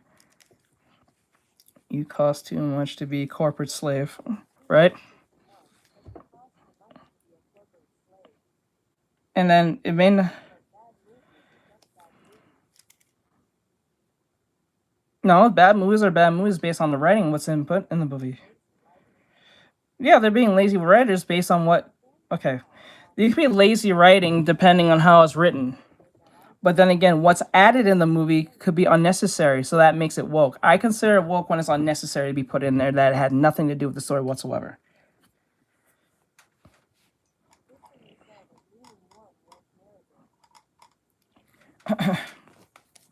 So that is another problem.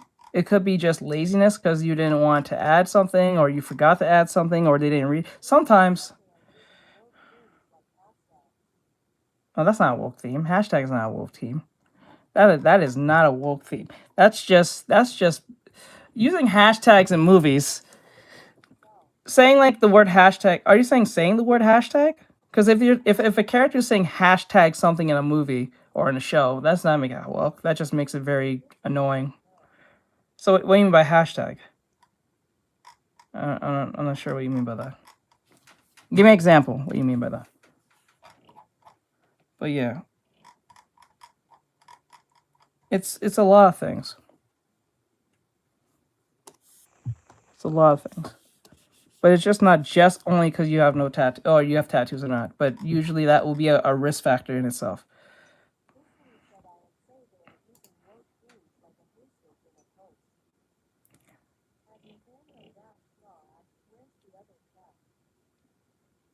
I am saying that they're using woke themes like a...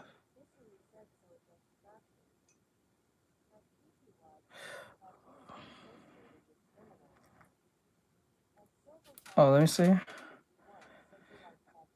Okay, okay, let's go back to tattoos. I think that in our new America that companies wouldn't care.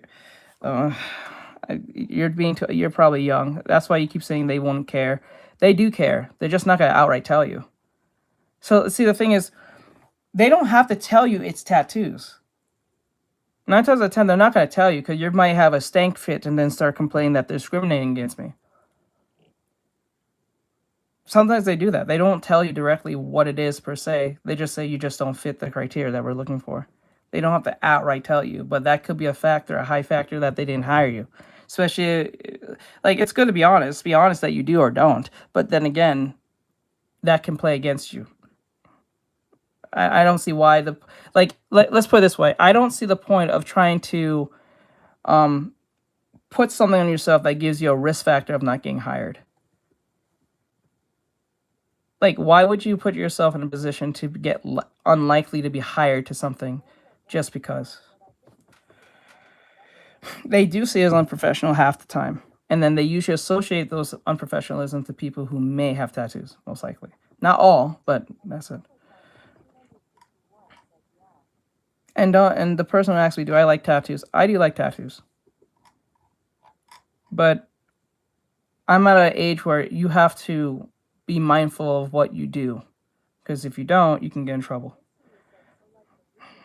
And King, for example, they heavily pushed narrative that they were... Oh, no, it was not people of color. Fuck that. That was not even it. No. The whole movie was pushing, what do you call it? Feminist propaganda.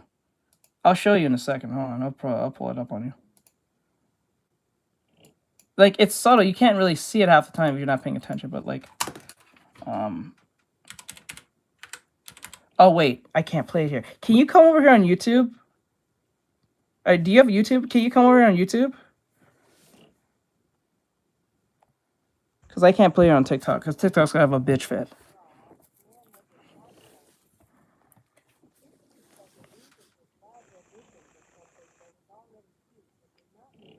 It didn't need a remake. I agree with you on that, but it was pushing feminist propaganda. I'll show you in a second. But like, if can you come over here on YouTube? I'll show you what I mean by this.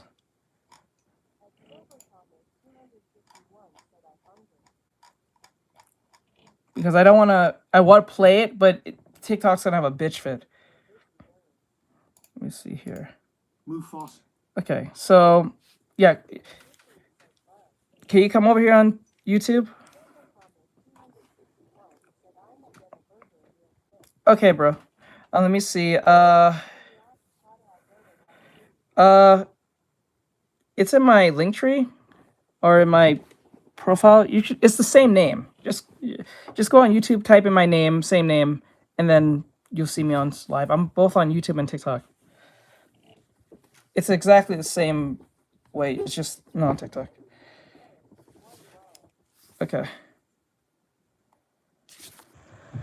Yeah. So when it says here that tattoos are associated with criminals. It's not just associated with criminals. Sometimes it's not. You don't have to be technically a criminal to be associated with it. Sometimes it's associated with people with bad behavior as well. So you don't have to actually do a crime. It's just most people who are rebellious, very defiant, and usually quick to be proactive protesters half the time do have some form of piercing or some form of tattoo. Not all, but majority of them do. I just don't see any companies in our work world doing that.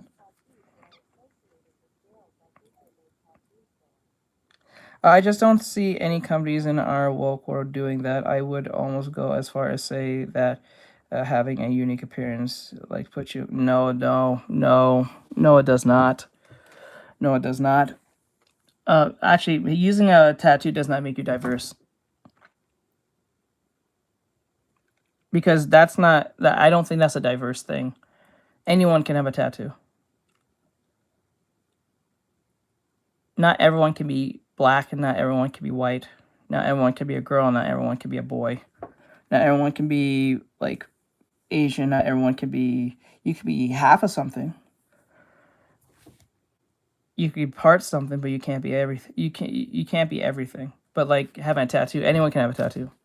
Even shit, the temporary tattoos can be considered a tattoo. to a degree. So that I don't think that makes you close to diversity. Anything, it makes you more likely to get it makes you more likely not to be hired. But you're probably young. That's probably what's going on here. You probably know some people who have jobs who have tattoos. That's fine.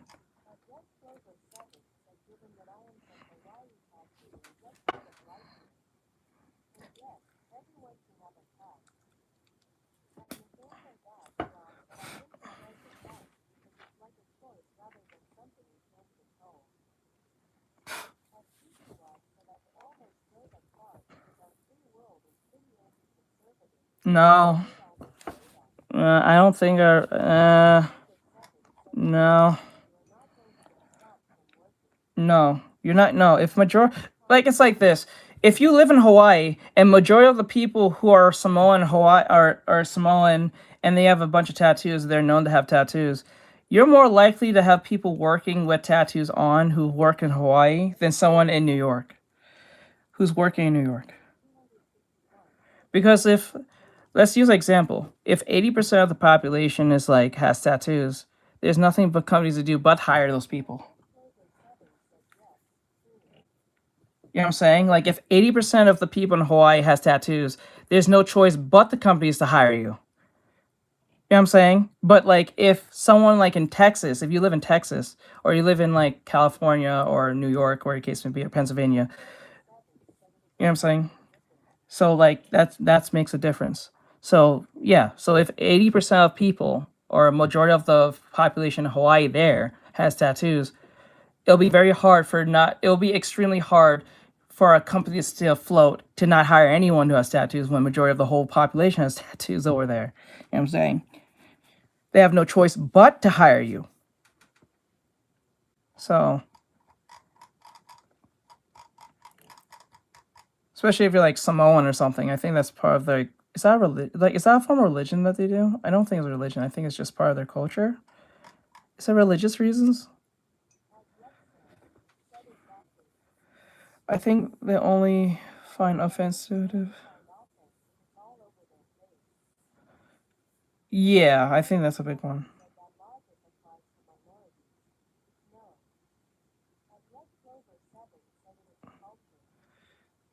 Then if it's like 80% of them have you saw like tattoos, then there's nothing but the company do but to hire you.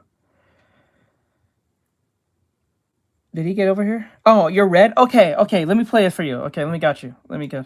Hold on.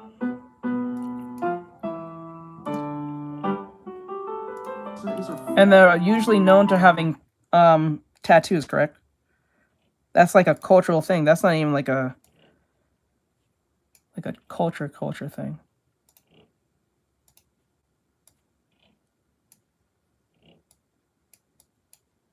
Okay.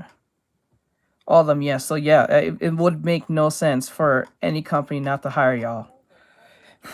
But if you live in like New York, Texas, where the case may be, where a good population has tattoos, but not all, you can discriminate against them. It makes sense because it's about the professionalism to that degree. Because it makes certain people feel very uncomfortable to a degree. Depending on what it is. Not all companies will not hire you because you have tattoos. Some will.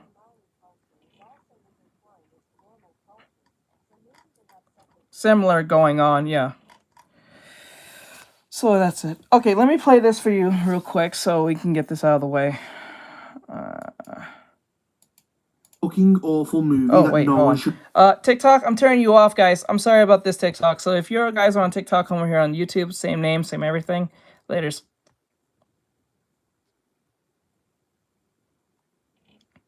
There you go. Watch. It's so...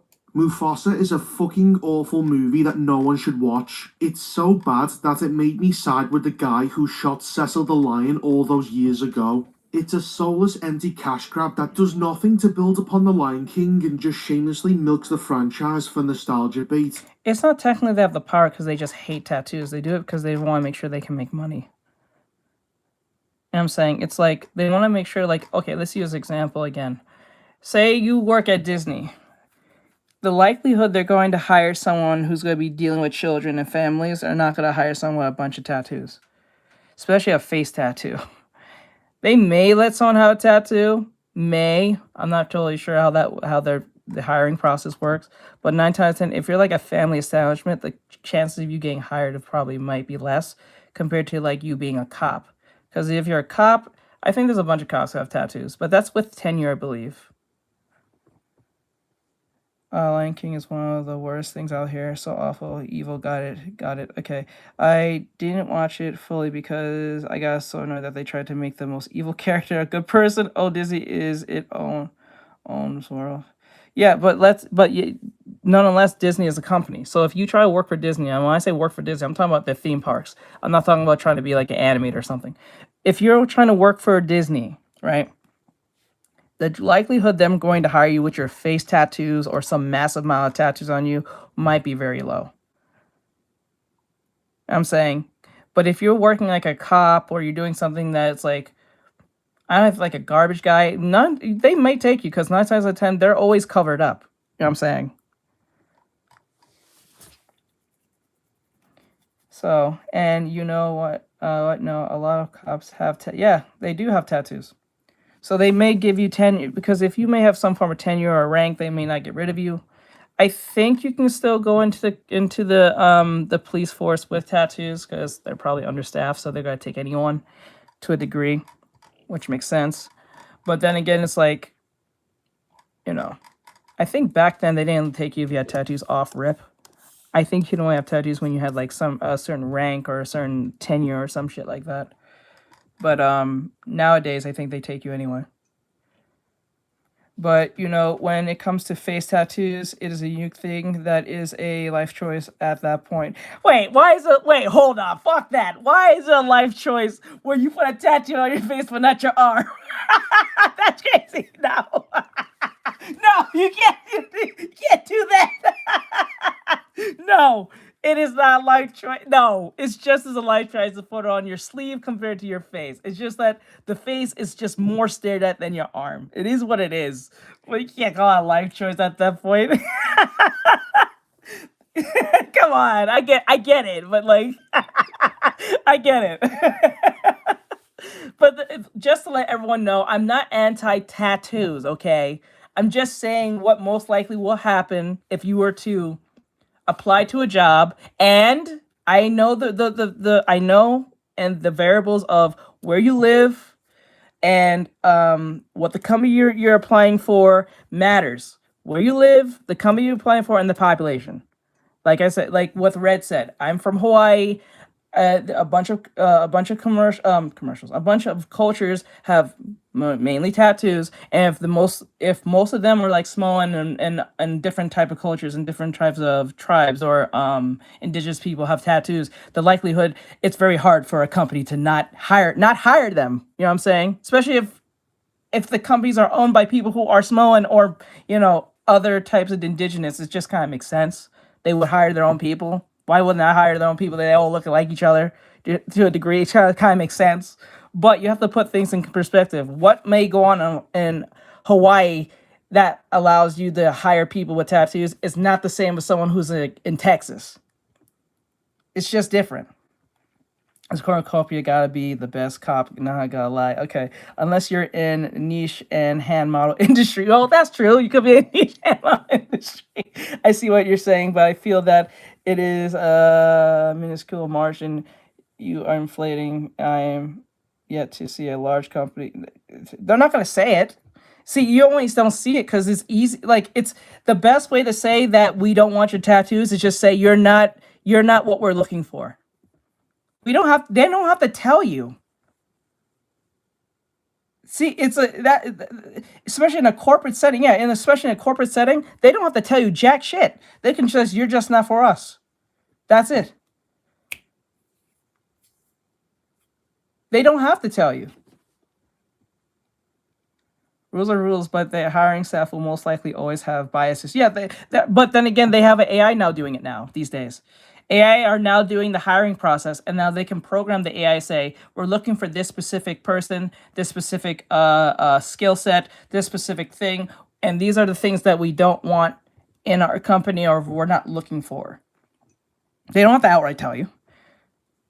If they did, that they'll be open to a lawsuit to a degree saying you're discriminating against you. So why would they tell you?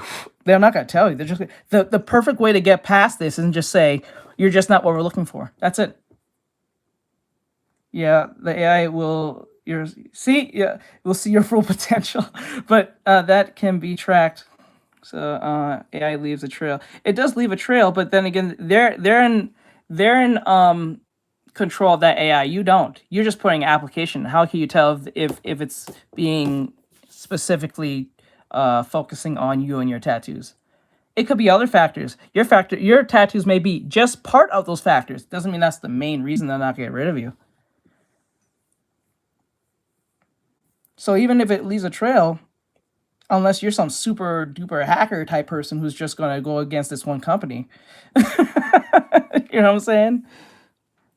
But, hoping that a bunch of member berries is enough to entertain the audience rather than giving them a good story with interesting characters.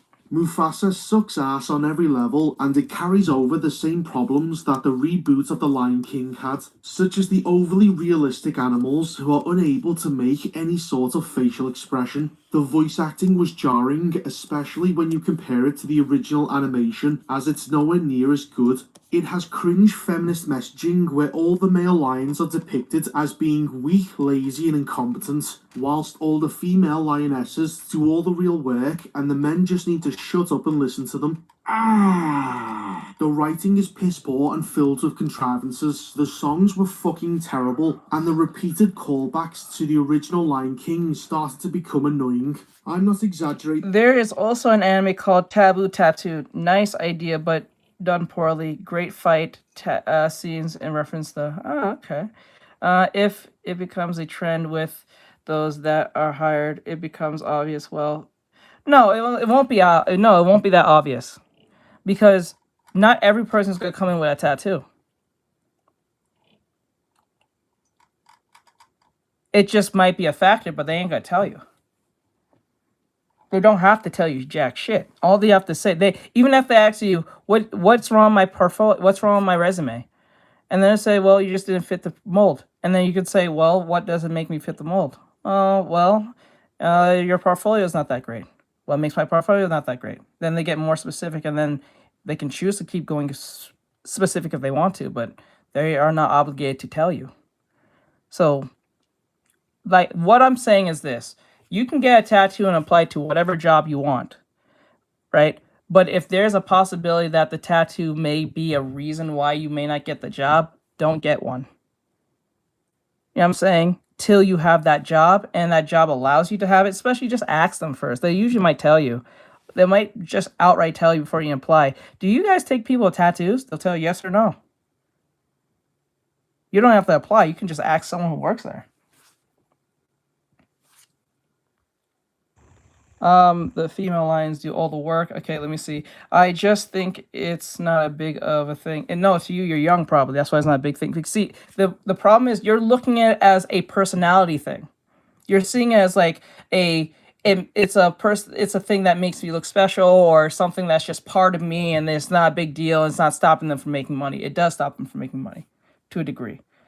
Because in a way well, it depends on what you're signing up for. So like I said, if you're working at like a family like setting where there's families and kids, most people who have children and who are like past their 30s, 40s, or whatever case may be, do not want someone who has a bunch of tattoos attending to their kids if they have to deal with the kids directly. Right? They just don't. Some parents just don't like that. Right? So 9 times out of 10, it makes them feel uncomfortable, or a case may be. Whether the person is a very nice person doesn't matter. Face tattoos don't matter. They just don't like it. It's like asking someone to, it's like, okay, let's use an example. I don't know if anyone knows this, but does anyone remember Hip Hop Harry? You know Hip Hop Harry? Bro had no tattoos for a reason. Like, think of it that way. The lions are the ones that hunt. The males protects the pride from the other animals, and lions just have to. Okay, female lions do all the hunting. That's almost objective fact of nature. Da, da, da. Isn't that the movie from The Lion King that they make the best song? Hello, my brother. Da, da, da. Yes, that's the one. But the video is more like a political correctness thing or something because you gotta dissociate. Okay, female lioness actually do all the work and the hunt thing. That's true. Okay, but or something which can be obvious and badly scripted. Okay, I forgot I watched National Geographic and the thing. Okay, no. Why am I not getting the thing ringing in my ear? Okay, yep. Okay, who the fuck? He was a big bag. Either this prequel copies every single iconic moment from the original animation. We have Scar and Mufasa singing about being king, just like Simba and Nala did. Scar grabbing Mufasa by the claws twice. Mufasa and Sarabi singing about being in love. Rafiki showing Mufasa his parents' reflection in the water. And they even have a scene where Mufasa is being taught about the circle of life, although this time it's done by Scar's mother and not his dad, because nearly all the men in this movie are fucking pathetic. This isn't just the writers trying to make a nod to the original movie. No, this is just them shamelessly stealing moments in the hope that the audience transfers their emotional attachments of those scenes onto this piece of shit. This is just a terrible attempt by the writers to try and manipulate the audience into thinking that Mufasa is just as good as the Lion King, when it's not. It's just complete dog shit. So as I said before, a big reason why this movie sucks ass is the inclusion of lots of terrible feminist bullshit. For example, Mufasa grows up with female lions, and because of that, he grows up to be tough and strong, whereas Scar is raised by men, and so he becomes scared and cowardly just like they are. This is gay and retarded, but so too is most of the movie. Mufasa was fine but boring. Sarabi wasn't as much of a girl boss as I thought she was going to be. Rafiki is now retarded, as all he does is pass off Chinese fortune cookie advice as real wisdom, when it's not. It's fucking retarded. Like how a fish is allowing the group to drink out of its ponds in some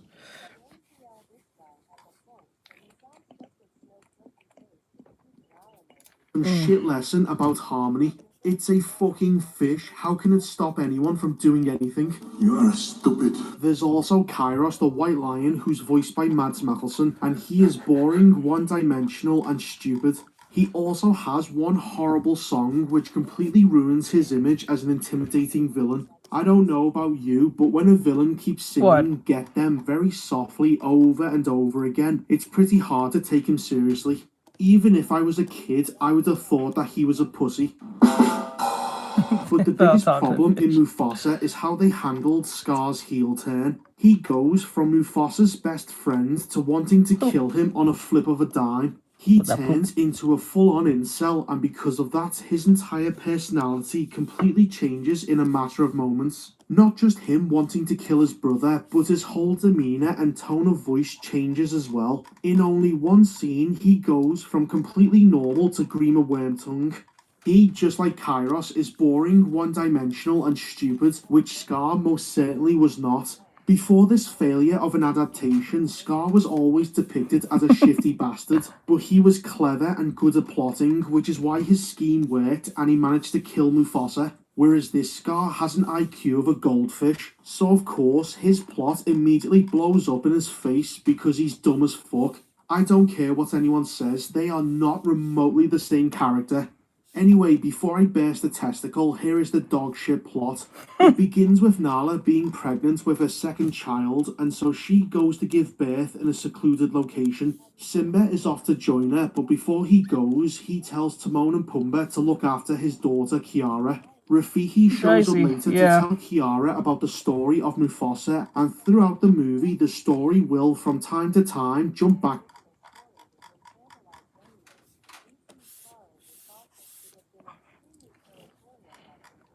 See, but this is the problem. We cannot apply. No. I don't think.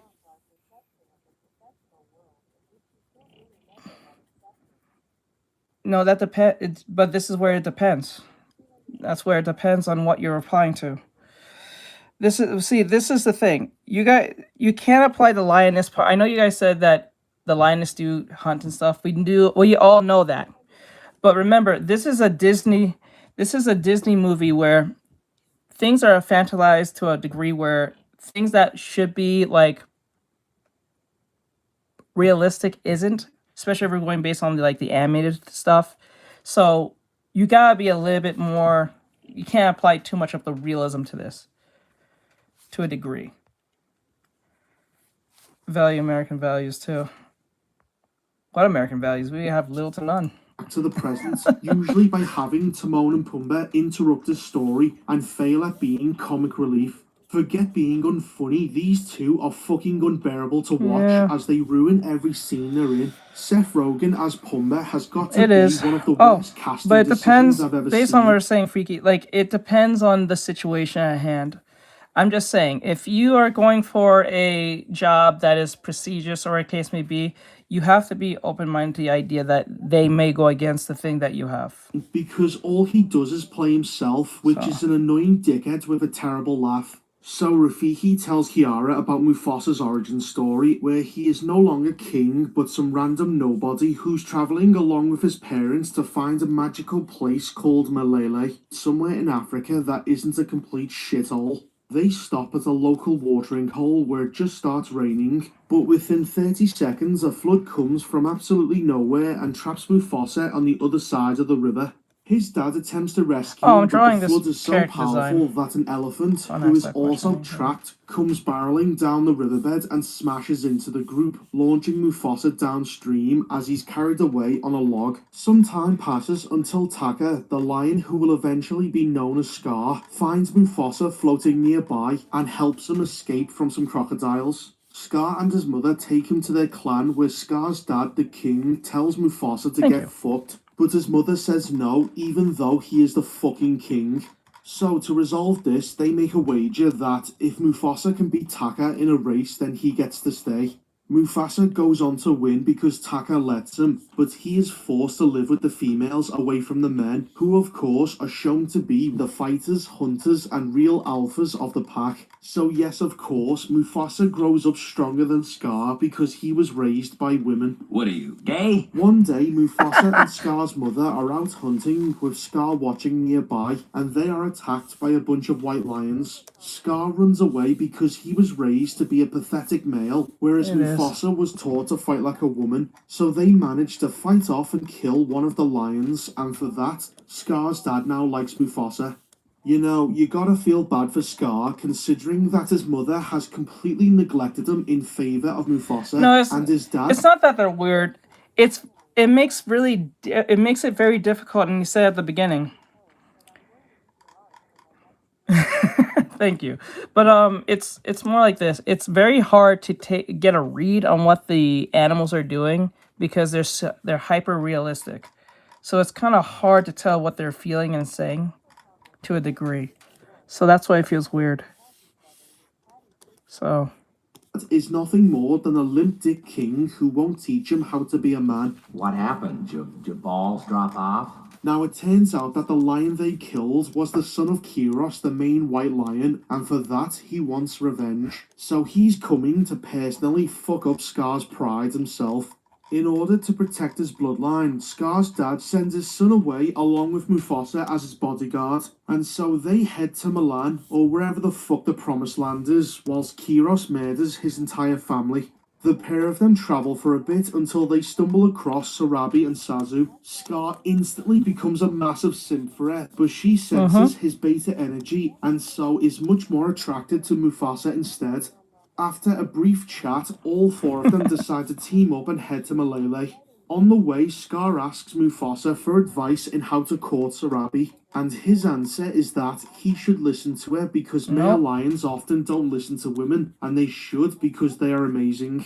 If you're talking about Kimba, yeah, that was the first one. That was The next character to join the team is Rafiki, who we can see is being kicked out of his tribe by all the male monkeys because they are superstitious about his visions. But do you know who is the one monkey who comes to his defense? That's right, it's another woman, because every male character in the shit prequel are depicted as pathetic, weak bitches. This is gay.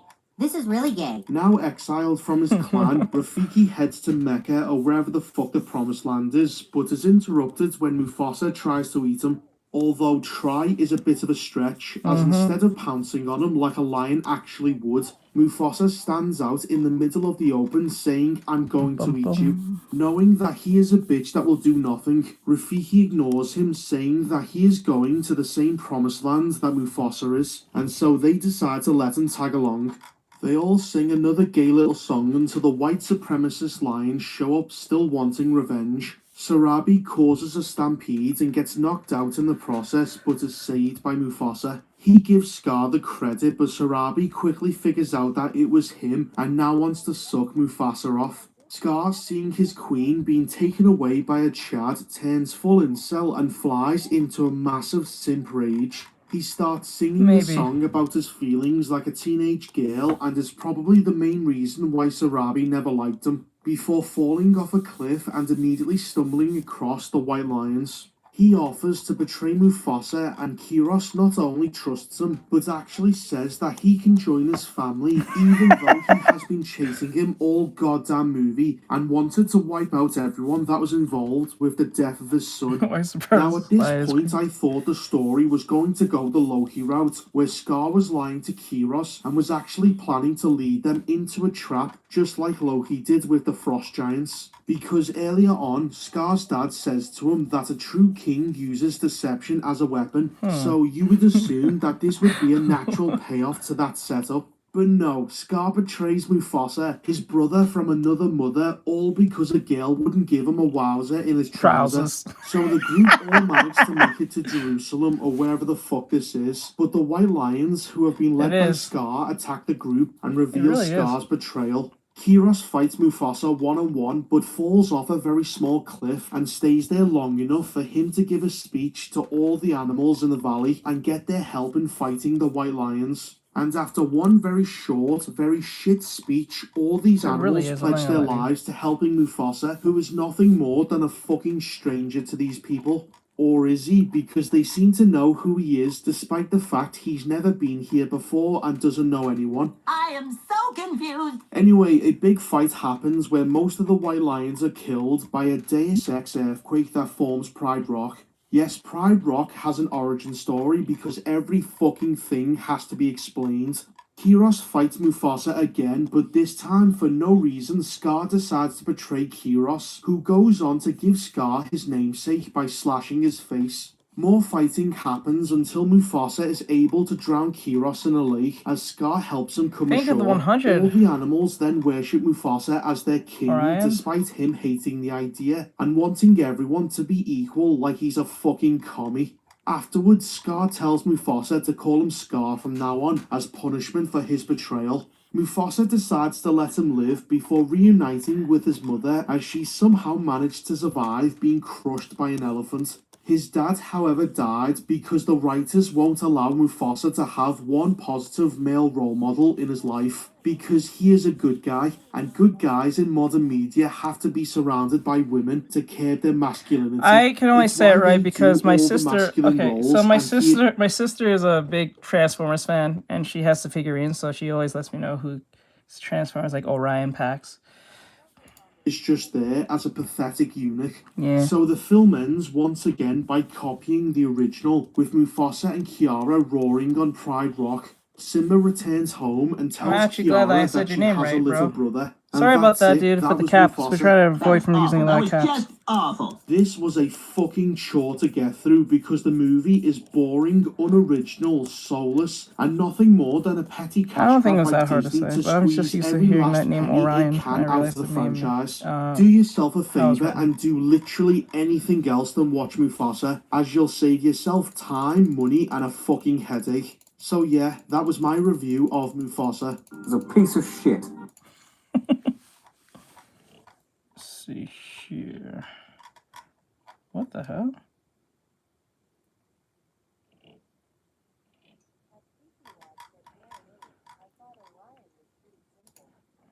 Let me see here. Yeah.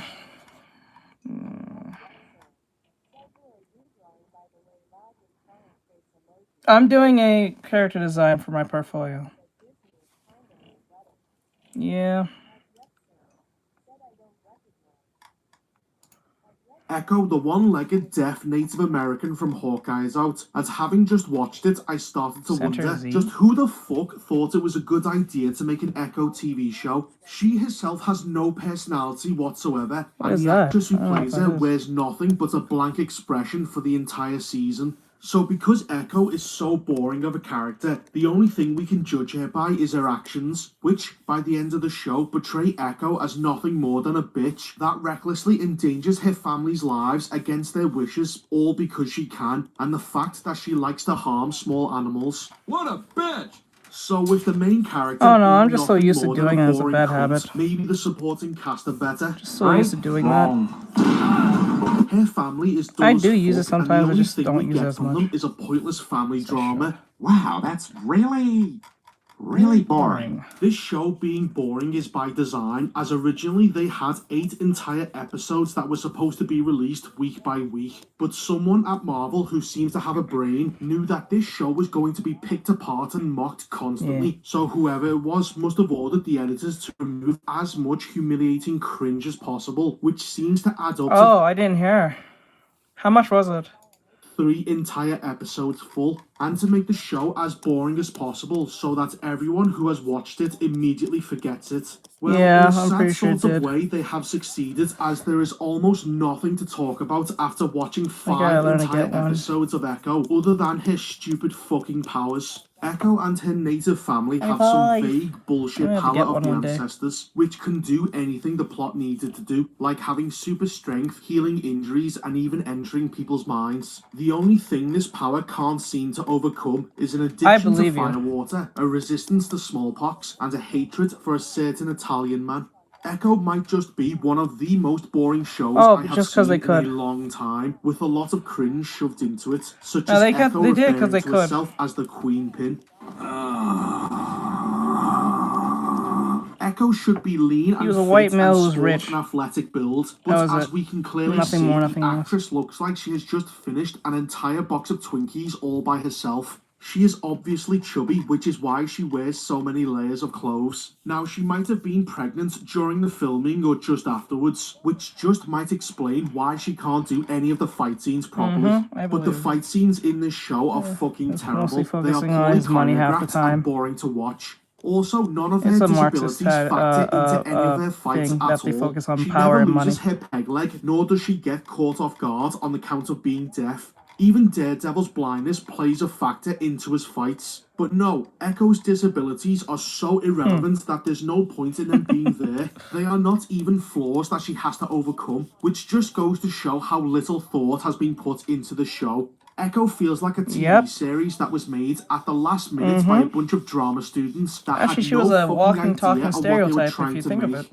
Anyway, I'm not going to waste any more of my fucking time on this dog shit, so here's the plot. It was a begins stereotype. with Echo and her cousin retelling some weird Indian tale to each other about Giant a bunch of stereotype. mud people in a cave drinking some random goo. Fuck me, don't these kids have a PlayStation to play with? Anyway, Echo ends up getting taken by her mother to the shops, but on the way they are hit by a car which kills her mother and cripples Echo. Her dad takes Echo and fucks off to New York, where he makes the I don't genius know what decision is to the have win in his that, daughter but be adopted by the hey, it's them Kingpin losing in money. order to have I a want better Disney to life. burn, to be Why honest. would the Kingpin be interested in adopting a disabled deaf Indian girl? I don't know. The rest of the episode is just a recap of the Hawkeye show. Ronan kills her father, she gets groped by a security guard, and then we have a long and not very well choreographed fight scene where That's what people I'm get thinking. shot and it doesn't affect them. Look at this guy, he gets shot in the right Like, arm. the thing is but here, then I could watch the Fantastic Four,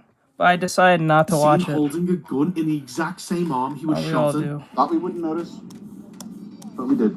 Daredevil finally shows up, and his very brief fight with Echo is shit. It stops and starts a lot, and It we can was see good. several times that they clearly mistimed their actions because Charlie Cox is way too fast for the actress to keep up with. So as Daredevil is about to win the fight, he just disappears for literally no reason. Why would he do that? What's more annoying is that just before this fight, we can see that Echo strangles a guy to death, And the writers are trying to tell us that Daredevil would just run away and let this murderer go. Yeah, Daredevil would not allow that to happen.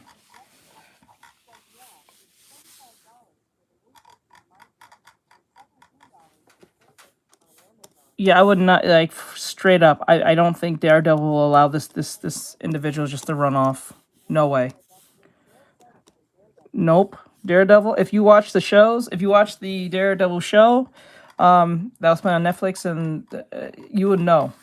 He would not allow that to happen. As soon as he saw this bitch, he'd be like, who are you? And try to get to know who she is or investigate that. Mm-hmm. Yep, he's pretty much a poor man's Batman. Thank you for the flower. I appreciate it. This is the only time Flower. Daredevil Let's go. is in the show, because just like She-Hulk, he is only No, I'm not here saying to bait Pixar. in No. Pixar isn't bad. The writing that they do for Pixar is horrible.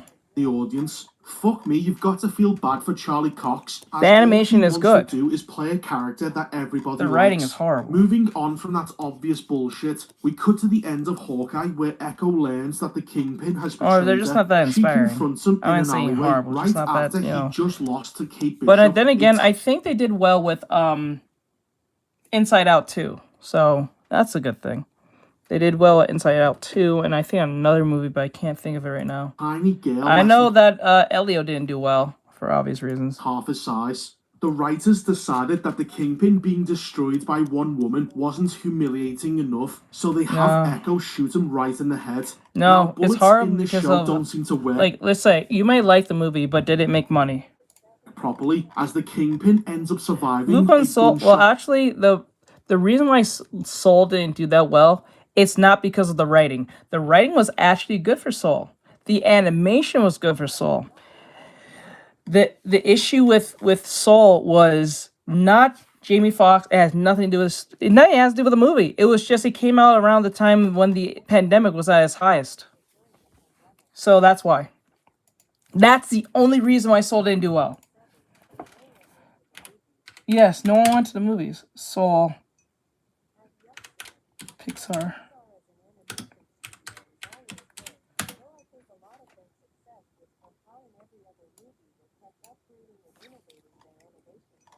Yeah, it came out. Yep, it came out in literally 2020. Let me see, what month was that of the 2020s?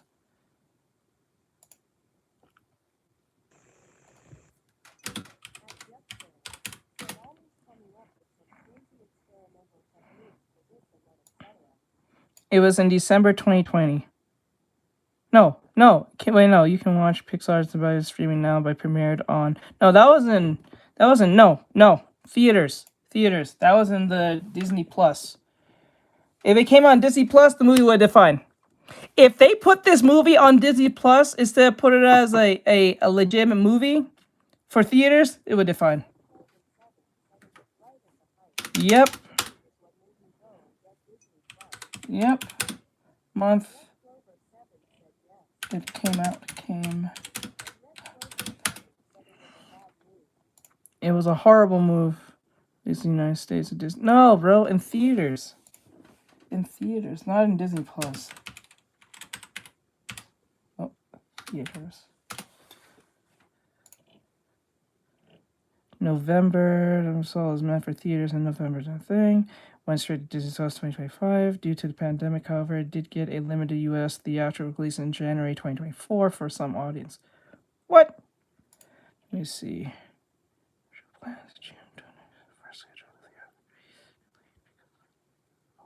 Oh, yeah, there it goes. It was supposed to come out in June.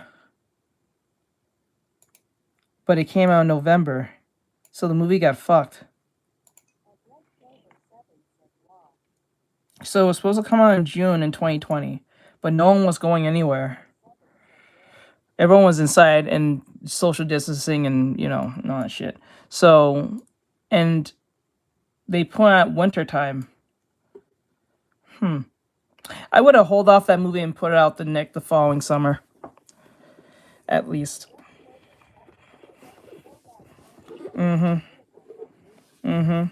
Remember, guys, Endgame came out in 2019. If Endgame came out the same year as this, nah, it would have met the same fate. I think Sonic movie came out the same year. I think of Endgame. When did the first Sonic movie? Okay, wait. First Sonic movie.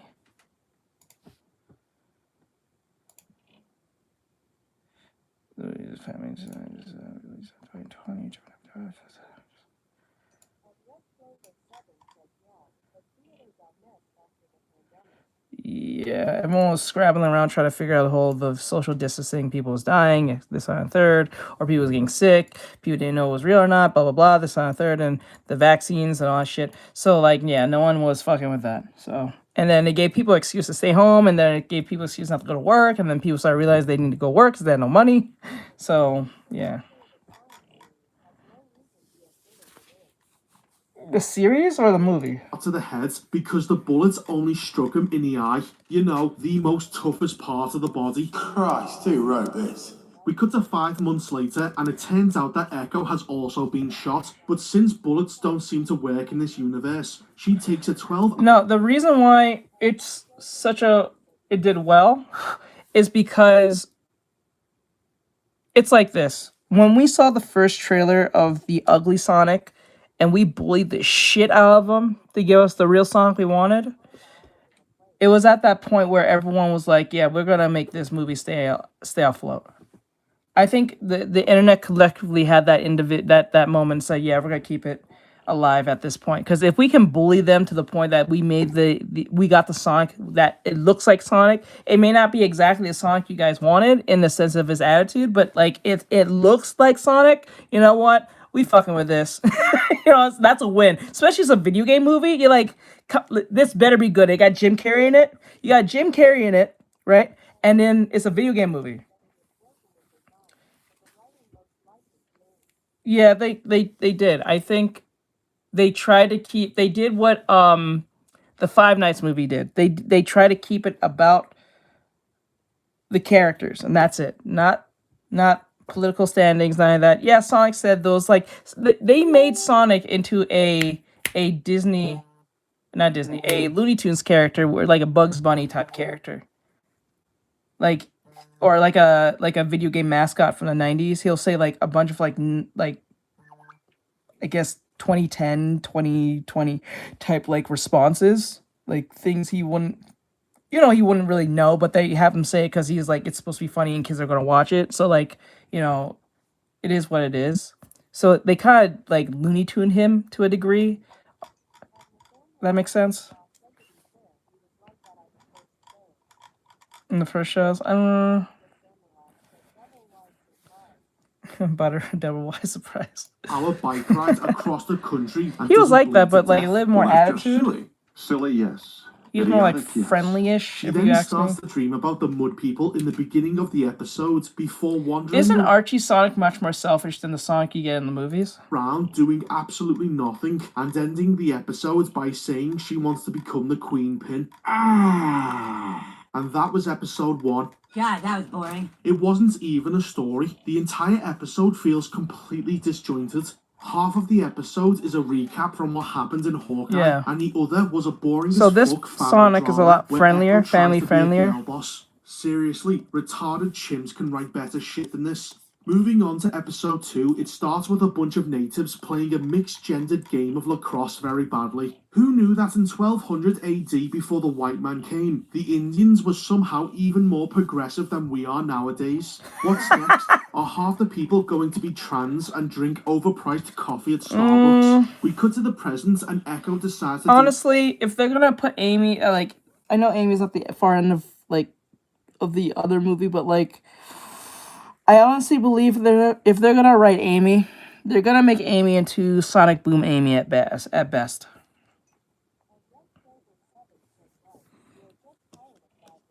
Yeah.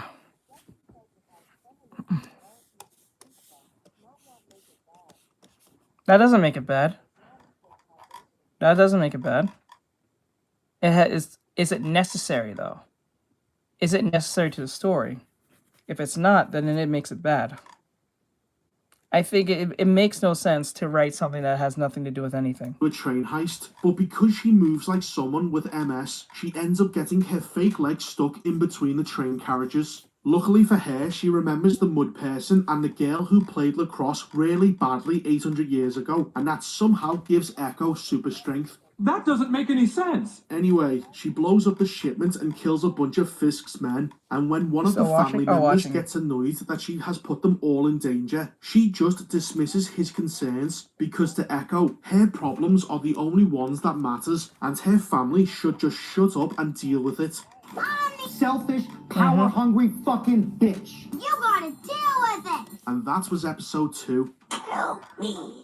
Episode 3 starts off with another feminist ancestor of Echo, who, because she is a woman, is not allowed to join a posse to stop criminals. But of course, this being Marvel, she absolutely hates the idea of being a mother and instead wants to be a killer, because that is somehow more empowering. What comes next might shock you. It has never been done before, it is so original, but the girl ends up showing all of the men how it's done and saves everyone from the bandits. Oh my god! Back to the present, Echo and her cousin end up getting captured by a man, Yes, I've seen the movie Holes with and Shia are LaBeouf. just left alone in a That's very storage room with no guards, all because the writers are shit at their jobs and cannot find a better reason for these two to interact. Fisk's men finally show up, and because she was left alone, she was able to construct a mini crossbow out of a bunch of rollerblades somehow, which she tries to use to escape. She doesn't get very far and ends up in another terribly choreographed fight, where once again she ends up getting captured. Unfortunately, she doesn't get executed and ends up getting saved by Fisk, who for no reason whatsoever still simps for Echo, despite the fact that she is a boring black hole of personality and she has already tried to kill him. Wilson Fisk in this show is nothing more than a grovelling simp, which is the very reason why he turns up later and begs Echo to come back to him. Fuck me, he is such a loser. If Echo had an OnlyFans, he would be a subscriber. Anyway, that was episode 3. It just keeps getting worse. Episode 4 begins with Fisk making an offer to Echo. He gives her till tomorrow to accept his offer, and Echo spends the rest of the episode just wandering around talking to her family members that nobody gives a fuck about. Finally, she meets her grandmother, who tells Echo that she has always been amazing ever since she was born. I don't give a fuck. The next day, Echo shows up to meet Fisk, and they have yet another pointless standoff that has zero tension, because we all know she is not going to kill him, before once again running away. Jesus Christ, is this show repetitive. The episode comes to a close with the Kingpin getting angry that his queen has escaped him. What are you, gay? Episode 5 shows Echo as a young girl attacking small animals with a slingshot. Shoot small animals for fun? That's the first indicator of a serial killer, you freak. The writers have done nothing to make Echo remotely likable. In fact, seeing how she treats people and is about as expressive as a spoiled potato, all Echo comes across as is a piece of shit and the true villain of the show. Oh yeah, her mother also has bullshit ancestor powers as well. Funny how none of her ancestor powers helped her survive a car crash. Also, if she can heal animals, then why didn't she heal both herself and Echo of being deaf? Oh right, being deaf makes them a part of the victim class, and thus much more better than regular people. That's just sad. Echo leaves her family behind, knowing exactly what kind of man Fisk is, but ends up getting reminded to come home by a magical woodpecker that uses Morse code to tell her to come back. Hold on. She gets back, and it turns out that her cousin also has the bullshit Brave Star powers that for some reason didn't stop her from getting captured 2 episodes back. Also, she has a brand new suit for Echo that seems to have appeared out of thin fucking air. Oh, how convenient! Later on that day, she once again confronts Fisk for the 3rd time, who has turned into a complete stalker as he threatens to blow up the festival if his queen does not leave I'm sorry, I can't engage with a child. Wilson, there's better women out there. Stop being such a simp. Anyway, in a moment of pure cringe, she, alongside her cousin and grandmother, get their powers from the ancestors we saw before, all of whom just so happen to be women. I'm sorry. The It's not that I'm not against the idea, it's just that beat everyone before entering Fisk's mind and telling him to let go of his toxic masculinity. That's alright.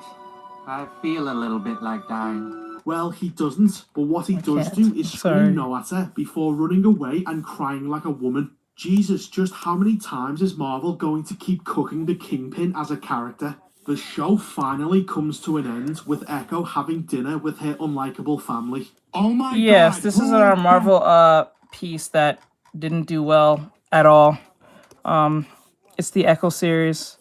I think a lot of people forgot, but it is connected to the Daredevil universe. So, no, that got taken down. Hell cares. Yeah, that's how bad it is. That's how bad it was. I don't like it very much, but then again, there's nothing you can do. I don't think it's gonna end well. Or Netflix is known to be extremely woke as fuck, but like, I don't know. Maybe they might do a good job.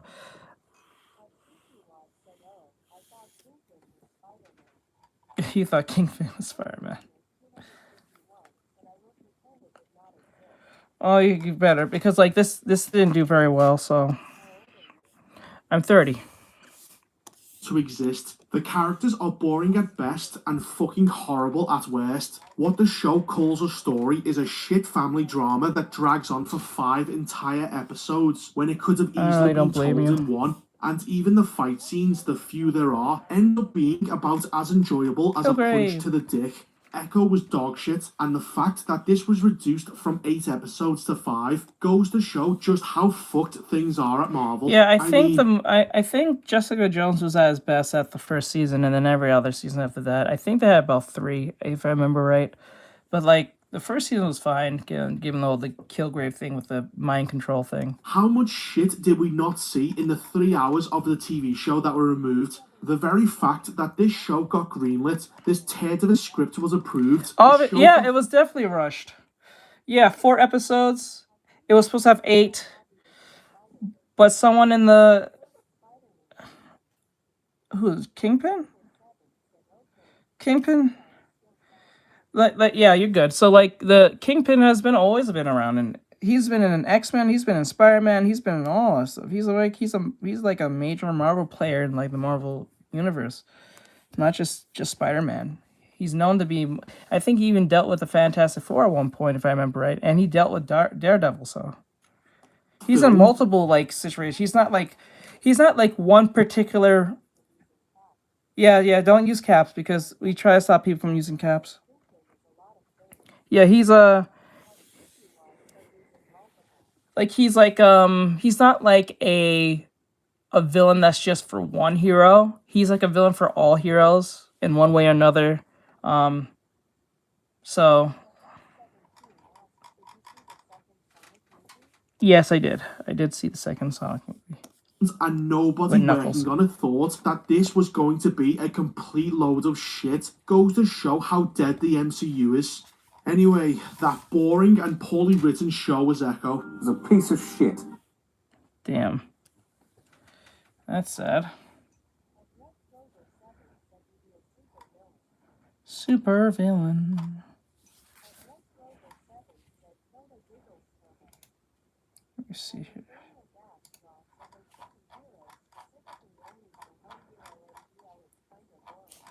Well, there's always a hero for one hero. So, like, just use an example.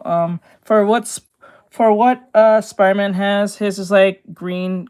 For Spider-Man, it's Green Goblin. Batman is like the Joker. Superman, it's like, I guess, Darkseid.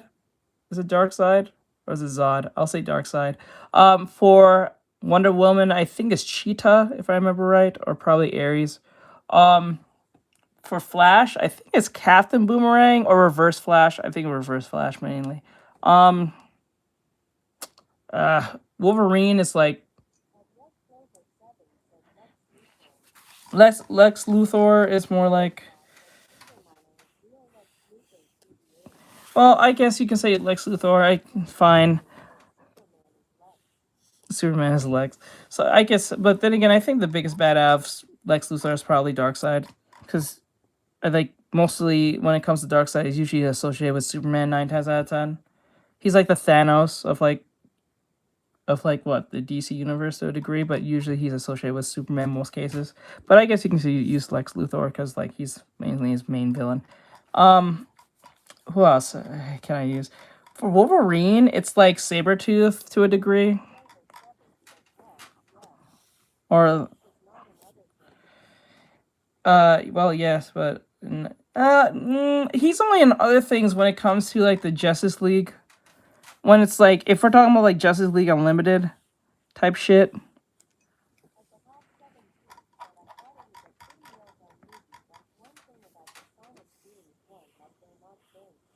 Yeah, they're not cringe because like, I don't know, it doesn't come off as cringe because, well, how can I explain this?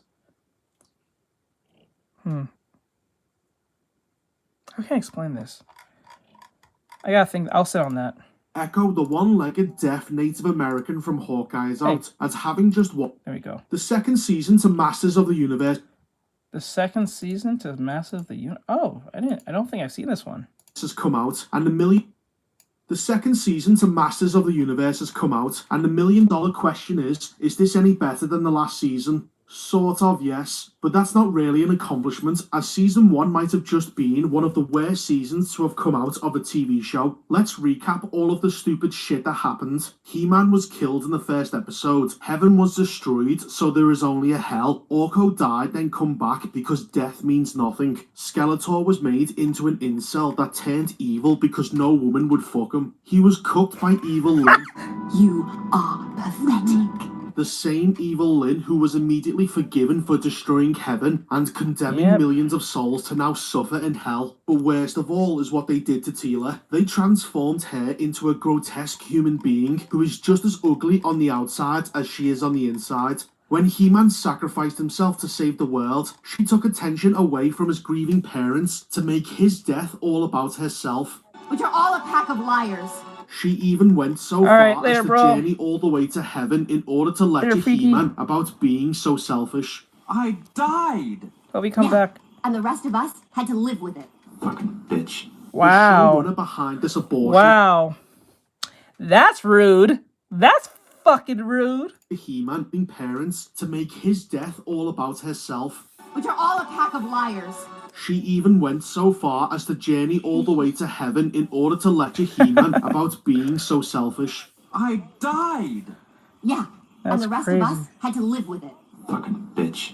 The showrunner behind this abortion is Kevin Smith, who used to style himself as a Hollywood outsider. Well, he has revealed to all of us who he really is. Freaky. Turns out he wasn't a man at all, but a next. spineless rat that has simply shed his skin suit and joined ranks with the groomers in Hollywood, begging for any scraps they can throw him. And what was his reward for completely destroying his reputation? Well, he was given the opportunity to make a He-Man animated show, a series that died before it even began. I think so. I think that's Kevin from the Smith meme. said that he does not regret making the retarded decision to sideline He-Man in his own show in favour of pushing Teela, who looks more like a man than He-Man does. Kevin defends this terrible choice, saying that it was an interesting idea that he wanted to follow, and not him going, let's break the franchise. I don't believe you. So let me get this straight. His defense for fucking up the show is not that he was being malicious, but that he was such a fucking idiot. He genuinely thought that killing off He-Man in He-Man was a good idea. Fucking idiot. Imagine you go watch a Superman movie and Superman dies in the first 5 minutes of the movie and everything's about not Superman. Everything's happening without Superman. But you came to watch a movie about Superman. The first 5 minutes. Imagine that. Imagine you go watch a Dragon Ball movie about Goku and them, and Goku dies in the first 5 minutes. And then the world is saved by Yamcha. This is a Yamcha movie, peoples. He doesn't even pull a Shaggy Instinct like nonsense. It just saves the day. I will watch it about Lex. Well, that's one thing is about Lex. People will watch that because he's actually a player character. But think about that. No. Wait. Which one? Wait. In what way? Are you talking about when he got killed in Dragon Ball Z? He goes on to say, it wasn't as if Mattel or Netflix was saying, here man, go kill a franchise for us. And I agree, they probably thought that they were hiring someone who was an actual fan of He-Man. Somebody that was... They would... Yeah, he has died so many times. Let me see. What are you talking about? What movie he died in? There's no way. Unless you're talking about the one when he's in Broly. He's not part of the whole movie until the very end. Wait, are you talking about the one with Broly? Where Gohan and Goten fights Broly? Are you talking about that one? I think that's what you're talking about. Respected by the fans and could be trusted to make a competent show. Not that you would fucking kill him in the first episode, make Tila a cunt. No, that's different. That's way different. I'm pretty sure in the movie, the movie trailer, they let you know that.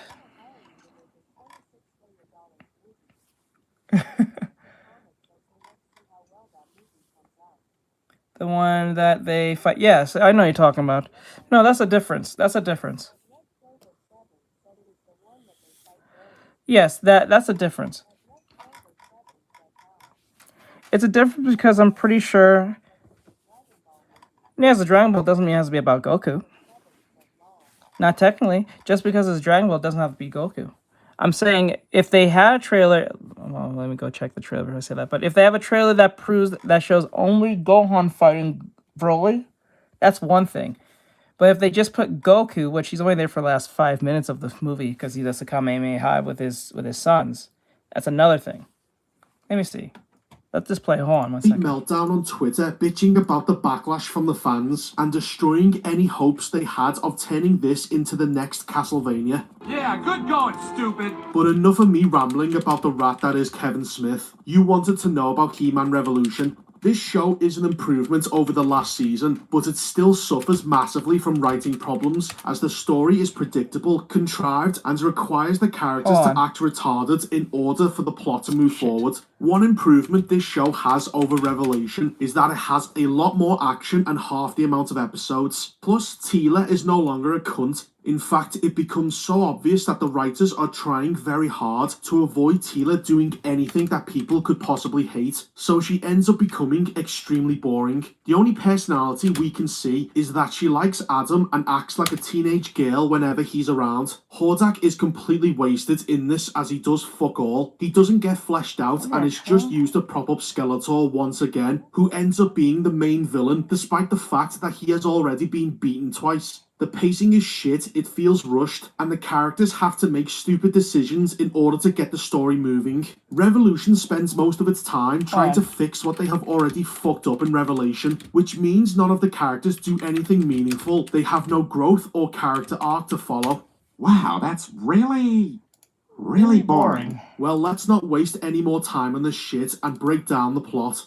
Episode 1 begins with He-Man fighting Scareglow in order to save his friend's souls which are burning in hell. This part of the show is decent as this is exactly what people wanted in the first place. He-Man kicking ass and not his girlfriend. They end up succeeding, but it turns out that his father, King Randor, is dying. Tila can easily save him, but for some reason the king refuses. He stops her and says something stupid, which is that death comes for us all. Well, it doesn't have to come for you right now. You're not even that old. You're just turning grey. Why is he choosing to die so young? I don't know. Maybe he wanted off the show as fast as possible. I know I would.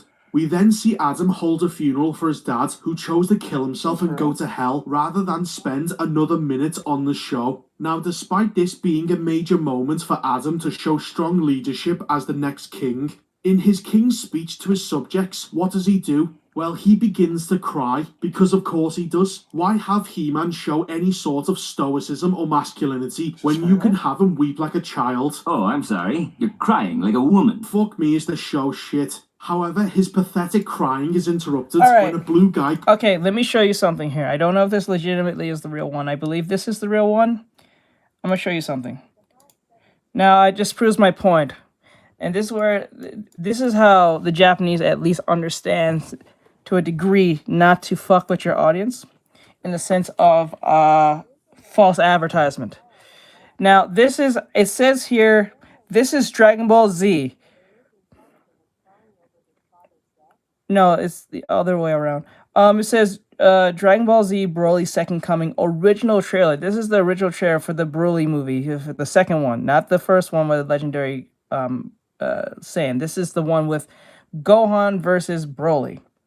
And it's look, this is how it goes.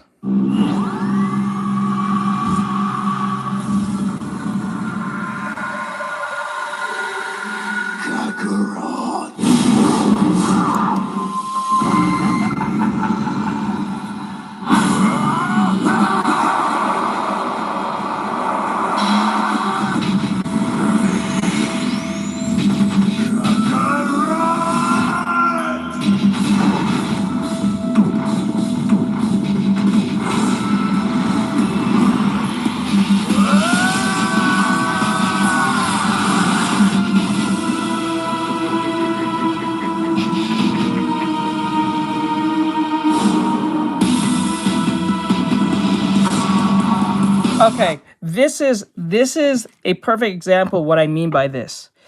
You see what they show in the trailer, you see nothing but Gohan and Broly. There's no mention of Goku. Yes, he's at the last 5 minutes of the movie, but there's no Goku in sight. Yes, he said Kakarot, but it is what it is. But then again, you only see Gohan, and this is older Gohan. So this means Goku's dead. This indicates to you Goku's dead, Cell is gone. So this is, you know what I'm saying?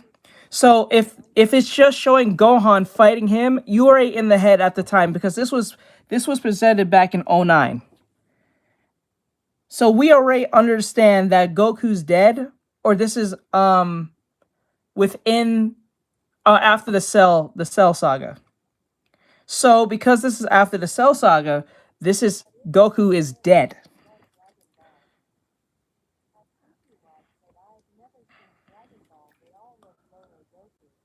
They all look like Goku. So that proves to, like, I'm now imagine they made a movie, they show Goku throughout this entire trailer thinking, okay, Goku's gonna fight this dude. And then you find out not only it's just Gohan fighting him, but at the last 5 to 2 minutes, it's just Goku there. They didn't even show Goku at all. You know what I'm saying? They didn't show Piccolo. They didn't show no one else other than him and Gohan. So that proves to you what you're getting in this movie. Especially in 2009. Because usually back in those days when they made a movie, it usually was what you're getting. They don't do no switch and bait type nonsense back then. It's what you see, it's what you pay for. These days, they do that bait and switch shit where the main character you see ends up being not who you get to see throughout the whole movie. You don't see him till like the far end, middle, or something happens to him that makes him so nerfed that he's not either dead or he's dead. So using that as an example was a horrible example. So, you know what I'm saying? So, I think the perfect example of this was Scott Pilgrim versus the World. You thought you was gonna watch Scott Pilgrim fight these exes, right? Came to find out the first episode, the boy dies.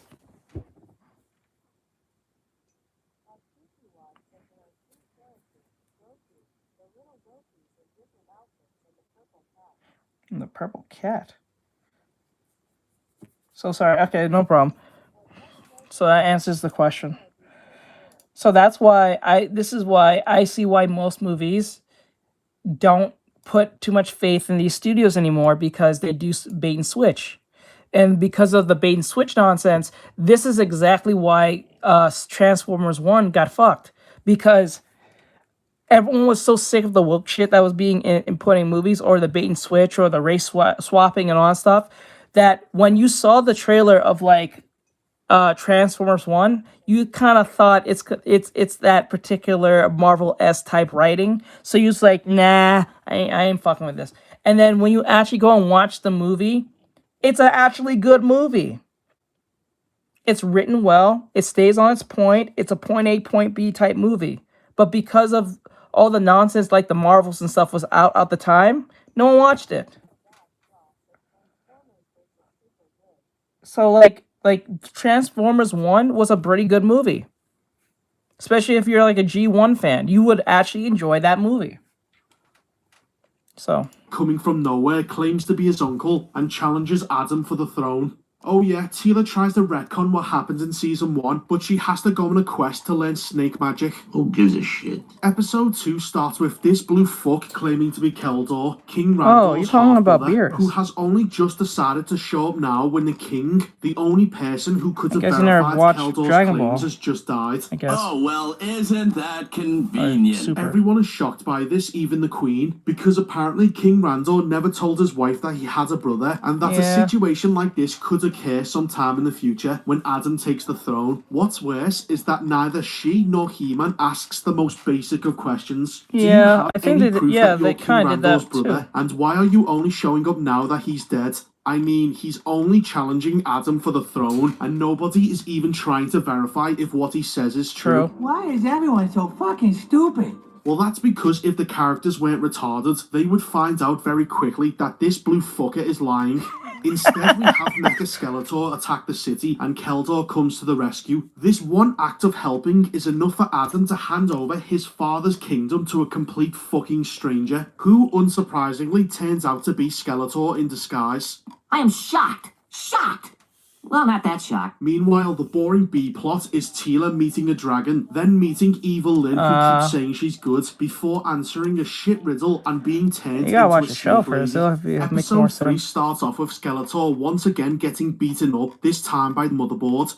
She squeezes his head, and this somehow makes Skeletor remember that he was in fact Keldor. Wait, if Keldor is real, then why are there no records or witnesses to back up his claim? And is it really that easy to cure amnesia? Just squeeze somebody's head like a fucking orange. I don't believe that man's ever been to medical school. Anyway, He-Man is sent away on a mission by Keldor, who then gets the black chick nobody remembers the name of to start putting chips in citizens to make them feel better. This black chick doesn't find this suspicious at all. It's only his second day and he's already beginning to tag people. She ends up being shocked when it turns out that Keldor has turned all of the citizens into slaves. Well, good going, stupid. He-Man ends up realising that he was a complete fucking idiot for trusting Keldor, a complete stranger, but is too late to stop him as Hordak invades the planet and Motherboard takes Grayskull, which nerfs his powers. Episode 4 once again has Adam be a damsel in distress that needs to be rescued, this time by the black chick that nobody likes. You may be thinking, how exactly did she sneak around a palace jail which should be heavily guarded, especially since Hordak has landed his army here and the entire palace grounds is filled with zombies?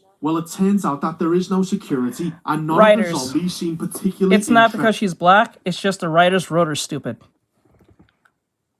You know what I'm saying? That's the problem. It's not because she's black, it's just because they written her stupidly. Forever looking girl, and she has the mental illness shave haircut thing going on. In stopping her. Actually, I wouldn't say mental illness cut hair. It's more look like what's that one character from Apex? And none of the zombies seem particularly. Yeah. What's that chick from Apex? Oh my gosh, starts with a B. She's the soldier chick. I forgot her name.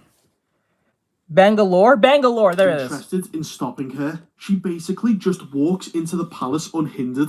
That's so fucking lazy. Wow. Skeletor goes on to kill Motherboards before then killing Hordak, who was completely wasted in the season as he accomplished fuck all despite the fact he's supposed to be this great conqueror.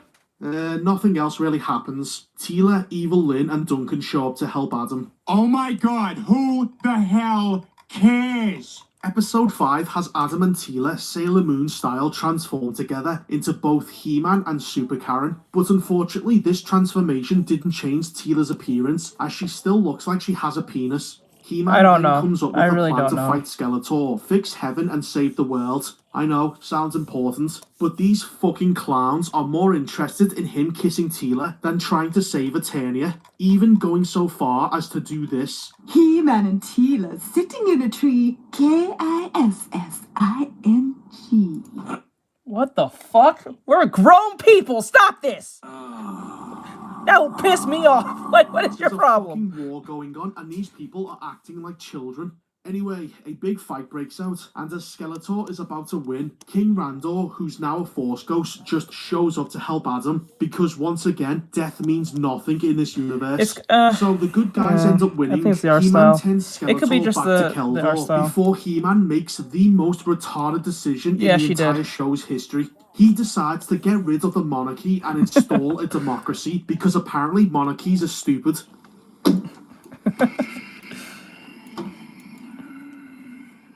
What the fuck are you talking What in heaven's name are you talking about? There is absolutely no way Eternia could support a democracy. It doesn't have the infrastructure, nor the rule of law, or even the ability to secure elections. Can you imagine how fast... I'm gonna say yes, this is for adults, because I don't know any, like, Gen Z or even Gen Alpha kid who knows anything about He-Man at all.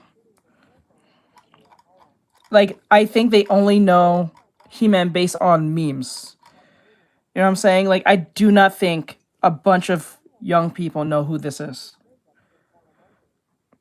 Me neither, to be honest. I have not heard anyone say that anymore. I don't even think young kids say that shit anymore, too. This place would rip itself apart and break out in civil war. Fuck me, this kingdom would turn into Soviet Russia or Communist China, and everybody would be starving. This complete idiotic decision leads me into another problem I have with the show. All season, Adam has been told that he must make a choice between being He-Man or being a king, despite there being no legitimate reason as to why he can't be both. Some of history's best kings have fought on the front lines many times, but let's just ignore all of that for a minute and focus on what the writers have tried to set up. Every time Adam chooses to let go of his responsibility to be king... No, I don't think it's masculine to cry. I think it's just normal to cry.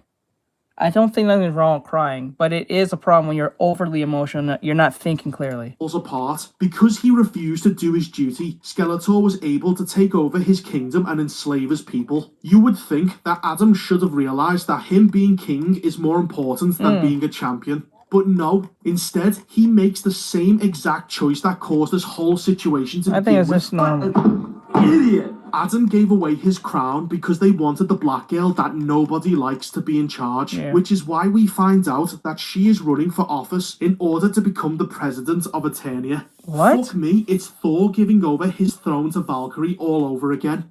You can't get it! The show ends with Evil Lyn joining a council of galactic protectors who for some reason did not protect the galaxy from Hordak or his empire. Teela and He-Bitch begin a relationship, even though I have seen pornos with way more romance than these two share. And finally, we see a female Hordak healing male Hordak, saying that he's going to come back again, because death means nothing in this universe. This is just another pointless cliffhanger for a 4th season, which I hope never gets made. And that was Masters of the Universe. That was terrible. Revolution is only marginally better than Revelation. It's still retarded, poorly written and rushed. Hordak was wasted. He-Bitch is a retard. Evil Lyn keeps repeating the same character arc, which is her saying that she is evil and everybody else saying that she is good. And despite trying to end on a positive note, Adam has introduced democracy into a medieval kingdom, which will no doubt... someone did ask if they have, I got you, but like I got one more. Someone asked about, well, bad and good. He actually has 2 reviews on 2 good shows. But the funnier ones are the ones when he's ripping into them. Let me see. Let me see here. Someone asked about the Marvels. I'm gonna play that one and then we'll go play game. We might play some game today. Cause I'm pretty much done. I finished up the line work. Thank God.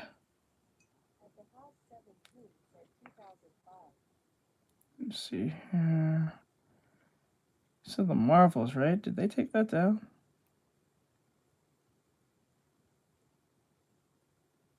Here it is. The Marvels is an awful movie. We'll do this one, then we'll go play the first Repo. one was also terrible. It should not have come as a surprise to anyone. The All right, story bro. is incredibly stupid. The special effects look half-finished. The characters have no chemistry between each other. And the main villain looks like she has a mental illness and was allowed to dress herself unsupervised. The movie is just a convoluted mess, and considering just how bad the pacing and jump cuts are, you can tell that this was butchered in the editing room, which is probably why it's the shortest MCU runtime to date. People know things they shouldn't know, talk about shit without any context, characters fly across the galaxy in a matter of moments, and the flow of the movie feels like a lot of scenes stacked up against each other without a through line weaving them into a cohesive story. None of the characters are remotely likable. They have no character arcs and are the same person at the end of the movie as where they began. The film is also incredibly boring because they are never in any real danger throughout the movie, and the fight scenes they have range from bad to shit. There's also plenty of cringe dialogue, with Miss Marvel acting like a creepy stalker that... Before I keep going with this, I tell you something. I think I still like this one. I feel like this one's missing something. I gotta do something with this. Something about maybe. Let me see. I think it's the pose overall. I think it's the pose. Something about the inside doesn't really make a lot of sense.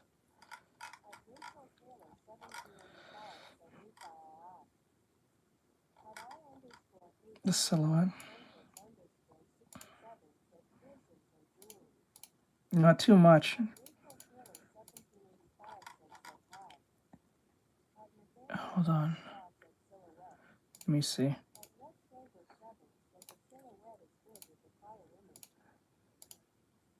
Let me see.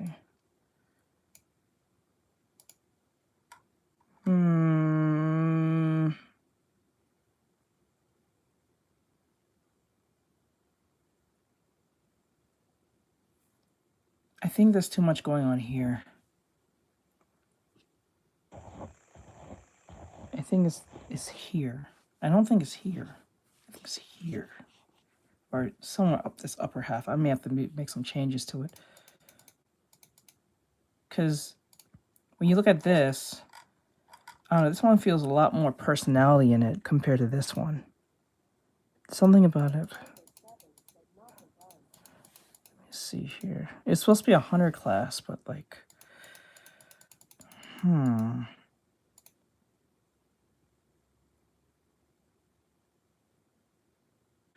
Oh, it is the gun. The gun needs to be... I know what the gun needs to be. It should be on the... Okay. It's the gun. Yeah. The gun needs to be moved up.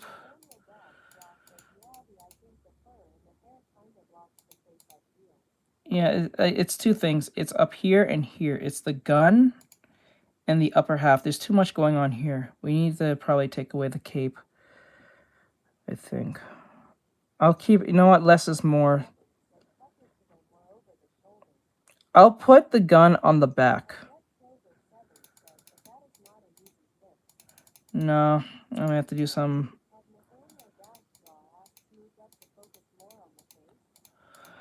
It's... I would take away the cape and keep the fur on one side of the... I'll put the fur here, not here. And then take away the cape, put the fur here, and put the shotgun on the back.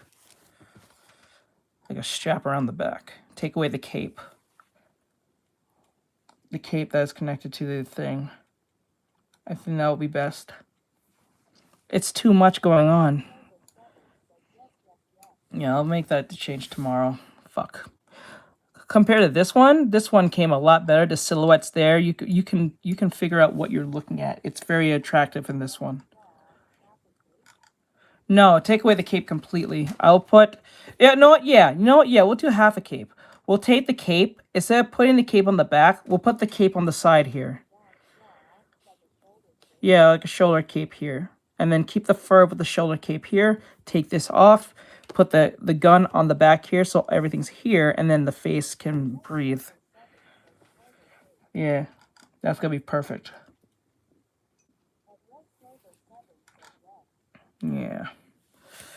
May have to change the arm placements, but hey, it'll be fine. Wants to fuck Carol Danvers. They even have Monica and Carol act like jilted lovers when they meet up. So with how everyone was behaving, you'd think that there was going to be a three-way, but unfortunately there wasn't, as that would have been the only good scene in the entire film. The plot is dumb as fuck, and the rules they establish, such as characters swapping places whenever they use their powers, are inconsistent, because there are plenty of times they do use their powers and they never trade places. It's probably because the writers realise that they can't do any fight scenes without them, so they selectively choose when they work. They also never do anything interesting with the three of them trading places, like setting up a simple trolley problem where the three main characters need to save three different people in three different locations. And because using the powers at the same time would prevent them from saving anyone, one of them would have to make the decision to let someone die in order to allow the other two to be rescued.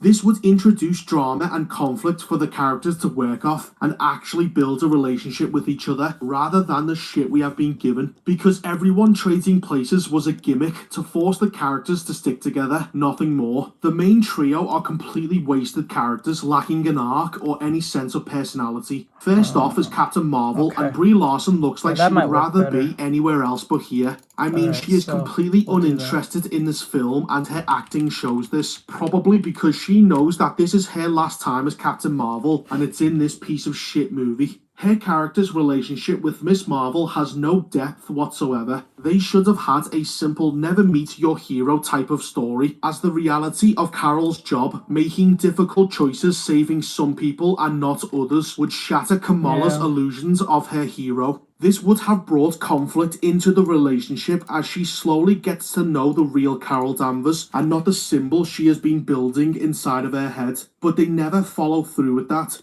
There is only one moment in the movie where she has to disappoint Kamala by leaving people behind, but the film never does anything with this, and I feel that this is the result of having three main protagonists, which leads me into Monica Rambeau. Now, she is not horrific or annoying. In fact, she really isn't anything because she barely leaves an impression. She should have been cut out of the story and given all of that time to Kamala and Carol, as she is just a blank slate with nothing to offer and nowhere to go. The only story she has is that she holds a grudge against Carol Danvers for leaving and not coming back, but they get over this almost immediately, and she has nothing else to do for the rest of the film. She develops no relationship with Kamala at all. They might as well be strangers to each other. Next up is Kamala Khan, who was never a fighter in her own show, but now she can do kung fu and can even beat people up with a scarf. She has had a TV show and a movie, and we still don't know the answer as to why she has such an unhealthy obsession with Captain Marvel. Kamala also serves as comic relief for most of the movie, and she is fucking horrendous, as all she does is just scream, act awkward, and says cringe dialogue about how much she absolutely gushes over Captain Marvel, and I can't see why anyone would do that. Then there's Nick Fury, who continues to be a joke and barely does anything in this movie. Samuel Jackson at this point must not give a shit beyond collecting a paycheck, as he just keeps showing up in movies and TV shows that just absolutely rape Nick Fury's character. And finally, we have the villain, Dar Ben, or Ben Dar, or whatever the fuck she is called, as it doesn't matter because she is just female Ronan, the Me Too accuser. And besides looking like a hobo with her stupid grill, her grand plan is retarded and it doesn't make any sense. She is barely a character, and even though the writers try to make her come across as intimidating, what she really comes across as is cringe. The science behind this movie is fucked as well. I understand this being the MCU, the science was never going to be realistic, but the film takes the piss as we see planets who have been without an active sun for years just get a little dark. They don't freeze over or just hail off into space as there is no longer gravity. No, the only effect from the sun disappearing is that the days just aren't as bright. That's fucking stupid. But what's even more shocking than that is how terrible everything looks when the budget is $270 million. How did I spend that much money? Now you've got to wonder what they spent that money on, because it clearly wasn't on the film. Now, with all that said, let's run through the dogshit plot. It begins with female Ronan finding the other half of Kamala's bracelet before meeting up with the Skrulls for a council. She explains that when Carol killed the high intelligence that governed their planet, the Kree fell into a civil war that fucked up the entire atmosphere. Also, the sun has stopped working. Why?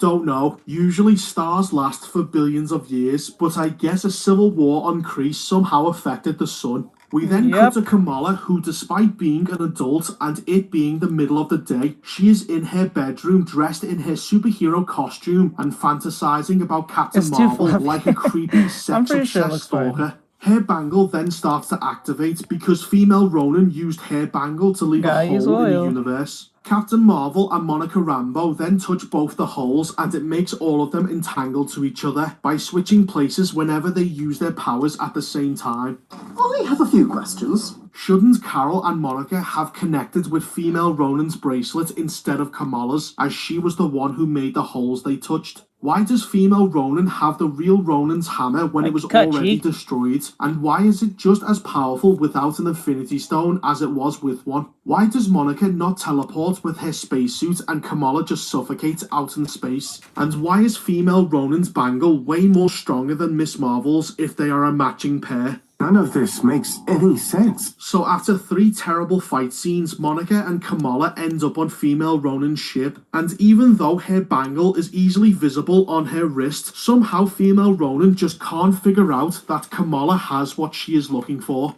What are you, fucking stupid? Now, despite Carol being on Earth and them being on another planet, God knows how far in the universe, Carol somehow manages to fly to them in less than a minute and without any navigation. What? Female Ronan then jumps off the ship and everybody follows before she opens a portal and then sucks up the planet's atmosphere. So as we see the portal sucking in ships and collapsing stone, people can somehow just walk around without being vacuumed up into space. How? Fuck if I know. So they managed what made it even more worse is that Brie Larson told a bunch of white men not to watch their movie because they said this is not made for them. The irony in that, they said, technically they were saying it's for people of color or women or probably people who are LGBT or orientation-wise. It came to find out statistically that all white men, majority of most white men, went to go see this movie. And then not even white women went to go watch this movie. Not even women of so-called color didn't go see this movie. White men specifically went to go see this movie. Even though the movie bombed, more white men went to go see this movie than women who they made this for went to go see this movie. So that tells you everything right there. This is why you don't write woke shit. Escape and rescue some Skrulls, and Carol decides to contact her best friend Valkyrie because they are both equally unlikable. So despite never having spoken outside of this scene, she wants her to take the Skrulls back to Earth as refugees. I guess none of the writers have watched Secret Invasion because there is a massive another thing, they also hired a woman. Also, they also asked a woman, a black lady, to write this.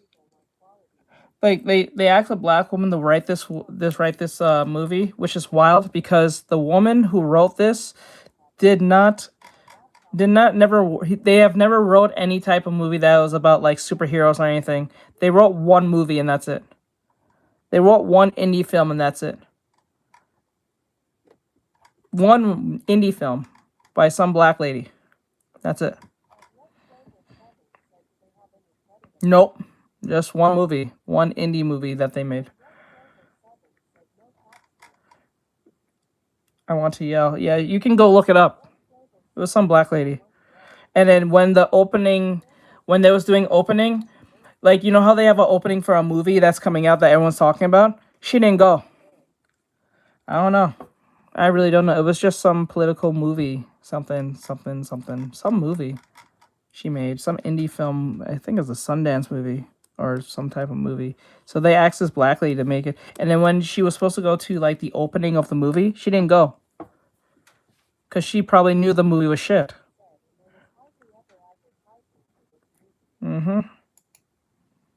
War going on at Earth right now, so it's not exactly the safest place for them to go. Also, why are they asking Valkyrie for help, as New Asgard is a settlement offered by the Norwegian government? They have no say in immigration, it's Norway that does. So what she is really doing is trafficking aliens onto the planet without telling anyone. Carol, Kamala and Monica discuss what exactly female Ronan is going to do next, and they come to the conclusion that she is harvesting certain...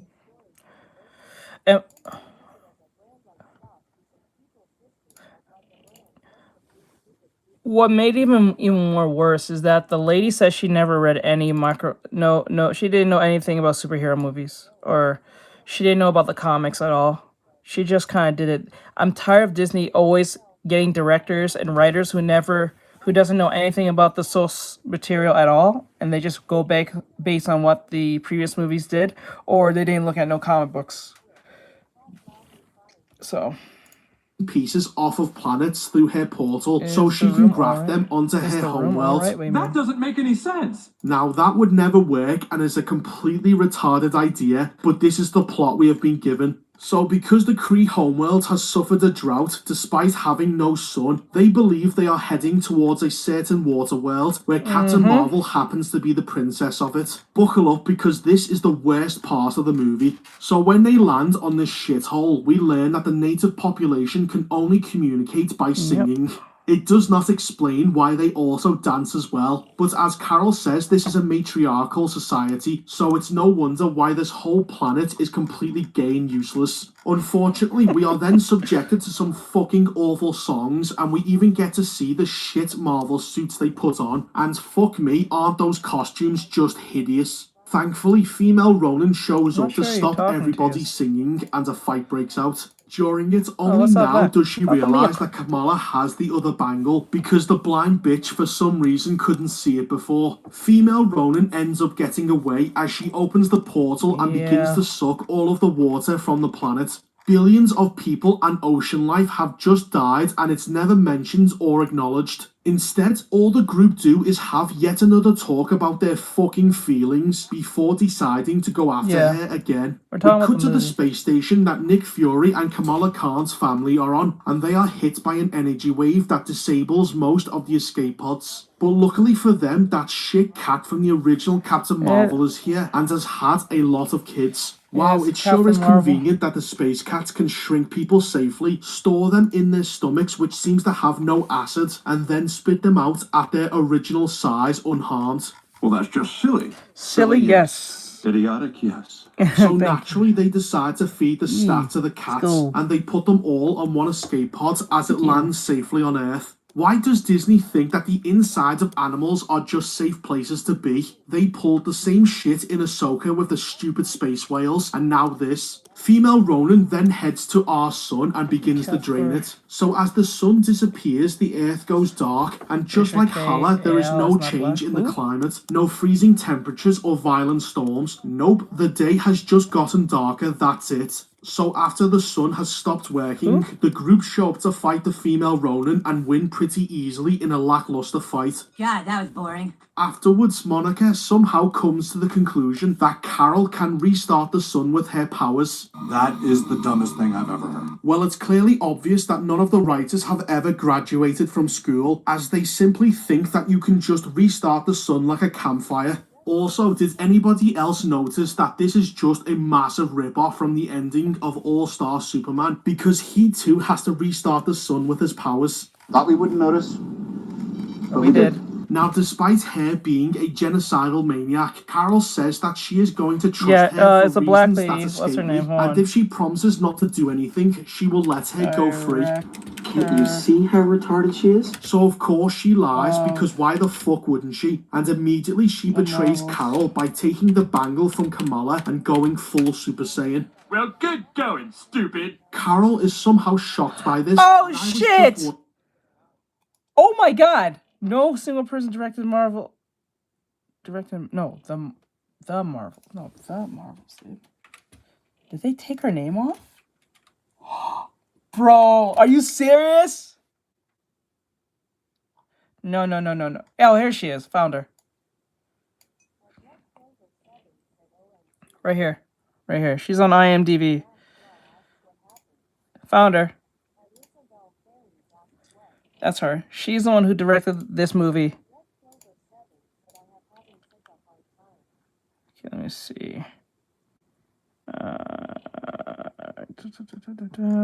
Filmmaker. Yeah. The Marvels. Let me see. Filmmaker. 1 sec. IMDb. Yeah, not Miss. No, not Miss Marvel. No. That's a different movie. No, I don't think she did. I do not think she did.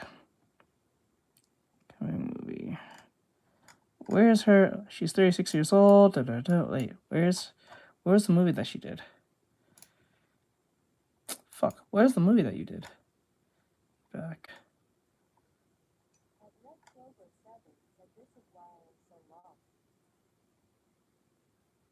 Hold on. Yeah, they did. There's too many people doing that. Okay, photos. Oh, she did a few other movies. There was only mention of one. She did Little Woods, Candyman, Ghost Tape, Hedda. I don't know what that is. Celeste and Livelihood. Or Livelihood. Oh, she did a screenplay written. She written. Okay, so she did 1, 2. No, she only wrote 2 movies. No, they did not. 5.7, 3.5, 5.5, 5.9, 6.2, 4.6. What, Liz? Where are you, Liz? Elizabeth was asking questions. By the way, I don't know if you saw what I said, but I talked to my parents and I'm getting the yeah, let's go. Get that tablet. Get that tablet. Hopefully it does you well. Make sure you have a computer. If you have a laptop or a computer, you're gonna need that.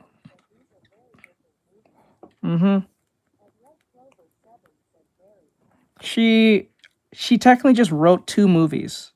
So it was The Marvels and then The Little Woods.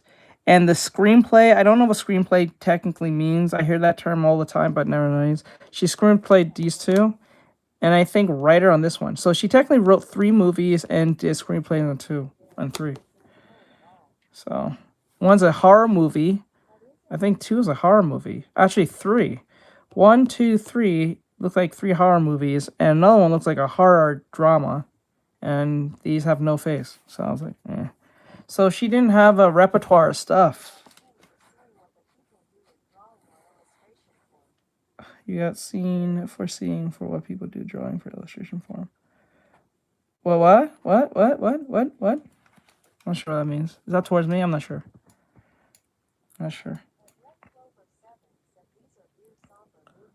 Wondering, what the fuck did you think was going to happen? She is a psychotic, genocidal murderer. Why exactly would she have a change of heart now? This extremely contrived moment ends up being There is a scary however. Marvel movie.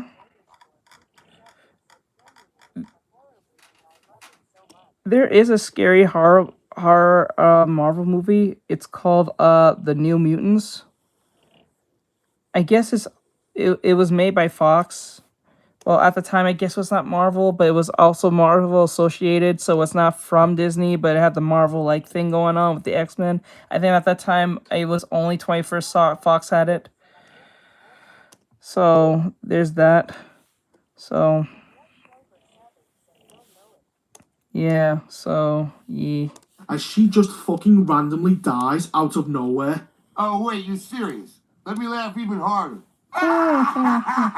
The whole point of getting both bangles in the first place was so that she could restart her own son safely and not die. But that turned out to be bullshit, as the bangles just turned her into ash and opened up the multiverse. So if the whole open, Monica somehow comes to the conclusion it was that called to The New close it, Mutants. she must turn into Monica it was supposed the to be like White a horror by having the other 2 charge X-Men her like movie. a battery. Why? And how exactly did Monica know she could do this? Fuck if I know. She can just do anything the plot says she needs to. So the rift ends up getting closed and she is trapped on the other side. I don't give a fuck. The film ends with Miss Marvel and her family getting a new home before she goes on to try and recruit Kate Bishop for a dog shit Young Avengers team up. No! God, please, no! No! Okay. No! There's also a pointless after-credit scene of Monica Rambeau showing up in the X-Men universe. She meets her mother, who is called Binary, but by the looks of it, she is probably non-binary. Oh, and we have a shit cameo from a CGI beast. Who the fuck cares? So that was the Marvels. Who made this monstrosity? The film fails at every level of storytelling, as none of the characters experience any growth. Fuck all was accomplished, and worst of all, it was fucking boring to watch. The MCU is fermenting into shit in front of our very eyes, and there is no hope for the future of it if they keep making abominations like this. Watching the Marvels was a chore to get through, especially the song and dance scene, which I felt like it was never going to end. Surely this scene is so fucking painful to watch that it's going to be used by the CIA to torture prisoners. Anyway, that was my review on the Marvels. It's a piece of shit. Alright guys, we're done here. So with that said, we're gonna go play some, I guess continue our game of, what do you call it, Repo. So we're gonna go play game. If you guys want to be part of that, you can follow me on the... It's alright. It's alright. We're done now. We're gonna go play games. So if you guys want to stick around with that... Games. Gotcha. So, no problem, guys. I appreciate all of you opinions, whether it's agreeing or not. I take all opinions here. I don't discriminate against their opinions, even if it doesn't agree with mine or not. That's what open dialogues are for. All right, so if you guys want to follow us, we're gonna be playing game. We're gonna be playing some Repo. We're on over here. No problem. So we're going to be playing game on Repo, so you can follow me here on YouTube. I will not be playing on YouTube, on TikTok, for obvious reasons. So come over here on thing, follow it. We only have 45 subscribers, trying to build that gaming channel and all that stuff. Thank you, I appreciate it. So I do appreciate it. Well, I'm going to be adding a lot more content over here as well on the gaming channel and stuff, so we're trying to build that up. So with that said, it's in the descriptions as well, so you don't have to go look for it. It's called Artextric Games with G-A-M-E with a Z. I know, very original, but it is what it is. So yeah, I'm out of here, guys. Have a great night. Thank you guys for coming. We'll make the adjustments to this character another time, but tomorrow we will focus on this. We will have to get this animation out of the way. We'll finish this animation tomorrow. All right. So with that said, I'm out. Bye-bye, guys.